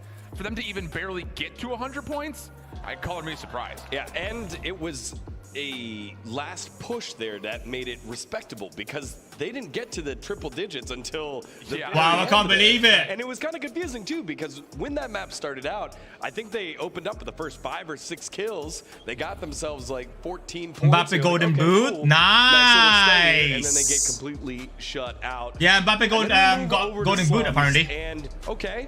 First 2 rounds, Luminosity, they're here to play. We got them. And then Tribe continued to turn it on. And this battle of the snipers, Jez versus Washi, was just a joy to watch. Those that are like the deep North American COD Mobile fans and historians will know that Luminosity, after getting blown out in that winners finals, came to this map mode combo and beat the brakes off of Tribe. They really need to wake up. Again, until they really need to wake up. Mostly off of vague slipperiness, continue to work through some key positions and take away the map from LG. You heard Beef Mommy and Bobby talking about the utility usage. It wasn't quite finding the same kind of impact as we got deeper into the map. Yeah, I mean, you even go back to what Vague looked like back on the standoff Search and Destroy versus Inco in the lower final matchup, and it was all of that plus a little bit extra as well. And to just kind of echo about like how fun it was to watch. What a freaking day today, man! Like I literally. It was more about who was going to set up your rotating members a whole lot better. You know, Vague for 15, Bolu for 10. On the other side, Envy for 11. It just felt like that the way that Vague was kind of manipulating the map was that much better off of the pressure that Jez was laying down. This round was a complete breakdown from LG.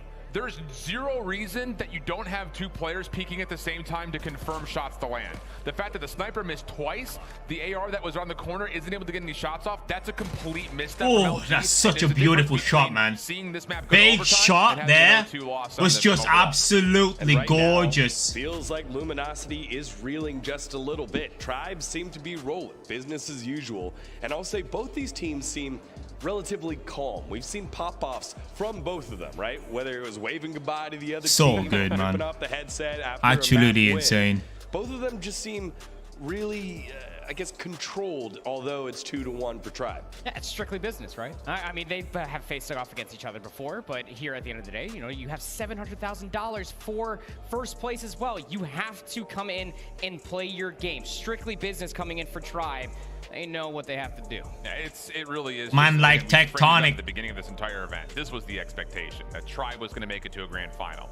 Took a different path than we would have expected. But what is going on there, babe? I think that's the whole business side of it right here, is that, you know, their whole goal at the very end was, doesn't matter who we play, we want to win this thing. You know, we've talked about all of these players individually, whether it's Tech, whether Tech and him fragging out, whether it's Jez because he's a new guy, whether it's Vague. And all right, guys, let's run a prediction. Let's run a prediction. Surfing thing. But we had the opportunity to go and chat. I want to see it. Let's take a listen. I want to see it, guys. How do you run a poll? My teammates are Tech, Marshy, Vague, and Jez. Each of them have personality traits. Vague's the funny one, can have a laugh once in a while. Jez and Marshy are both quiet but also very smart, and Tech is the most passionate player I've seen. You know, all great guys. Guys, vote now. We all have trust in each other on what ideas we need to bring to win. Vote, vote, vote. Crowd, it's neutral. I don't feel really any nerves. Same goes for, I'm sure, my teammates. We all seem very comfortable, and you know, we look forward to play tomorrow. The team we look forward to play the most is Luminosity because they're the second best team in our region, and beating them on the world stage would just solidify that our team is the better team. Winning this event would I like that. And happiness.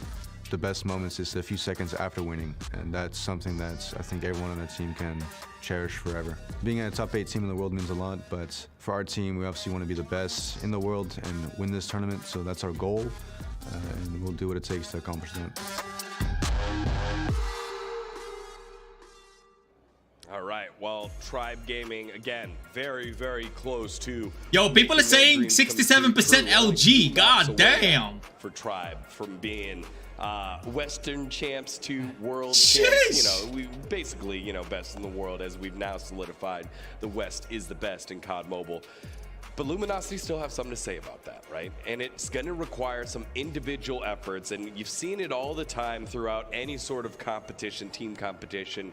A spark comes from someone. Who is it going to be? Man, I look, you guys had talked about it before. Bobby and Beef Mommy were talking about it kind of at the end of our series, asking the question, were we going to see Luminosity still rely on the SKS, which got them through Inco Gaming so quickly? And we have not seen it really pulled out at all. So the guy that I'm actually looking at is actually Blur. Because yeah, Bandits have a hard time getting in towards the point, but Bobby broke that down really nicely. He's not getting a lot of his help from his teammates to get there. And what was so successful for Luminosity back when their series in the winners finals was the fact that Blur was dominating at the long range, allowing Band to walk in for free. So you look at the KD, winners respawn 1.5 now to a 0.75, and he hasn't pulled out the SKS maybe more than for a couple of seconds. I think that's a miss, and I think LG need to think about going back to it. I couldn't agree more. I mean, when you're thinking about it at the end of the day, that is also what made them look quite convincing when they did take down Inco as well, is that they were doing Inco's thing, but better. It's just about being in the right position at the right time with the SKS. Band needs that help. He needs that overwatch because Tech is just getting away with highway robbery. Well, Takeoff was the map for that, right? Yeah, absolutely. That was the one that Inco Stalwart really made their name with the SKS. Now, that map's already done and dusted, and they got pretty much put in a box in that one. What do you do now? Do you still have time to pull out the SKS? Do you still have time, the correct maps to still do that? You do. It's a raid control, Hacienda Hardpoint immediately up next. So you have the ability of going to that and being able to realistically still play your game plan without having to worry necessarily about what are we losing by picking up an SKS kind of out of nowhere. The other thing about this, as we look through the layout again, is now all of a sudden Luminosity, if they want to see a map 7, they have to steal away a map that Tribe had previously beat them on back during stage 4, and even on top of that, you look through the entirety of this series layout, there really aren't any convincing results for LG across from anything besides the Hacienda Hardpoint from here until the end of this best of 7. Yeah, because the last time that they played the raid control, even in stage 4, it was a 3-0, that in favor of Tribe. Yeah. You would almost feel like that might be looming or through the air there on the main stage, that it might just honestly continue on with the same exact idea, that if the SMGs continue to pop off, that in favor of Tribe, on a map like Raid Control, we might end up seeing a similar outcome. Well, I'd imagine that we continue to see the battle of the snipers with Jess and Washi going back and forth from basketball in the pool and going shooting that way. Where's the SKS end up landing? Is it in the middle? Is it on the opposite side? Where is it going? The great thing about the 2 maps you have coming up is that you could pick and choose that, actually. It's really up to whatever you think is most favorable, because largely what we're going to expect to see if LG were to go to this SKS is trust that Blur can single-handedly lock down one of the 3 lanes that's yet to come, whether that is on Raid or if it's on Hacienda. In particular, when we've seen Hacienda Hardpoint from Tribe, they're really focused on getting up into those upper hallways. The SKS can ruin that instantly. Same thing on Raid. Long window lines of sight to where you can completely dominate a lane. Yeah, I mean, the one thing that if you even go back and you really dissect that Raid Control versus Tribe from Inco, what did Inco do so well? I mean, I'm not saying you got to pull out 3 SKSs if you're LG by any stretch of the imagination. Oh, I'm back, chat. What did I miss, chat? By ring just to make sure that that entire zone itself remains in your control. The SKS on that head. Come on, chat. Is just gross. All right, let's go, chat. Our players are back on stage after their 2. All right, so apparently LG is going to win this next match. Only 2 maps away from becoming the world champions. Luminosity, they had that map advantage, so they're 3 away. We will be crowning ourselves the best team in Call of Duty Mobile in just a little bit. To get into the action, let's send it back on over to Beef Mommy and Bobby. All right, well. Hopefully, the break was very restful. Feels like it was much needed for Luminosity. They're looking to bounce back right here. In a Raid Control where, like we mentioned, the SKSs have an opportunity to dominate. Blur has looked solid with it so far, maybe not on the same level as he was that first time they went up against Inco. Do you anticipate he's going to have a big impact against Tribe? Well, one thing that Shift actually brought out, he took out the stats from stage 4, and that got me thinking. I looked at all of the map selections that both of these teams actually played. It's like a mirrored situation here in 2022, and this is absolutely crazy because, yes, this was actually in stage 4 just a few months ago, but they wanted to bring the same thing here. But before we actually check into what happened in the past, Luminosity map wins 15, map wins 19, map losses 6 and 5. Respawn KD 1.3, 1.15. The respawn KD equalizing pretty quickly. It was leaning heavily toward Luminosity the first time around. The thing is, that one Hardpoint map Western countries, regions, NA specifically, I think they scrim all the time. They scrim together all the time. The reason why, I think the reason why Luminosity did so well is because they played with a lot of people that aren't in their region, and those regions are just not used to Luminosity, and Luminosity is better than all those regions. But when it comes to the same region sort of matching, I think Tribe is better than Luminosity. Back in stage 4, 3-0, pretty convincing, but let's see how Luminosity can actually go and perform, respond to that, especially knowing very well that the meta. Quick start by Luminosity, 29-26. And now going in there very aggressively. Jez doesn't really win that gunfight. And now for the defense, LG's going to be starting that, so that's going to be good for them. But with Tribe, they showed a while ago that they can win this on the offense. Washi's going to be able to sneak Nades coming in. Jez is downed again. Washi gets down by Bolu. Solo one Marcy. Solo one Bolu. Solo one Tectonic. Right now. And Tribe has not had a response here on the offense. Solo gets taken down by Jez on a revenge. Envy takes down Vague. Marshy takes down Washi. Ban gets gunned down by Marshy. Big momentum changer for Marshy. Blur gets shut down as well. And now the feed starting to look very, very yellow. 4 mentors coming in from top laundry, but it's not going to be good as Washi gets rid. Oh, here we go. Tribe's got that momentum now. It's going to be absolutely amazing as the points almost going down for the lives. 18-17 is going to be on the clock. And also, Bravo, 3 ticks of progress. Oh my goodness, the rotation in A. You already know how well Tribe actually plays here. And Tribe already has players over on A. Just soaking up the time right here. Smoke's cutting off those sidelines. Oh, wow. Really good positioning right there. Tectonic with a big 1v1. He comes out on top as well. Only 1 tick needed for Tribe to close out here on the offensive side. Marshy, it's all Tribe in the feed. Luminosity started out strong, but lose all momentum mid-round, and they can't seem to find a kill. The take goes Jesus, strong round. GG's Tribe. GG's Tribe. really My God. At least, honestly, with the defense of Luminosity, I feel like they did such a good job at getting a lot of the points down, a lot of the kills, but unfortunately for them, couldn't really sustain up in that Bravo point. Get the aerial view right here. You can see Tribe setting up in the top side of Laundry. Marshy gonna get pushed up as far as he can. Tectonic's gonna find first blood. It's a 1-for-1 trade, and right now it's gonna be Luminosity making the push on over to A. They've already got 2 players on the inside, and Solo has gotten creeped up all the way into the spawn of Tribe. He's gonna get a free kill right there if he can reposition. Might be able to find more. Oh, nice spread missile by Vague. He was just trying to hit a flank. And now speaking of the flank, player number 5, keep your eyes on him. Oh, 1v1. My guy. Wow, that was a beautiful drop shot. Jesus. Getting that triple kill. That's going to be really good for him. And now, for Marshy, he's going to be a really big deal as some players are actually going to be on the hunt from him. Well, Tribe, almost all operators ready to go right here, but they very well may not even need it. More than likely going to force some operator usage out of Luminosity as well. You got a couple that are ready to go. Luminosity doesn't seem like they want to use it, but feels like they're kind of in a dire situation right now with the way things are spiraling out of their control.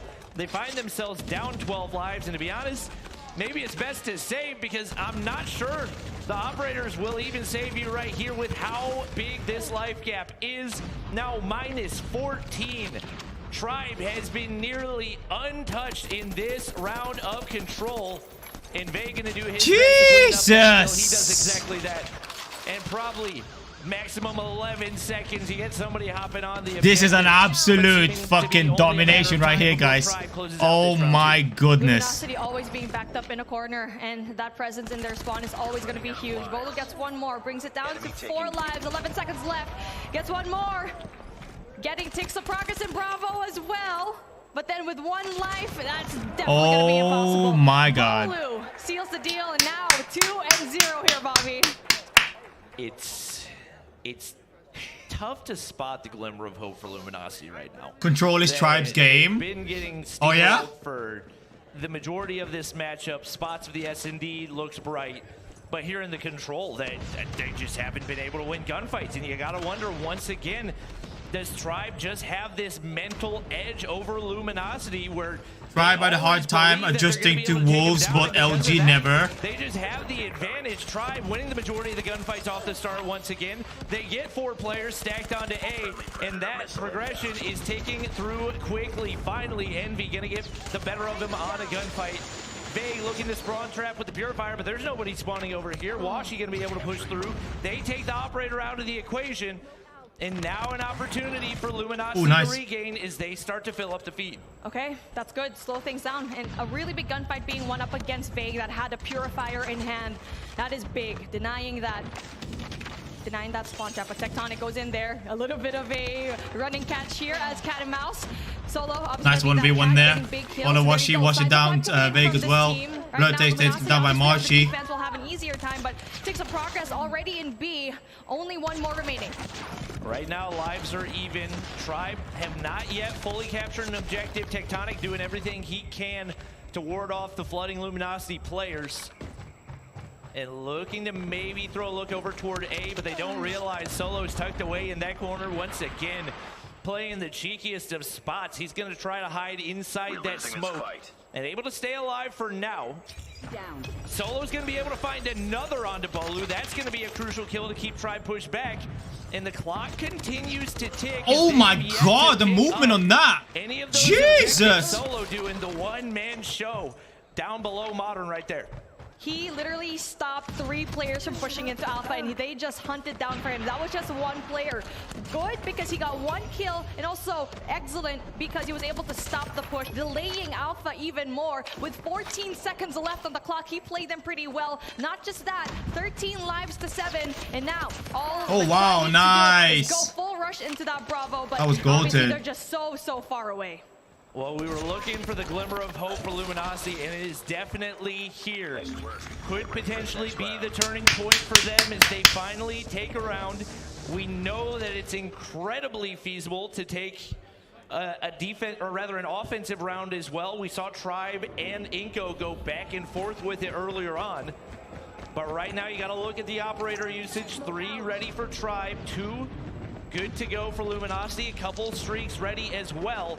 And if they can get this early outer ring setup, they win a couple nice 2-piece straight away. Vega Mashi out. Jazz is out. Bolu being as annoying as he can. Mashi's out again. There, or rather, top laundry. Nade gonna connect for the hit marker, and they don't really Big out again. Challenge over here on stage. They are struggling to hold. Bolu gets Big down again. Job at holding down the spawn. This is an absolute domination right here, guys. Tribe gonna be backed up in the corner. Ben gets it. Oh, the cancellation. Oh my God. In there, getting that trade. Solo's over the purifier is gonna be really good in this spawn. Still looking for those players. It's a good thing he goes in there for the reposition. Solo doing his best to get max value on the he gets caught. But not meant to be. Bolo drops him right there. Tribe starting to Tribe's making a comeback. 3, 4, maybe 5 in a row. Luminosity still with the life lead as Bolu tries to make his way toward top laundry. Right now, Vague Beeman cross map right there, able to connect for 1, but does get shut down. They're catching up. Vortex. Luminosity. They're increasing the gap again. It seemed like the 5 live gap. Swinging, but they've got it back in their control. Already a full objective capture over on B. And they get naded. That's big. That's huge. The life advantage should be pretty doable. Tech has to find Ban the top side. He's not going to be able to do that. Bullets not connecting with the claw. Almost no value for him. Oh my God! What a comeback! He can to stay alive. 1 tick of progress. 22. Oh my God! Wow, that was really nice. Almost at the halfway point as Envy with the God Claw. Doing an amazing job. My God! Flushing him out, but Solo with big kills as well. Seals them another what round a here. freaking comeback, guys! Oh my God, bro. Yo, LG needs this big time. LG needs to secure their first win of the series. Close this one out early. It hasn't happened yet. This is their final chance of this game. Let's hop into it. Listen in with Tribe Gaming. Come on, guys. Can we get LG in the chat, please? I know some of you guys support Tribe, but guys, if you can support LG so we have a nice 2-2-3-2-3-3 series over here, guys. Come on. We need something intense.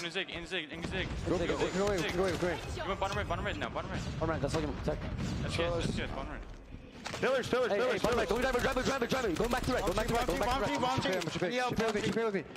He's swinging you. Top red. He's in the top red corner. I'm just saying, going. There's two. This should be. Go. Launcher killer drone inbound. Yo, sniper nest. Yo, bottom maps. Oh my God, LG taking this again. Nobody's paying attention to the flank. No one paying attention to the flank. Zig. Hostile hunter. What's up, Ed? Nice. There's a hunter. What's up, the hunter? Nice. We can go B. No one on B. I don't see no one. Okay. One pillar. I'm flashed. Well, you can see Luminosity getting the better of them right there as things get a little bit quiet. The reposition very much going their way. Oh, that's nice. That's a nice takedown by Mashi over there. The flank, especially if you're going to make these heavy team-wide pushes, you have got to be aware of those off angles. It is going to be Tribe getting the full objective capture over here on B, but the much larger task at hand, making their way over to A. And not losing too many lives. Tribe's managed to catch up again. Could potentially look to set up the spawn trap. If they can do this from the top side. 3 lives down now, but it's possible. It's possible. Oh, Solo gets gunned down. Oh, 19-17. They're catching up. Oh, 18-17. Fast holding hands. 4 players go through into the spawn of Luminosity. That is going to be really big, but Ben goes in for the response with the claw. Oh, nice. Nice take back. As they deny the space, denies the push going into that alpha site. Beautiful break out of the spawn trap right there. Tribe was pretty content to just win this one on a TDM, but Luminosity says, let's do it the old-fashioned way. The battle over A ensues right here. Blur with a big gunfight win. SKS in hand. He doesn't realize 12-11. Fucking hell, man. 11-10. 10-10. 9-10. 8-10. 7-9. 6-9. And he go big right here. The objective capture goes through. Prime Gaming.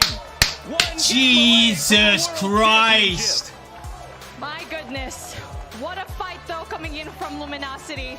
You must commend them for that. Stopping the push, coming in from top side into their spawn. But the timing of the operators from Tribe when they were capturing Alpha, that claw, Bobby, that was so good. And a lot of that came down to 1v1 gunfights that Tribe was just more confident on. So many of those head-to-head gunfights were Bolu absolutely beaming, Marshy hip firing through the smoke right there, no question. Bolu probably with the round and game-saving play there at the end to pull out the 3-1 in zone off that basketball court area. They're basically a match point. Goes big. They're literally on match point. Pulling out everything that they can. Once again, we call them Marshy things for a reason, and definitely, I mean, if you're Luminosity, you needed that game. Yeah, you definitely did. And it looks like history definitely repeated itself here, where Tribe took it. Jesus! Obviously, for this squad, they're so good at raid. They have 100% win rate here in stage 4, and now it looks like they're also getting 100% win rate here in stage 5. My goodness, that is just absolutely crazy. Oh, here we go. Speaking of the man himself, that is going to be Vague, our top dog for today. It's the Beef Mommy OMG moment. You gotta take it. Oh my gosh. The spawn trap setup for Tribe definitely gave them a little bit of momentum right here. To be honest, I'm a little bit surprised Luminosity was even able to break it, but a beautiful purifier usage. But Tribe with this setup, able to take the top laundry control, allows them to flood in from the high ground and really allows them to distract while their objective players make that push on over to A. This is actually crazy, guys. One player slowly but surely creeping through on the top side, and a whole lot of engagements there up above top laundry. Tribe Gaming, what a turnaround. In that round alone, it looked like Luminosity was going to be able to pull off the control reverse sweep.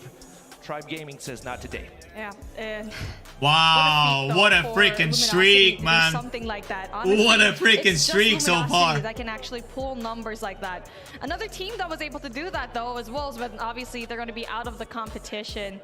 And now we're moving on into Hardpoint Hacienda, where Wolves took Tribe down 243 and 250. Pretty close. It looks like Luminosity, they need to keep it even closer.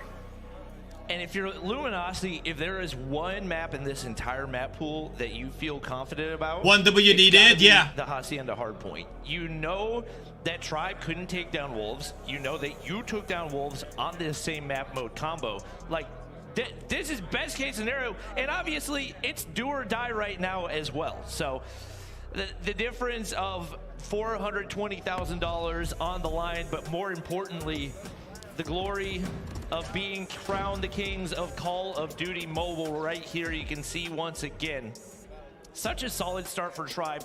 I thought this was going to be a quick 3-0. The fact that Luminosity bounced back at all was impressive in and of itself. The bounce back just wasn't able to last quite long enough. Luminosity, they had quite the comeback. They were actually going head-to-head with Tribe. It was pretty impressive. I mean, at a certain point, probably we're not looking at that first round. That was the most askew round that we actually had. It really was that the last 2 rounds that they had, they kept the numbers close. They kept the lives really close. And now at the end, they just couldn't close it out because the last-minute claw, and for that defense in Alpha, was definitely the biggest thing that could happen in this game. I think coming into this competition, obviously Tribe was widely considered to be the favorite. They took their loss to Wolves and were like, well, is Tribe overrated? Is there an issue? What is it? But proving here in the grand finals, they are far from overrated. Yep. Right now, an opportunity to close this out. Were it not for that winner's bracket advantage, would be a sweep if they can get the win here in the Hacienda. It's a very tall task. We know North America in general hasn't felt. If it ends like 3-3, man, I'm gonna be hyped. Definitely looked a lot more solid. Right we need that. They've got to bounce back in a big way, and obviously we need that, bro. We really need that. ARs hold down the long lanes, Blur, Washi, Envy gonna have a big task here. Hey, it's a Beef Mommy OMG moment where I thought Tribe was actually gonna shred it, but Band, bringing out his own claw, just disseminates everyone that is actually walking his way. What a guy. So good. Always that MVP that you can rely on. Taking a look at this one, Bolu, you can see that his claw slowly gaining up. Now that is probably one of the best moments. Really good timing also on his end. Brings out the claw, eliminates that one player up in there. Possibly gonna be getting another, and that's how they shut him down. Even though that LG actually had a life advantage. Tribe, it doesn't really matter. I'm just happy there's no disconnection issues. You can see the 19 and 18 for Bolu, but one thing that'll get slept on a lot is those 14 assists. And that shows the importance of the teamwork for this Tribe roster. Most of the gunfights they take are not individual gunfights. Yes, here and there you'll take one, but so important to their success are those double chows where you can see the entire team floating through a doorway, and especially if you're just trying to take one player off guard, that's going to get you not even a 1-for-1. You're just going to take the kill off the trade and not even give them an opportunity to bounce back. So right now, but can they make it quick? Cause it's almost midnight here. It is do or it's 6:26 p.m. here. Hacienda. Is this control? In stage 3. Can they now pull off the reverse sweep? Hardpoint. Oh boy. My goodness. I'm so excited for this, man. This is the best situation for Luminosity, having beautiful 2 wins up against Skate and Wolves here in a pretty convincing fashion. And for Tribe, big down on MB. This one. That's going to be really First big blood. for them. Mashi down, Solo down, Bolu down, Blur down. As we start things off. So far, 7 points for Tribe as they're both clearing out. Quick start by Tribe, 7 points on the hard point already. A lot of kills going through for Tribe. Haven't been able to lock in a ton of that hard point control though. His Band floods through the bottom side. He wins a crucial gunfight there, and just like that, Luminosity should be soaking up the time. Obviously, they're going to be Luminosity back on the hard point now. As well, rotation to P2 going climbing up, climbing up. Right there, going to slide on through. Not going to hear the Bolu footsteps behind him, and just like that, Tribe now got a hard point. Back into the hard point, getting and soaking up those points, but with 11 seconds left on the clock. Ooh. Rotation needs to pull through. They're early. Blur with a 2-piece on vacant. Marshy strong. That's gonna give him a really good advantage. To be quiet. Jez spots him out. That's gonna be really big kills for them to go in for the hold, and it's not. Oh, nice 3-piece right there by LG. Solo hold as well. Well, right now, pretty even heading on into P2. Obviously, the early rotations going the way of Tribe, but there's 3 players flooding through. Only 1 player left to deal with, and just like that, Luminosity's got the control just like they want. Players coming up from driveway. Solo holding down the short angle right now. A little bit of a split. Luminosity with a nice hardpoint lead now. No, all of a sudden, every Tribe player Envy kills himself. Back toward P1. Well, car explosion. In a rough spot. Band doing everything he can. Oh my God, Band! Hunter Killer ready to go and single-handedly holds the line. Hunter Killer's gonna go out right there. Reinforcements on the way in. Just able to avoid those shots. And somehow he is still alive. Finally taken it down. Gosh. But Envy's there for the trade, and the bulk of the hard point time going to Luminosity. Props to you, Bad. My goodness, he held that so well. Yeah, he did, man. He really did. Players from everywhere, literally left and right. Band needs to be MVP again. Like the way that he's just played in every single role, it's just crazy, man. Right behind them. I thought, okay, this is it. They're going in there for the break, but Band just did so well at stopping it. And right now we're going in for the next hard point where Tribe's already going to be there very Tribe's catching back up. Vague is going to be able to get the afterburn on the Purifier kill. Catching back up really quickly, 56-41. LG takes control of the hard point again. Going back up, increasing the lead again. It's actually going to be a stun kill for Tectonic on the Blur. Tectonic is absolutely popping off with 17 kills though, but it's just not enough because Marshy is struggling to get the kills up. Right now, no real Marshy's only on 2-piece. Marshy's gonna need to do a bit of work if they want to get this back. Luminosity still in control with those spawns going their way. Marshy doing everything he can to find some scrap time, but right now priority Tribe gets the HP again. Race on over to P4, and who else but Luminosity already there.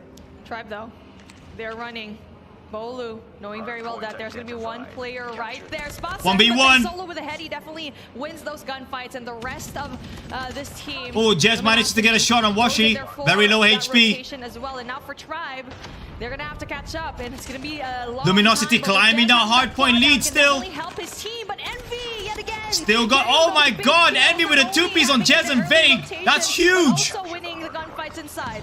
Barshi is struggling. Oh, Solo with another 2-piece.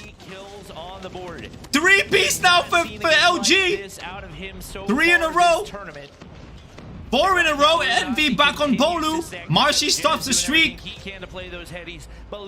Solo on a 5-kill streak. Tectonic stops at 2. He gets a 3-piece on Envy Woshi, and I think it was banned. Bolu cancels banned.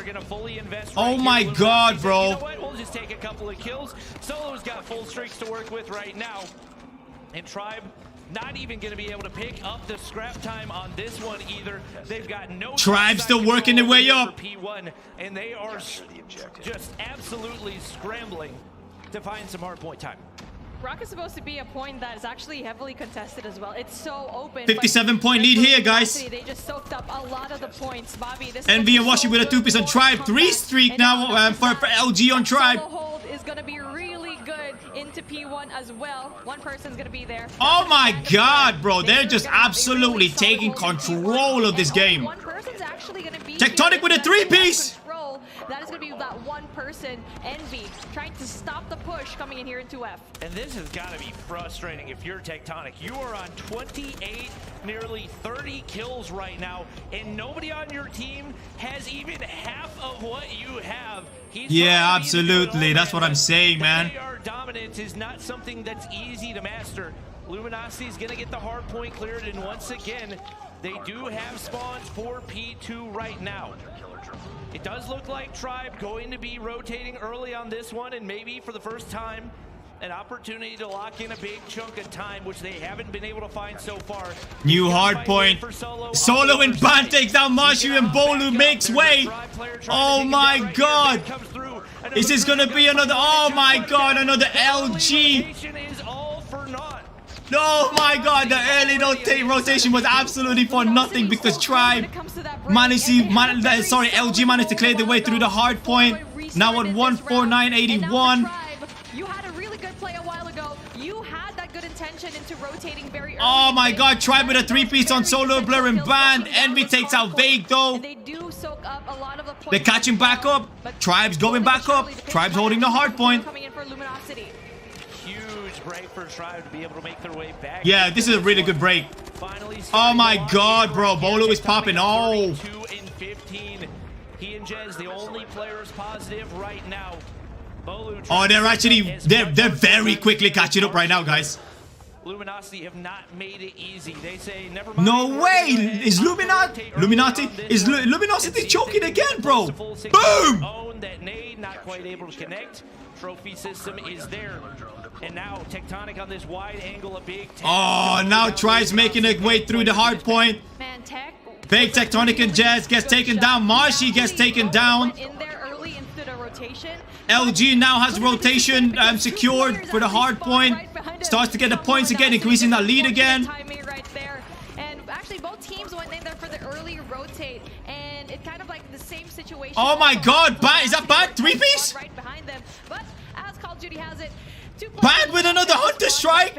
Oh my god. Also gave Luminosity such a solid hold here, and the trip looking like it's actually spawning into their favor. Tribe's catching up again. This is such a tight match, guys. Even though LG's got the lead, you do not want to let Tribe in that door, because once they're in, they're gonna barge their way through. So they need to keep pressing. They need to keep keeping the pressure on Tribe all the way through. They cannot. They cannot let off at all. 1v1.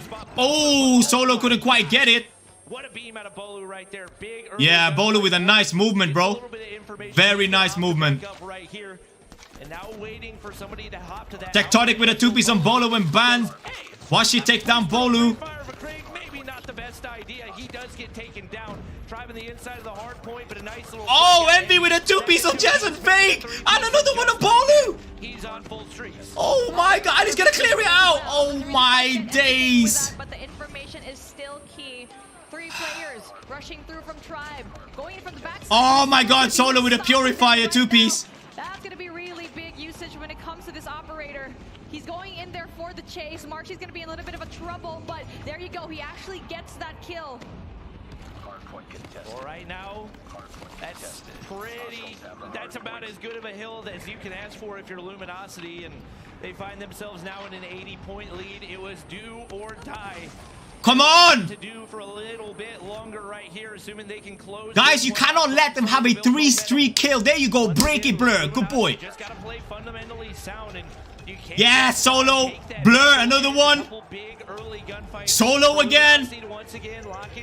Blur again. Marshy on Solo. Oh man, Tribe is really struggling to win their fights right now. Really struggling to win their fights. Tectonic with a 44 kill, bro. He's able to find 2. It's not over for Tribe yet. Not over Tribe. It's far from over, guys. This is Tribe. Unless you've won, it's close. Oh, what a nice 3-piece right there by LG. That's huge for LG. Still got a Hardpoint locked down. We really didn't get to see a while ago. It finally pops out now. 18 seconds left on the Hardpoint. Marshy trying to get there and soaking up all the points, the scrap points, but the rotation needs to come through. And a while ago, we actually saw Tribe doing such a good job in this hill. I told you guys, it's not over till it's over. If it's not over, it's close. It doesn't matter what lead you have on Tribe. If it's not over, it's close. Look at this. They're struggling right now to go for the next Hardpoint. Tribe got it secure. This is a quick. This could be quick. There you go. Less than 60 less than a 60 lead right now. Big with a 2-piece on Solo and Band. That's big. Jez on Envy. Oh my god. Try pre-firing away. Claw gonna go through for Tech. He's now up to 50. And they are absolutely closing it right now. Oh my god. This is where the points go down. Tribe though, still soaking up majority of the points. Only 40-point lead. Doing an amazing job when it comes to the 198. They've got control of the Hardpoint again. Tectonic trying to go for those flanks. Is Tectonic gonna get a 2-piece? Band is knocked down. Washi on Bolu. Tectonic on Bolu. Oh my days. 5 points left. 5 points left. And now the rotation pulls through as they can't finish the game in this Hardpoint. Oh, LG's rotating, but they gotta go through the straightest shooter in the land. Tectonic sitting on 57 right now. No way. Bolu with a 2-piece. Envy and Sona with a 2-piece on Tribe. Rotated out early. Vague doing his best to defend, but Tribe's got the Hardpoint. They might win this, guys. They might win this. They can't connect on the gunfights. They're there to contest for right now. A big gun. Oh, and LG with a 4-piece. 247, 248, 249. Let's fucking go, boys. Oh my god. What the fuck? Gosh, I was so scared right there.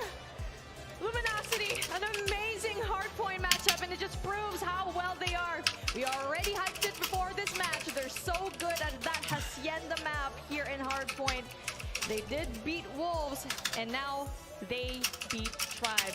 A possibility for a reverse right up the alley. Oh my god. Oh my gosh, I mean, this is the championship that we all want, guys. 59 and 28. But it just wasn't quite enough, and you can see that's the interesting thing about the way this Luminosity team plays Hardpoint. Tech with a 59, bro. What the fuck? She's typically there, but every single player is within, what, 16 seconds of each other, and how much time they got in the Hardpoint. Every single player doing the dirty work right there. Big credit to Envy going +10 in the midst of that, but across the board, crazy consistency. Oh my gosh, dude. He has just 1 away. Washi's 1 away from that 30. He's the only one in his team that isn't 30 kills, but everyone all in the 1-minute range up. On the other side, though, Tectonic had 50 kills, but with the 29. My heart can't take. I'm too old for this shit, man. So much to try and anchor his team. I feel like for me, the biggest gunfights that he actually won was here in P2. And that was, honestly, that was good. I thought the comeback was really going to ensue, but it Yo, really Band did was so the well here. fans that did not This feel hold like right they here ended things. is the reason why LG won, I think. Did an amazing job. This was literally the highlight of that game. Band holding that allowed them to win.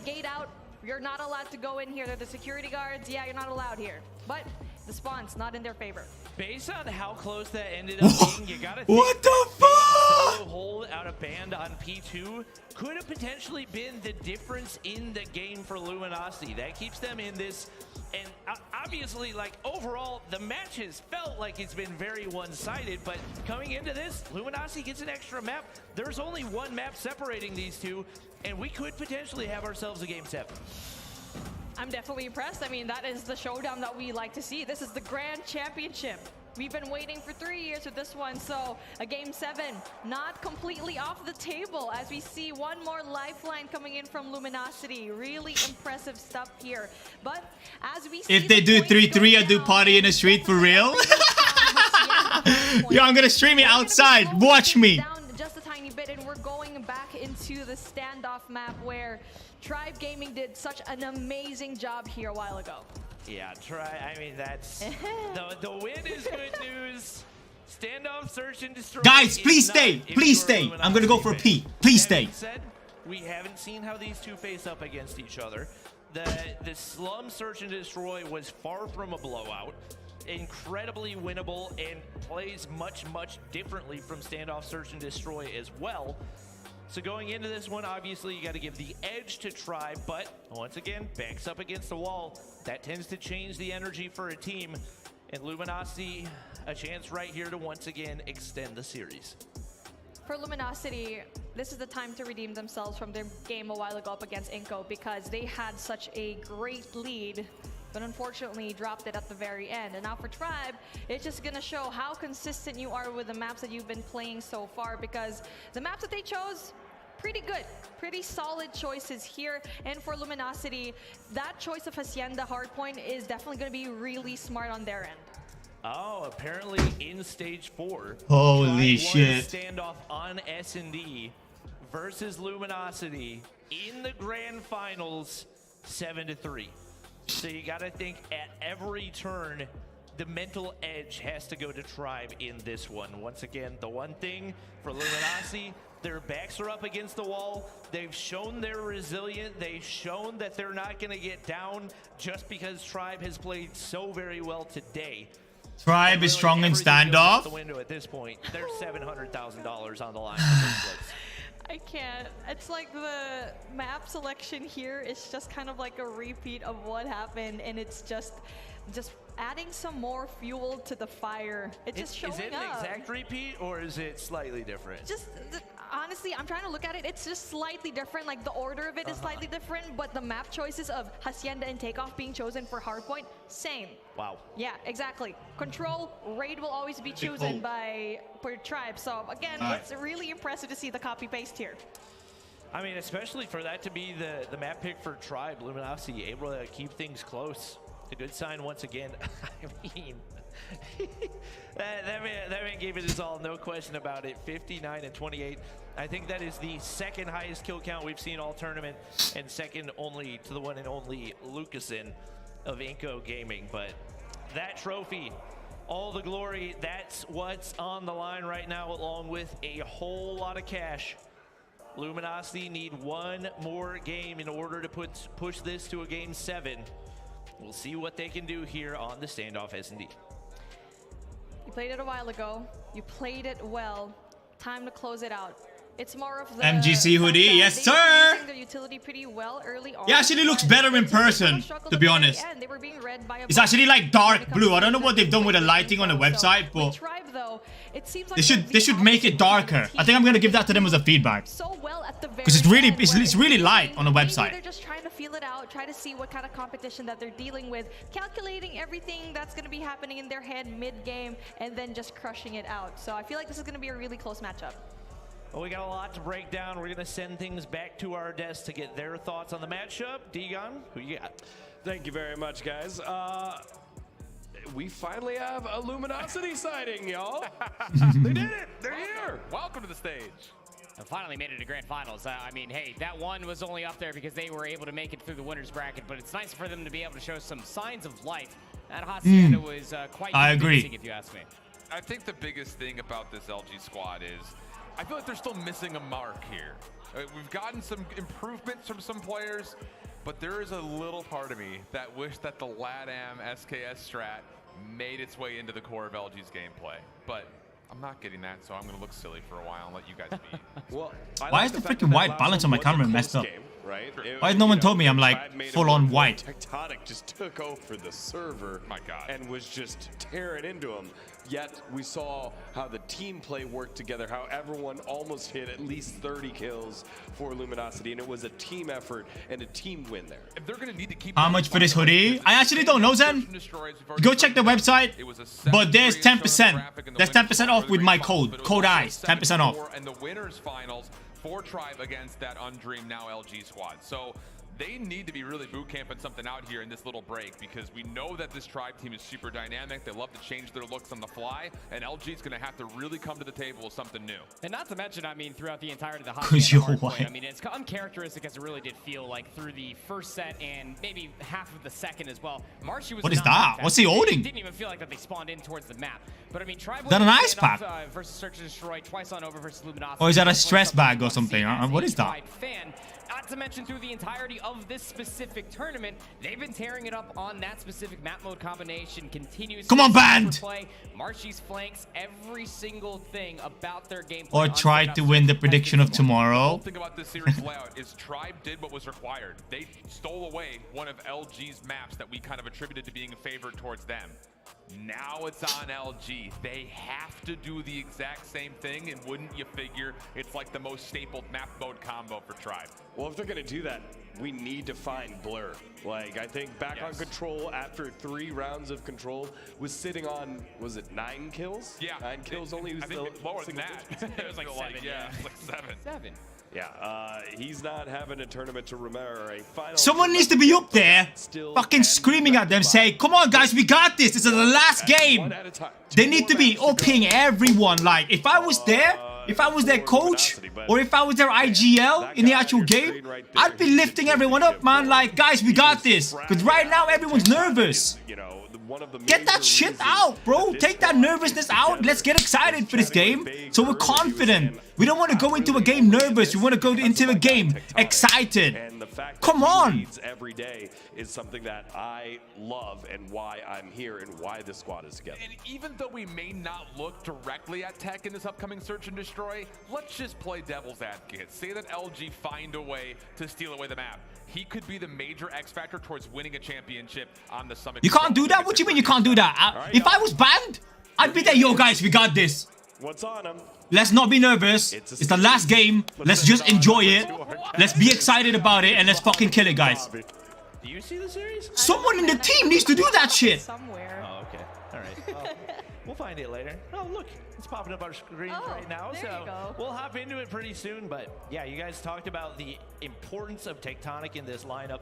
I would say, like I mentioned, I don't think I've met anybody at this event that wants it more than him. Yeah. He wasn't on the Tribe roster last year after leaving following that championship that they won for NA back in 2020.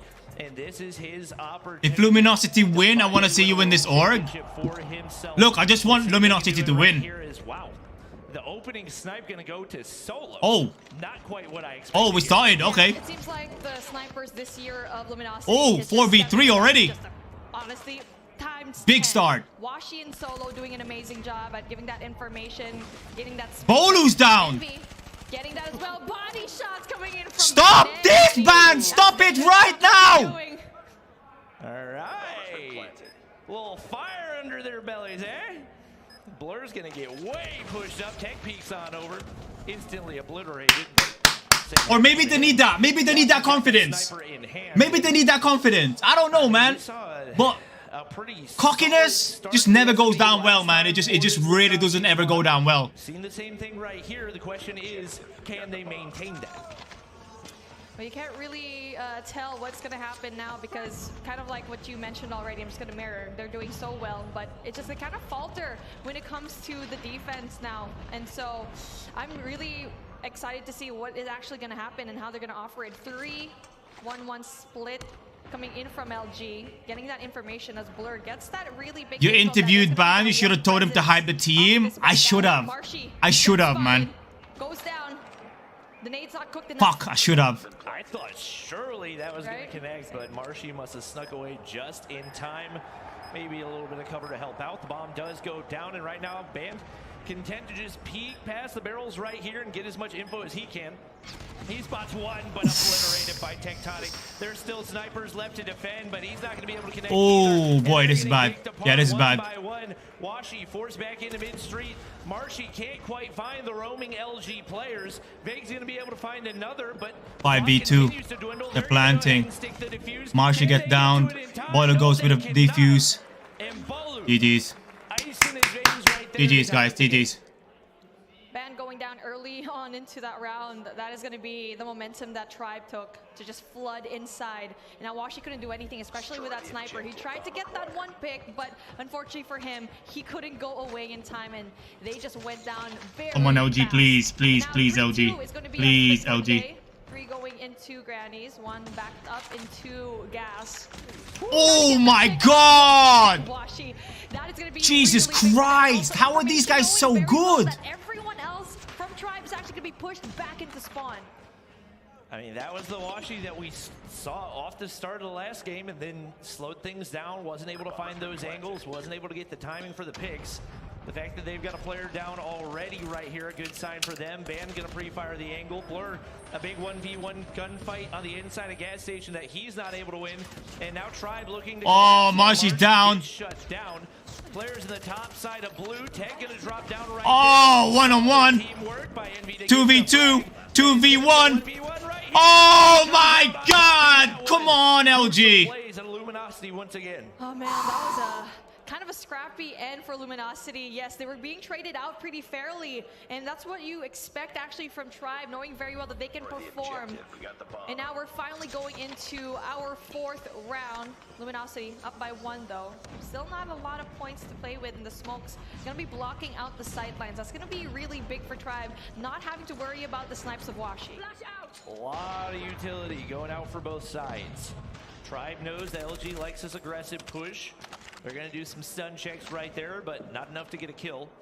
Marshy checking gas station once again. The battle between him and Blur going to be a crucial one all game long. Look how slow they're playing now, man. Oh, damn.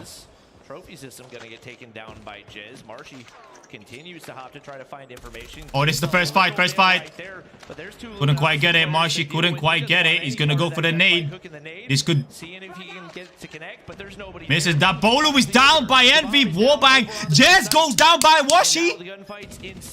Oh! Washi gets gunned down by Tech. What a beautiful angle that was. Oh, 2-piece by Tech. 3v1. It's all down to Tectonic. Got 5 kills to his name, but he's got 3 players left to deal with, and no real way for him to get the information that he needs to clutch this one up. Good lead. You need this momentum, guys. You need this momentum. Focus and stop the freaking body shots, man. Even though he had that 0 kills, what he saw there was so important for them to go into Bravo instead. They waited. That is so impressive for me to know that they can slow things down, reposition themselves. 3-1 is going to be that scoreline for today.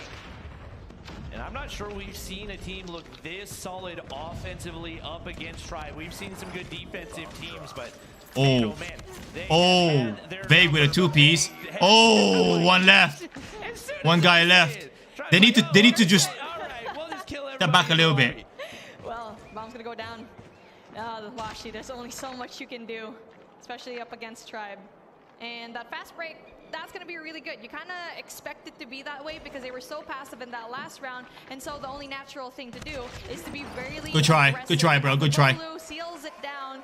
Again, closing the gap even more as well. 2 and 3. That was a really good push coming in from Tribe. From the facial expression we saw in Washi, he definitely thought that should have been a kill shot, but hit marker, not going to be enough to get the job done. Making his way over the top market right here. See if he can find an early first blood. And Marshy getting aggressive right here, throwing shoulders. Oh, Vague down. Envy says, I'll get the kill and the body shots. Bolu wants to push through. Oh my god! He's actually going to be able to get information right there. Oh my god! Be able to sneak through with the shorty. That was some solid teamwork out of Tribe and played that absolutely to a T. Or out of Luminosity. I can't talk. I was going to say, what are you talking about, Bobby? Gosh. You get to see how dominant the shorty actually is in this competition. I'm pretty surprised how these players utilize that. We saw it in the Eastern teams and looking like we're sawing, honestly. Oh, Blur gets gunned down. 4v2. Crazy when it comes to this Luminosity team in the hands of a really good player. Jez tries to spot the information here. Looking like he's actually having a very hard time, and he usually is the player. Envy is down. They need to be careful here. They could still get cleared out. I think he's going to go for the flank, though. Shocking number, especially given that traditionally this has been his map. Now, that being said, it's usually a lot of offensive picks that we've seen. Oh, they're going for the... Oh, Solo gets gone down. 2v2 now, guys. 2v1. Gonna play distraction for right now. Oh, 1v1. There's no time, and Washi's watching from boxes. Jez, he wanted the 360 notes. Oh. Right there, and Luminosity extends the lead. Washi. Washing off his hands and doing a good job at playing that time. That is really essential. I think what they're trying to do is just keep going for that body shot and just piss Tribe off and take him off their game. I think they're going for the mental game right now. And now looking like they're primed in position, but 2 and 4. We saw it already before. The lead. Because there's nothing more annoying than getting body shotted or teabagged or emoted when you're dead. Even though they're down so much, they can definitely go and recover. A little bit more of a passive approach from both of these teams. Oh, that was a close nade. But they think they've stunned Envy on the inside of the site. He's able to get away, so they're able to make their way all the way through. And I mean, bare minimum, you'd think that these movements are insane, bro. Bolu going for the play right here, and you can see the wrap coming through quickly.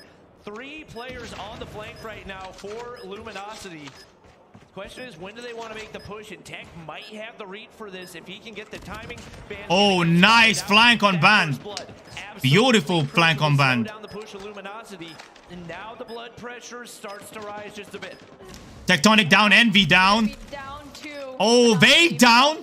3v3. Oh, no. Oh, he lost the fight against Solo. 1v2. Oh, Blur gets gone down 4-3. And there you go, like what I said in the beginning of this round. Tribe knows how to catch up when it comes to the rounds, man. I think that was Solo. That was one of the most disgusting returns that we have seen all tournament long. He's 1 HP, stuck in the corner. Able to get the kill, but not able to get the round. And right now, Luminosity, a little bit of a different approach. They send a couple players up by A. Now all going to back up. Oh, Mashi goes down. That's huge. That's really, really big for LG. Right now, and this could cause a lot of issues for Tribe if they're not able to clear him out. That's going to allow the players over on A to get pushed up as well. He is such a cheeky boy. Taking a look at how surrounded he is. That's 3 players coming in from Tribe. Not giving any information, but he does finally move. Now they're finally going for some movement, but then back. That's a big nope right there. SKS in hand though. Oh, Bolu gets wall banged. Oh my gosh, I wish we saw that from his perspective. Oh, I hope we can get a playback for that after the round, but Blur. Yeah, I want to see that. The IQ could not have been any better right there. They do lose Band in the process, but what that does is forces Tribe back, makes them waste a lot of time, and now you got 3 offensive players holding hands with no real information on where anybody for Luminosity is. You get 1 player pushed into Grandma's, 1 on the B site, and now Tribe's only option is to really force an A plant right here. Envy should have seen. Oh, he should have stayed there. He should have stayed there. Why did he turn around, bro? We're down to a 3v3. Oh, no trouble ensuing for Solo though, as 1 player is going to be right behind him, but it's a good thing that the cross. Oh, Tech is down. Oh, this is bad. This is big. This is huge for LG. Oh, Vic is down. Oh my gosh. It's just going to be Jez with the snipe. Oh, gets him. Gets Washi. Oh. Almost gets another Solo. Good with the switchblade. Oh, we're going in for another replay of what actually just happened there. Oh, this is what. Oh, that is a nasty wall bang. Blur. No fucking way. Got tagged as well. Read that positioning like a book. And with that ending, with so Blur is so good for reading situations. Jesus Christ. Could have been a deciding factor in the round. Now Luminosity on Tribe's go-to search and destroy map up 2 rounds. They gotta be feeling good right now, but the biggest issue for them has been closing out games. They weren't able to do it in the controller, the search and destroy. An opportunity right now. They've got to continue, and they're gonna give up the A plant for free, immediately retreat. And Luminosity has to scramble right here. A big gunfight for Vague. Oh, Vague's down. Oh, shit. That is a big entry right there. 30 seconds left. Tectonic is knocked. Oh! 2v2. 1v2. Oh, 1v1. 13 seconds. 10 seconds left on the clock. No, it's not. He needs to go in for now. He needs to stop this push. Blur goes in for the attack, and then he doesn't have any more time. Oh, no way! But well played for Blur. Unfortunate. Very well played by Bolu right there. Jesus Christ. I think Bolu would have hit the shots, but he was zigzagging a little bit right there. It looked feasible. I'm not sure how much time was remaining on the defuse right there. Come on, LG, give us a 3-3, please. LG, please give me a 3-3. Solo going full aggro on the mid push. It pays off big time. He gets 1 kill immediately away with his life. Oh, Solo! Oh my days! He's doing it all for his squad, and Tribe in shambles off the start of the round. Fuck! In his favorite spot. Tectonic should have heard that. For sure. He didn't hear the slide. And oh my god! A 1v4 situation, but it's a good thing that Bolu gets that bomb. Isolated. Washi's gonna try to go and hit that snipe. Tries to go in there to close it out. Bolu Washi it down, 1v3. But then the 3 players remain. Oh! They're gonna bunch up together, sealing the deal here for 1 more round win for them to bring this into a game number 7. Solo. My heart can't take this, guys. Bro, my heart cannot take this. On the board, but big contributions out of every single one of these players. Clutch plays left and right. And surprisingly enough, the only player not really picking things up is Ban, but he's had multiple plays, multiple flanks that he's hit that have had a huge impact to throw Tribe off their normal rhythm on the offensive pushes. In all the different looks. I've just had an espresso as well. Have caught Tribe off guard. Maybe I shouldn't have had that coffee, bro. Anymore, but maybe you can. Washi looking to connect on the push into the A bomb site. They've been fine to give away this free A plant every time, and quite a few times the retake has worked. You got 1 player on the flank once again. That's going to be banned per usual. Vague taking shots. He's going to be forced to regen. Oh my god, Ban gets that angle on Vague. Jazz gets the angle on Ban. Equalized it. Marshy gets down by Blur. 3 players were all looking at the same direction, and that just gave Luminosity entrance, a free entrance. That's what Ban did. Just distract the competition. Oh! And there you go. Bolu left. 1v2 situation, still very doable for this 1 player left. Bolu, 7 seconds, but obviously there's gonna be a defuse. That's gonna be. Let's go! Oh my god! No fucking way! A trick up their sleeves. They win that S&D standoff with such great finesse. Ooh, Luminosity. Oh my goodness. They looked a little bit sleepy at the start of the day, but they have awoken. Gaming has in Solo, flying across the map. Big performance out of him, but across the board, even Ben didn't have his best game, but so many crucial plays, those flanks. Able to catch Tribe off guard multiple times. Blur, Envy, Solo, all 9 and above. And on the flip side, nobody really getting going in a big way. This is the map where typically we've seen Jez pop off, but all the different looks that we saw out of Luminosity, he just didn't know what spots to predict. No one disappointed in this matchup.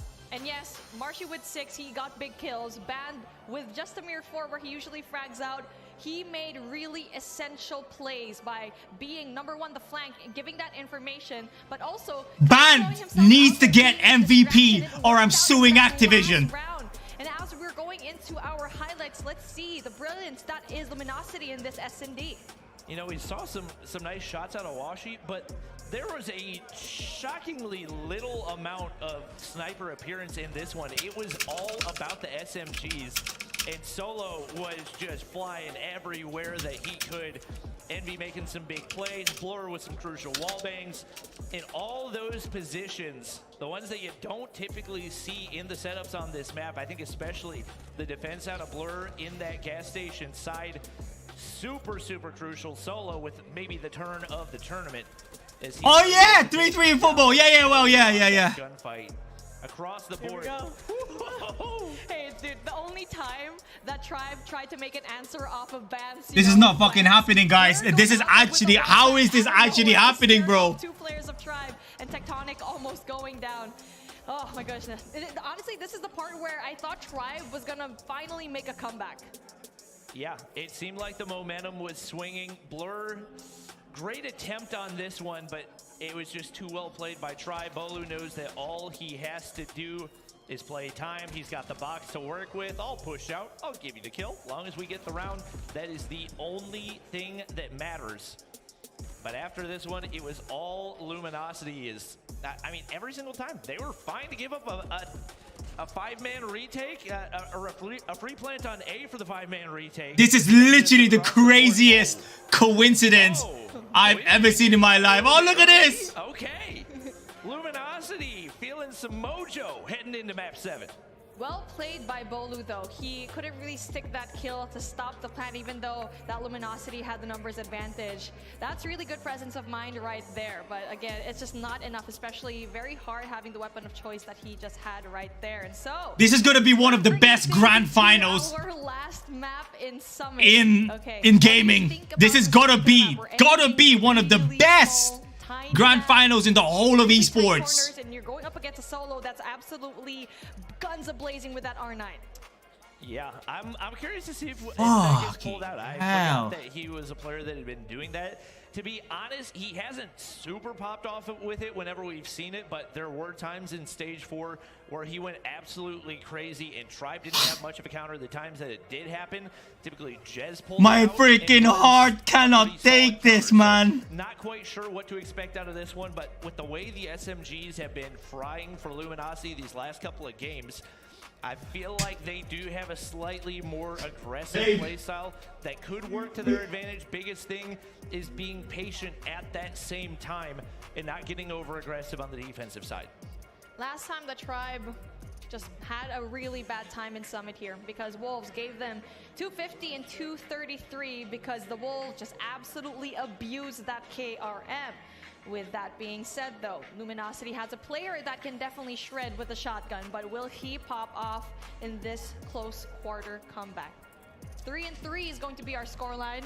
1 map to make the biggest difference, and of course we're I just had to check if Mrs. Ice was still alive, guys, because I'm literally just causing an earthquake in here. Terrified that we weren't going to reach this point, but shout out to Luminosity for bouncing back, making it happen right here.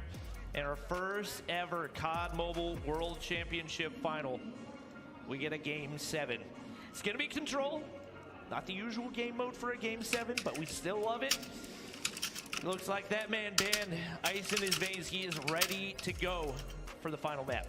Bobby, I thought we weren't going to be casting this song. I just didn't want to give Proper and Shift all the fun, right? We need to cast some games today, looking like it's pretty well worth it.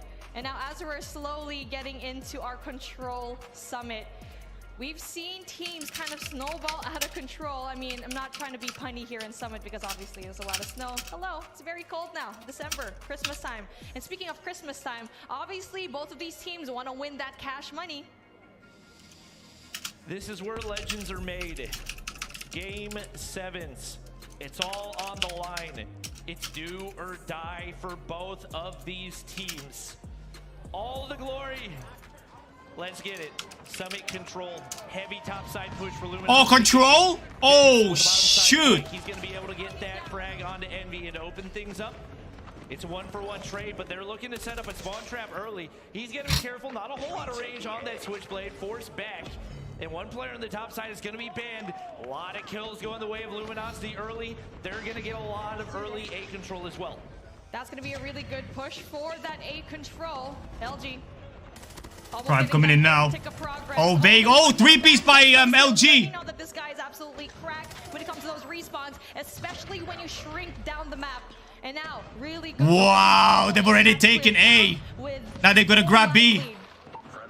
Right now. Oh my God! Another 2-piece. Gonna get taken down by his own hunter killer. I'm not sure if that actually counts toward lives. I never really checked on that one, but right here, Blur doing everything he can to defend, or rather push through on that B side. Not a usual spot for the SKS, not a usual map for the SKS, but the A zone completely captured right here. And now on to the tough side, Tectonic maneuvering that top side, put the Kilo away. He's pulling out the Krieg, a little bit more flexible in the close range. And now the push on over to B for Luminosity. Top control for Jez. That's going to be really crucial for him. Spots one. Vague doesn't really quite get the trade, though. 16 to 16, even things out. Tribe is so good at doing this, at slowing things down to control. Not letting it, you know... Oh, 2-piece by Tribe. 3-piece by Tribe. That's big. That's huge. That is absolutely freaking game-changing. Oh, 13-12. 12-12. Almost getting the fourth, but Jez shuts him down. Right now, Luminosity, you got time to work with. You don't have to rush things. Obviously, you want to get that objective captured, but you also don't want to let Tribe play a TDM against you where you're going to be at a disadvantage. Solo, way 8-10. long range to be using an R9 right there.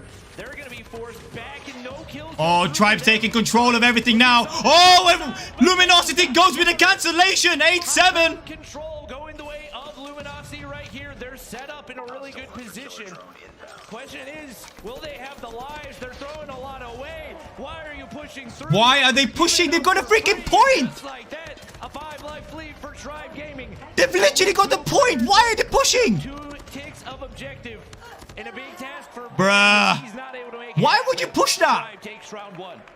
Good adjustment coming from Tribe. Very much like them to do so. And even though they were down by just, I think, 6 lives in the mid-game, able to slow things down a notch, and where Luminosity seemed like they were getting Dude, why would they push that? Not playing the time that they had. They had 55 seconds left to get those picks. Yep, we said their aggression might be the death of them. Solo's gonna push through right here. Able to find the first with the R9. Does get traded out the Purifier. The operators starting to come out right here. Envy, crucial gunfight win right there, and Luminosity is getting the better of those exchanges.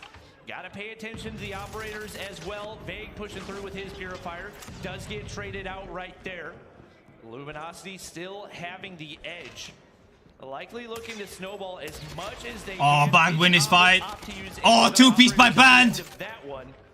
But as far as the TDM game goes, oh, beautiful, beautiful start. Absolutely gorgeous.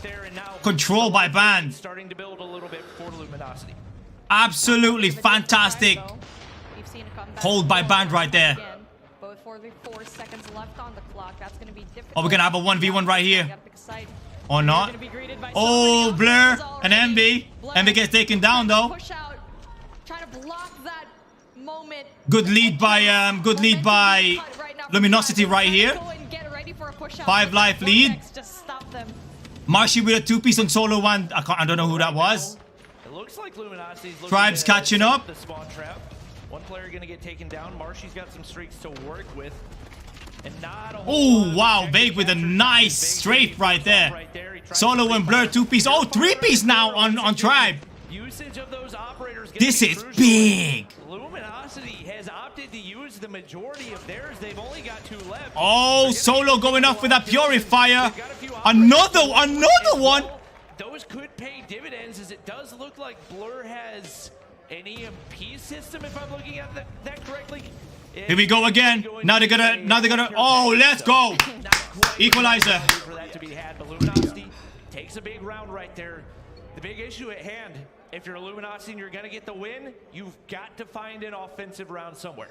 Yep, because we're ending it. If we do get a game number 5, Tribe is going to be on the defense. But Luminosity did a really good job while going round number 1, where we thought it was going to be an LG win, but obviously not really the case. Washi opening things up with the claw, gets rid of Vague. A little bit too early for my liking. Yeah, I think Tribe played that really well. They don't want to give him any value out of that claw, so you know what? We'll give up a little bit of map control. We'll give up a tick or 2 of progression. We know Jez is going to be able to push in the top side and equalize. And let Luminosity take the control a little bit and then go in for a flank or something. Oh, Jez with a two-piece. Washi gets downed with Ban. Solo gets taken down 225-23. Marshy, Fred in hand. That's going to be really big once a B capture is actually going to happen. But Bolu shredding out with the club. Washi stops it really early on. 24-21. Again, a lot of the score streaks and the operators are being shut down right now by Luminosity. Big Fred. Let's see who's actually going to be getting one. Vake gets spotted out. Nice. Doesn't really quite get that kill. Oh, he didn't get it? Does give that information that someone's going to be by cable car. It's World Nice Championship R9. Final time. Tribe Gaming in the lead right now, just by a little bit in the lives. Let's hop on into a listen-in with Tribe. Oh, nice. Tribe with a three-piece. That's massive. That's big for Tribe. But LG coming straight back in. Oh, Vague now clearing the area. 18-12. This is big. This is big. They needed this. Envy now with a two-piece and Jez and Vague. Very, very close, guys. Very close match. Oh, boy. Bottom again. 6 kills or 7. 7 kills, guys. 7 kills. 6. Vague is rotating very, very well. 4 life lead. Tectonic with a two-piece on Solo and Blur. Washi goes down as well on Bolu. Good round by Tribe. Very good round by Tribe. This is it. Match point. Match point. Dominant defensive round for Tribe. You can hear the comms, play the lives. That's all you got to do once you reach that point. Luminosity did match point, guys. Pushing into those zones. The top side setup too strong for Tribe. And right now, it's Tribe 1 round away from closing things out. Luminosity need to find a big round here. They're 1 round away from winning $700,000. And if you drop it, that is a very costly mistake. And now looking like they're trying to get that solid hold, though, as LG's going in there for the take here in control room. Very, very aggressively, they're pushing in through, but they're just letting Tribe actually funnel through. They're not overextending their game here. There's nobody to really defend the bottom side right now for Luminosity. As I say that, Fan says I'll hop down. Tight second round. As much as I can and take a player or two. Oh, Jez gets gunned down by Van, but unfortunately, he was burned down. How big of a kill? Can't be overstated how big of a kill that was right there. And despite that, Tribe still taking that progression over on A. Bolu looking to maintain. I feel sick. I actually feel sick. For right now, big gunfight win for Washi. I actually feel sick. Right here, obviously Tribe looking to lock in this A side, but the tougher task at hand is going to be that B control. Tectonic has not been spotted out. He spots a teammate. That's not who you want to be shooting at. And all the top side control right now going the way of Luminosity, but Vague catches one player sliding down. Big kills for Vague.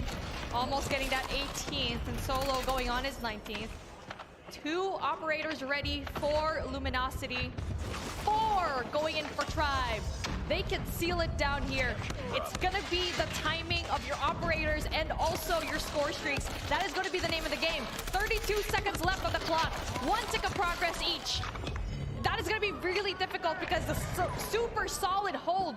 Very good defense, especially by Envy stopping the push. That's a big kill right there. They've still got the life advantage. Nothing to worry about. Don't panic. Tribe has no objective captures and not a lot of time to work with as well. Van looking for a flank right here. He's going to be able to catch out Marshy.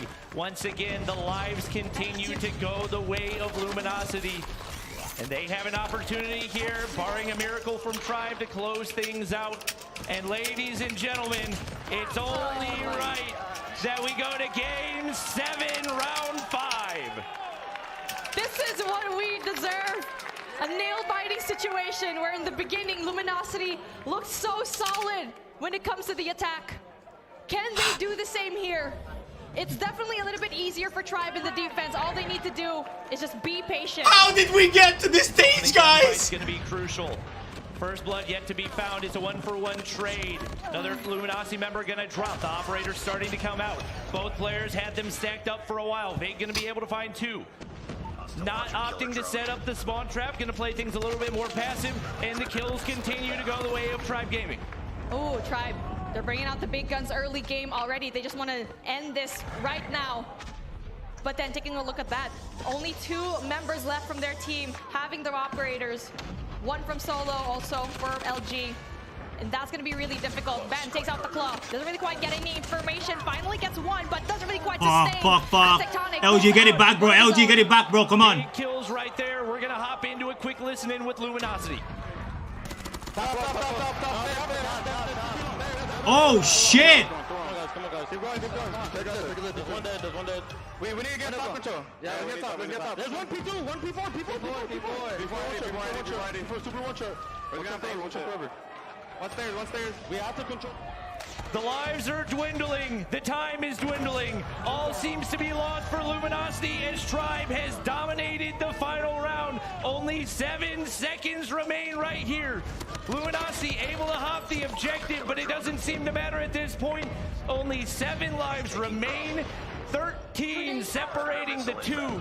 The remaining players doing everything they possibly can. But one by one, they fall as Tribe. Fucking hell! The bodies are shot, and a new king is crowned. The world champions of COD Mobile, Tribe Gaming. They're not the new kings, man. They've been here since 2020. Couldn't prove themselves because obviously we didn't have that storyline. 7 teams had to split that title, had to split that money. 2021, East and West, still had no answer to the question. But now finally, the most consistent and talented team of Call of Duty Mobile right now, Tribe Gaming. Hats off to you, my dudes. It's not just tears when you lose. There's tears when you win as well. You can see how much it means to these players. In a well-fought battle by Luminosity. It seemed like it was over long ago, but man, oh man, did they give us a show today.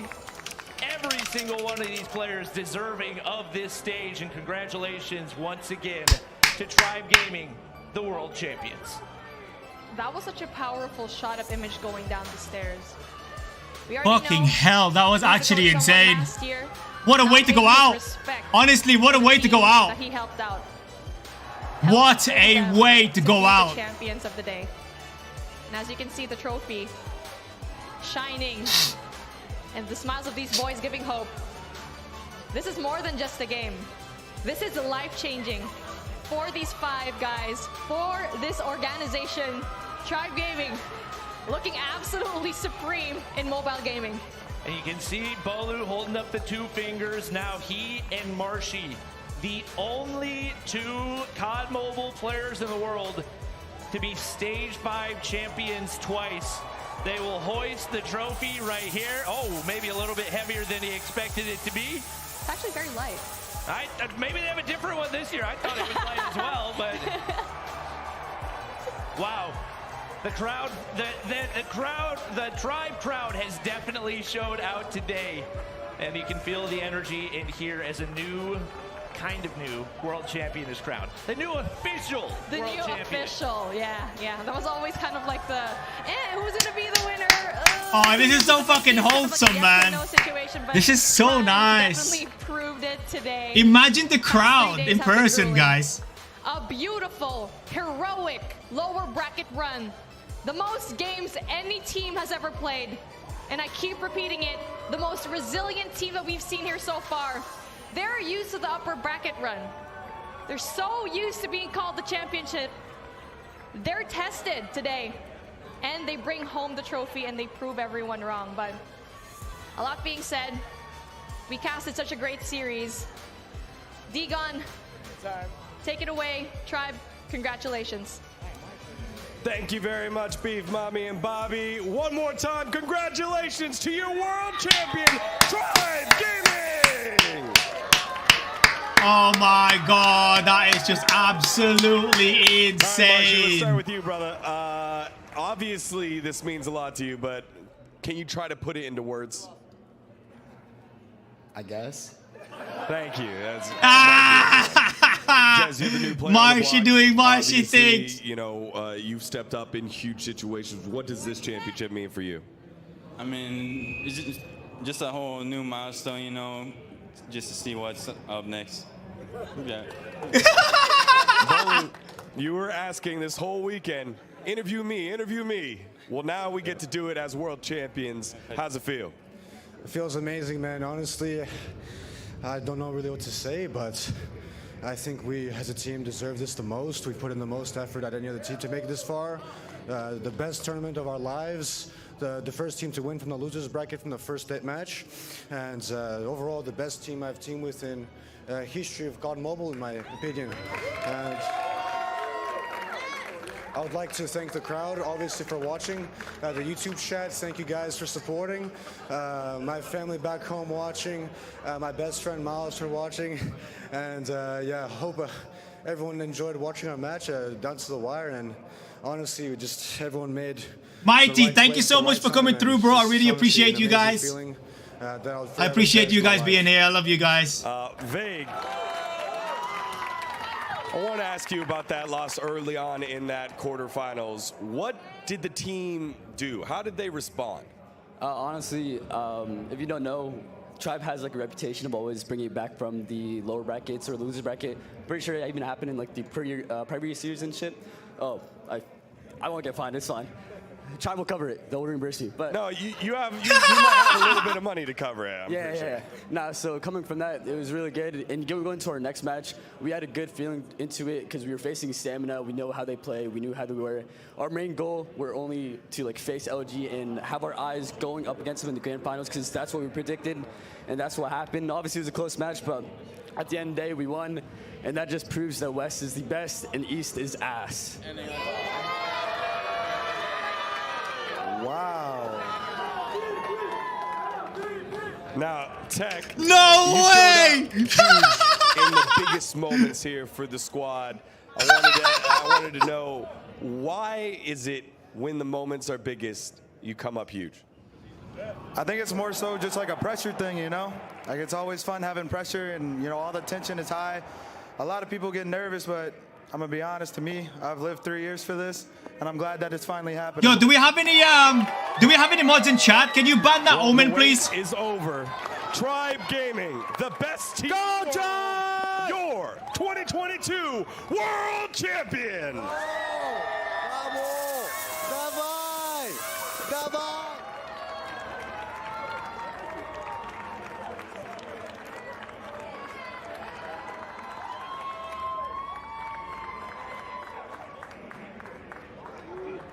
All right, y'all.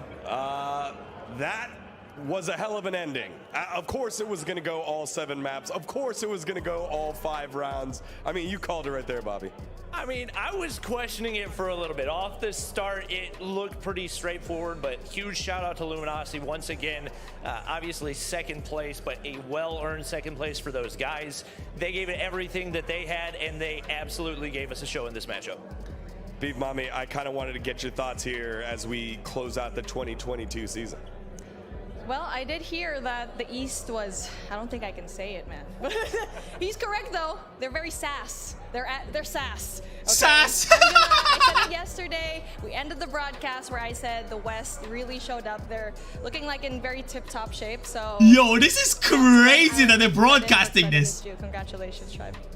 Robert, it came down to the final moments here. Luminosity gave its shot, but really both these squads have shown North America's #1. Yeah, I mean, hey, #1, #2 coming out of North America, making it grand finals. I mean, you ask any one of us, I know for a fact me and Bobby both had Inco at least making it here, but you can't honestly look any differently because these two teams have shown so much prowess through so many different game modes, their adaptations, and overall just moxie just carried them through the entire weekend. Shift, final thoughts. Yeah, man. I mean, look, it's taken us 3 years. That was literally the best thing I have ever watched in my life. To work off of for the future. Lit the fact ice. that we got all 16 teams here in the first Even better place, than when Avengers that was first came already a out. huge success, let alone the fashion that they played through each other in this bracket. All right, let's take a look one more time at our prize pools. $700,000 going to the way of Tribe Gaming, $280,000 for Luminosity, and $150 for Inco Stalwart. Y'all, 3 years in the making of having a LAN, of being able to really claim who is #1, and it was a wait well worth it. It's been a lot of fun. Thank you to the community for inviting me in for this, and thank you to all the fans that have come out and supported here in Raleigh, North Carolina. That's it from us here.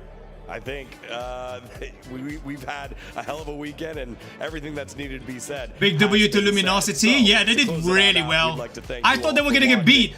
This was the perfect event to watch. The entire live broadcast crew. We thank you for watching, and we will see you as we do it again next year in 2023. Tribe Gaming, your 2022 Call of Duty Mobile World Champions. Yo guys, thank you so much for watching my stream. I appreciate you guys being here. I hope you guys had fun watching the stream, watching the event with me and stuff. And tomorrow we got another massive event, 10K for Omega Strikers. I'm hosting it. I'm going to be streaming it on this channel, Twitch and Trovo as well. Yeah, I'm going to go and clean the bathroom now because I haven't really cleaned it yet this week. So, gotta do that, you know what I mean? Some adult things. And yeah. Love you guys, you know I've always got massive love for you guys, so I'll watch you guys in a bit.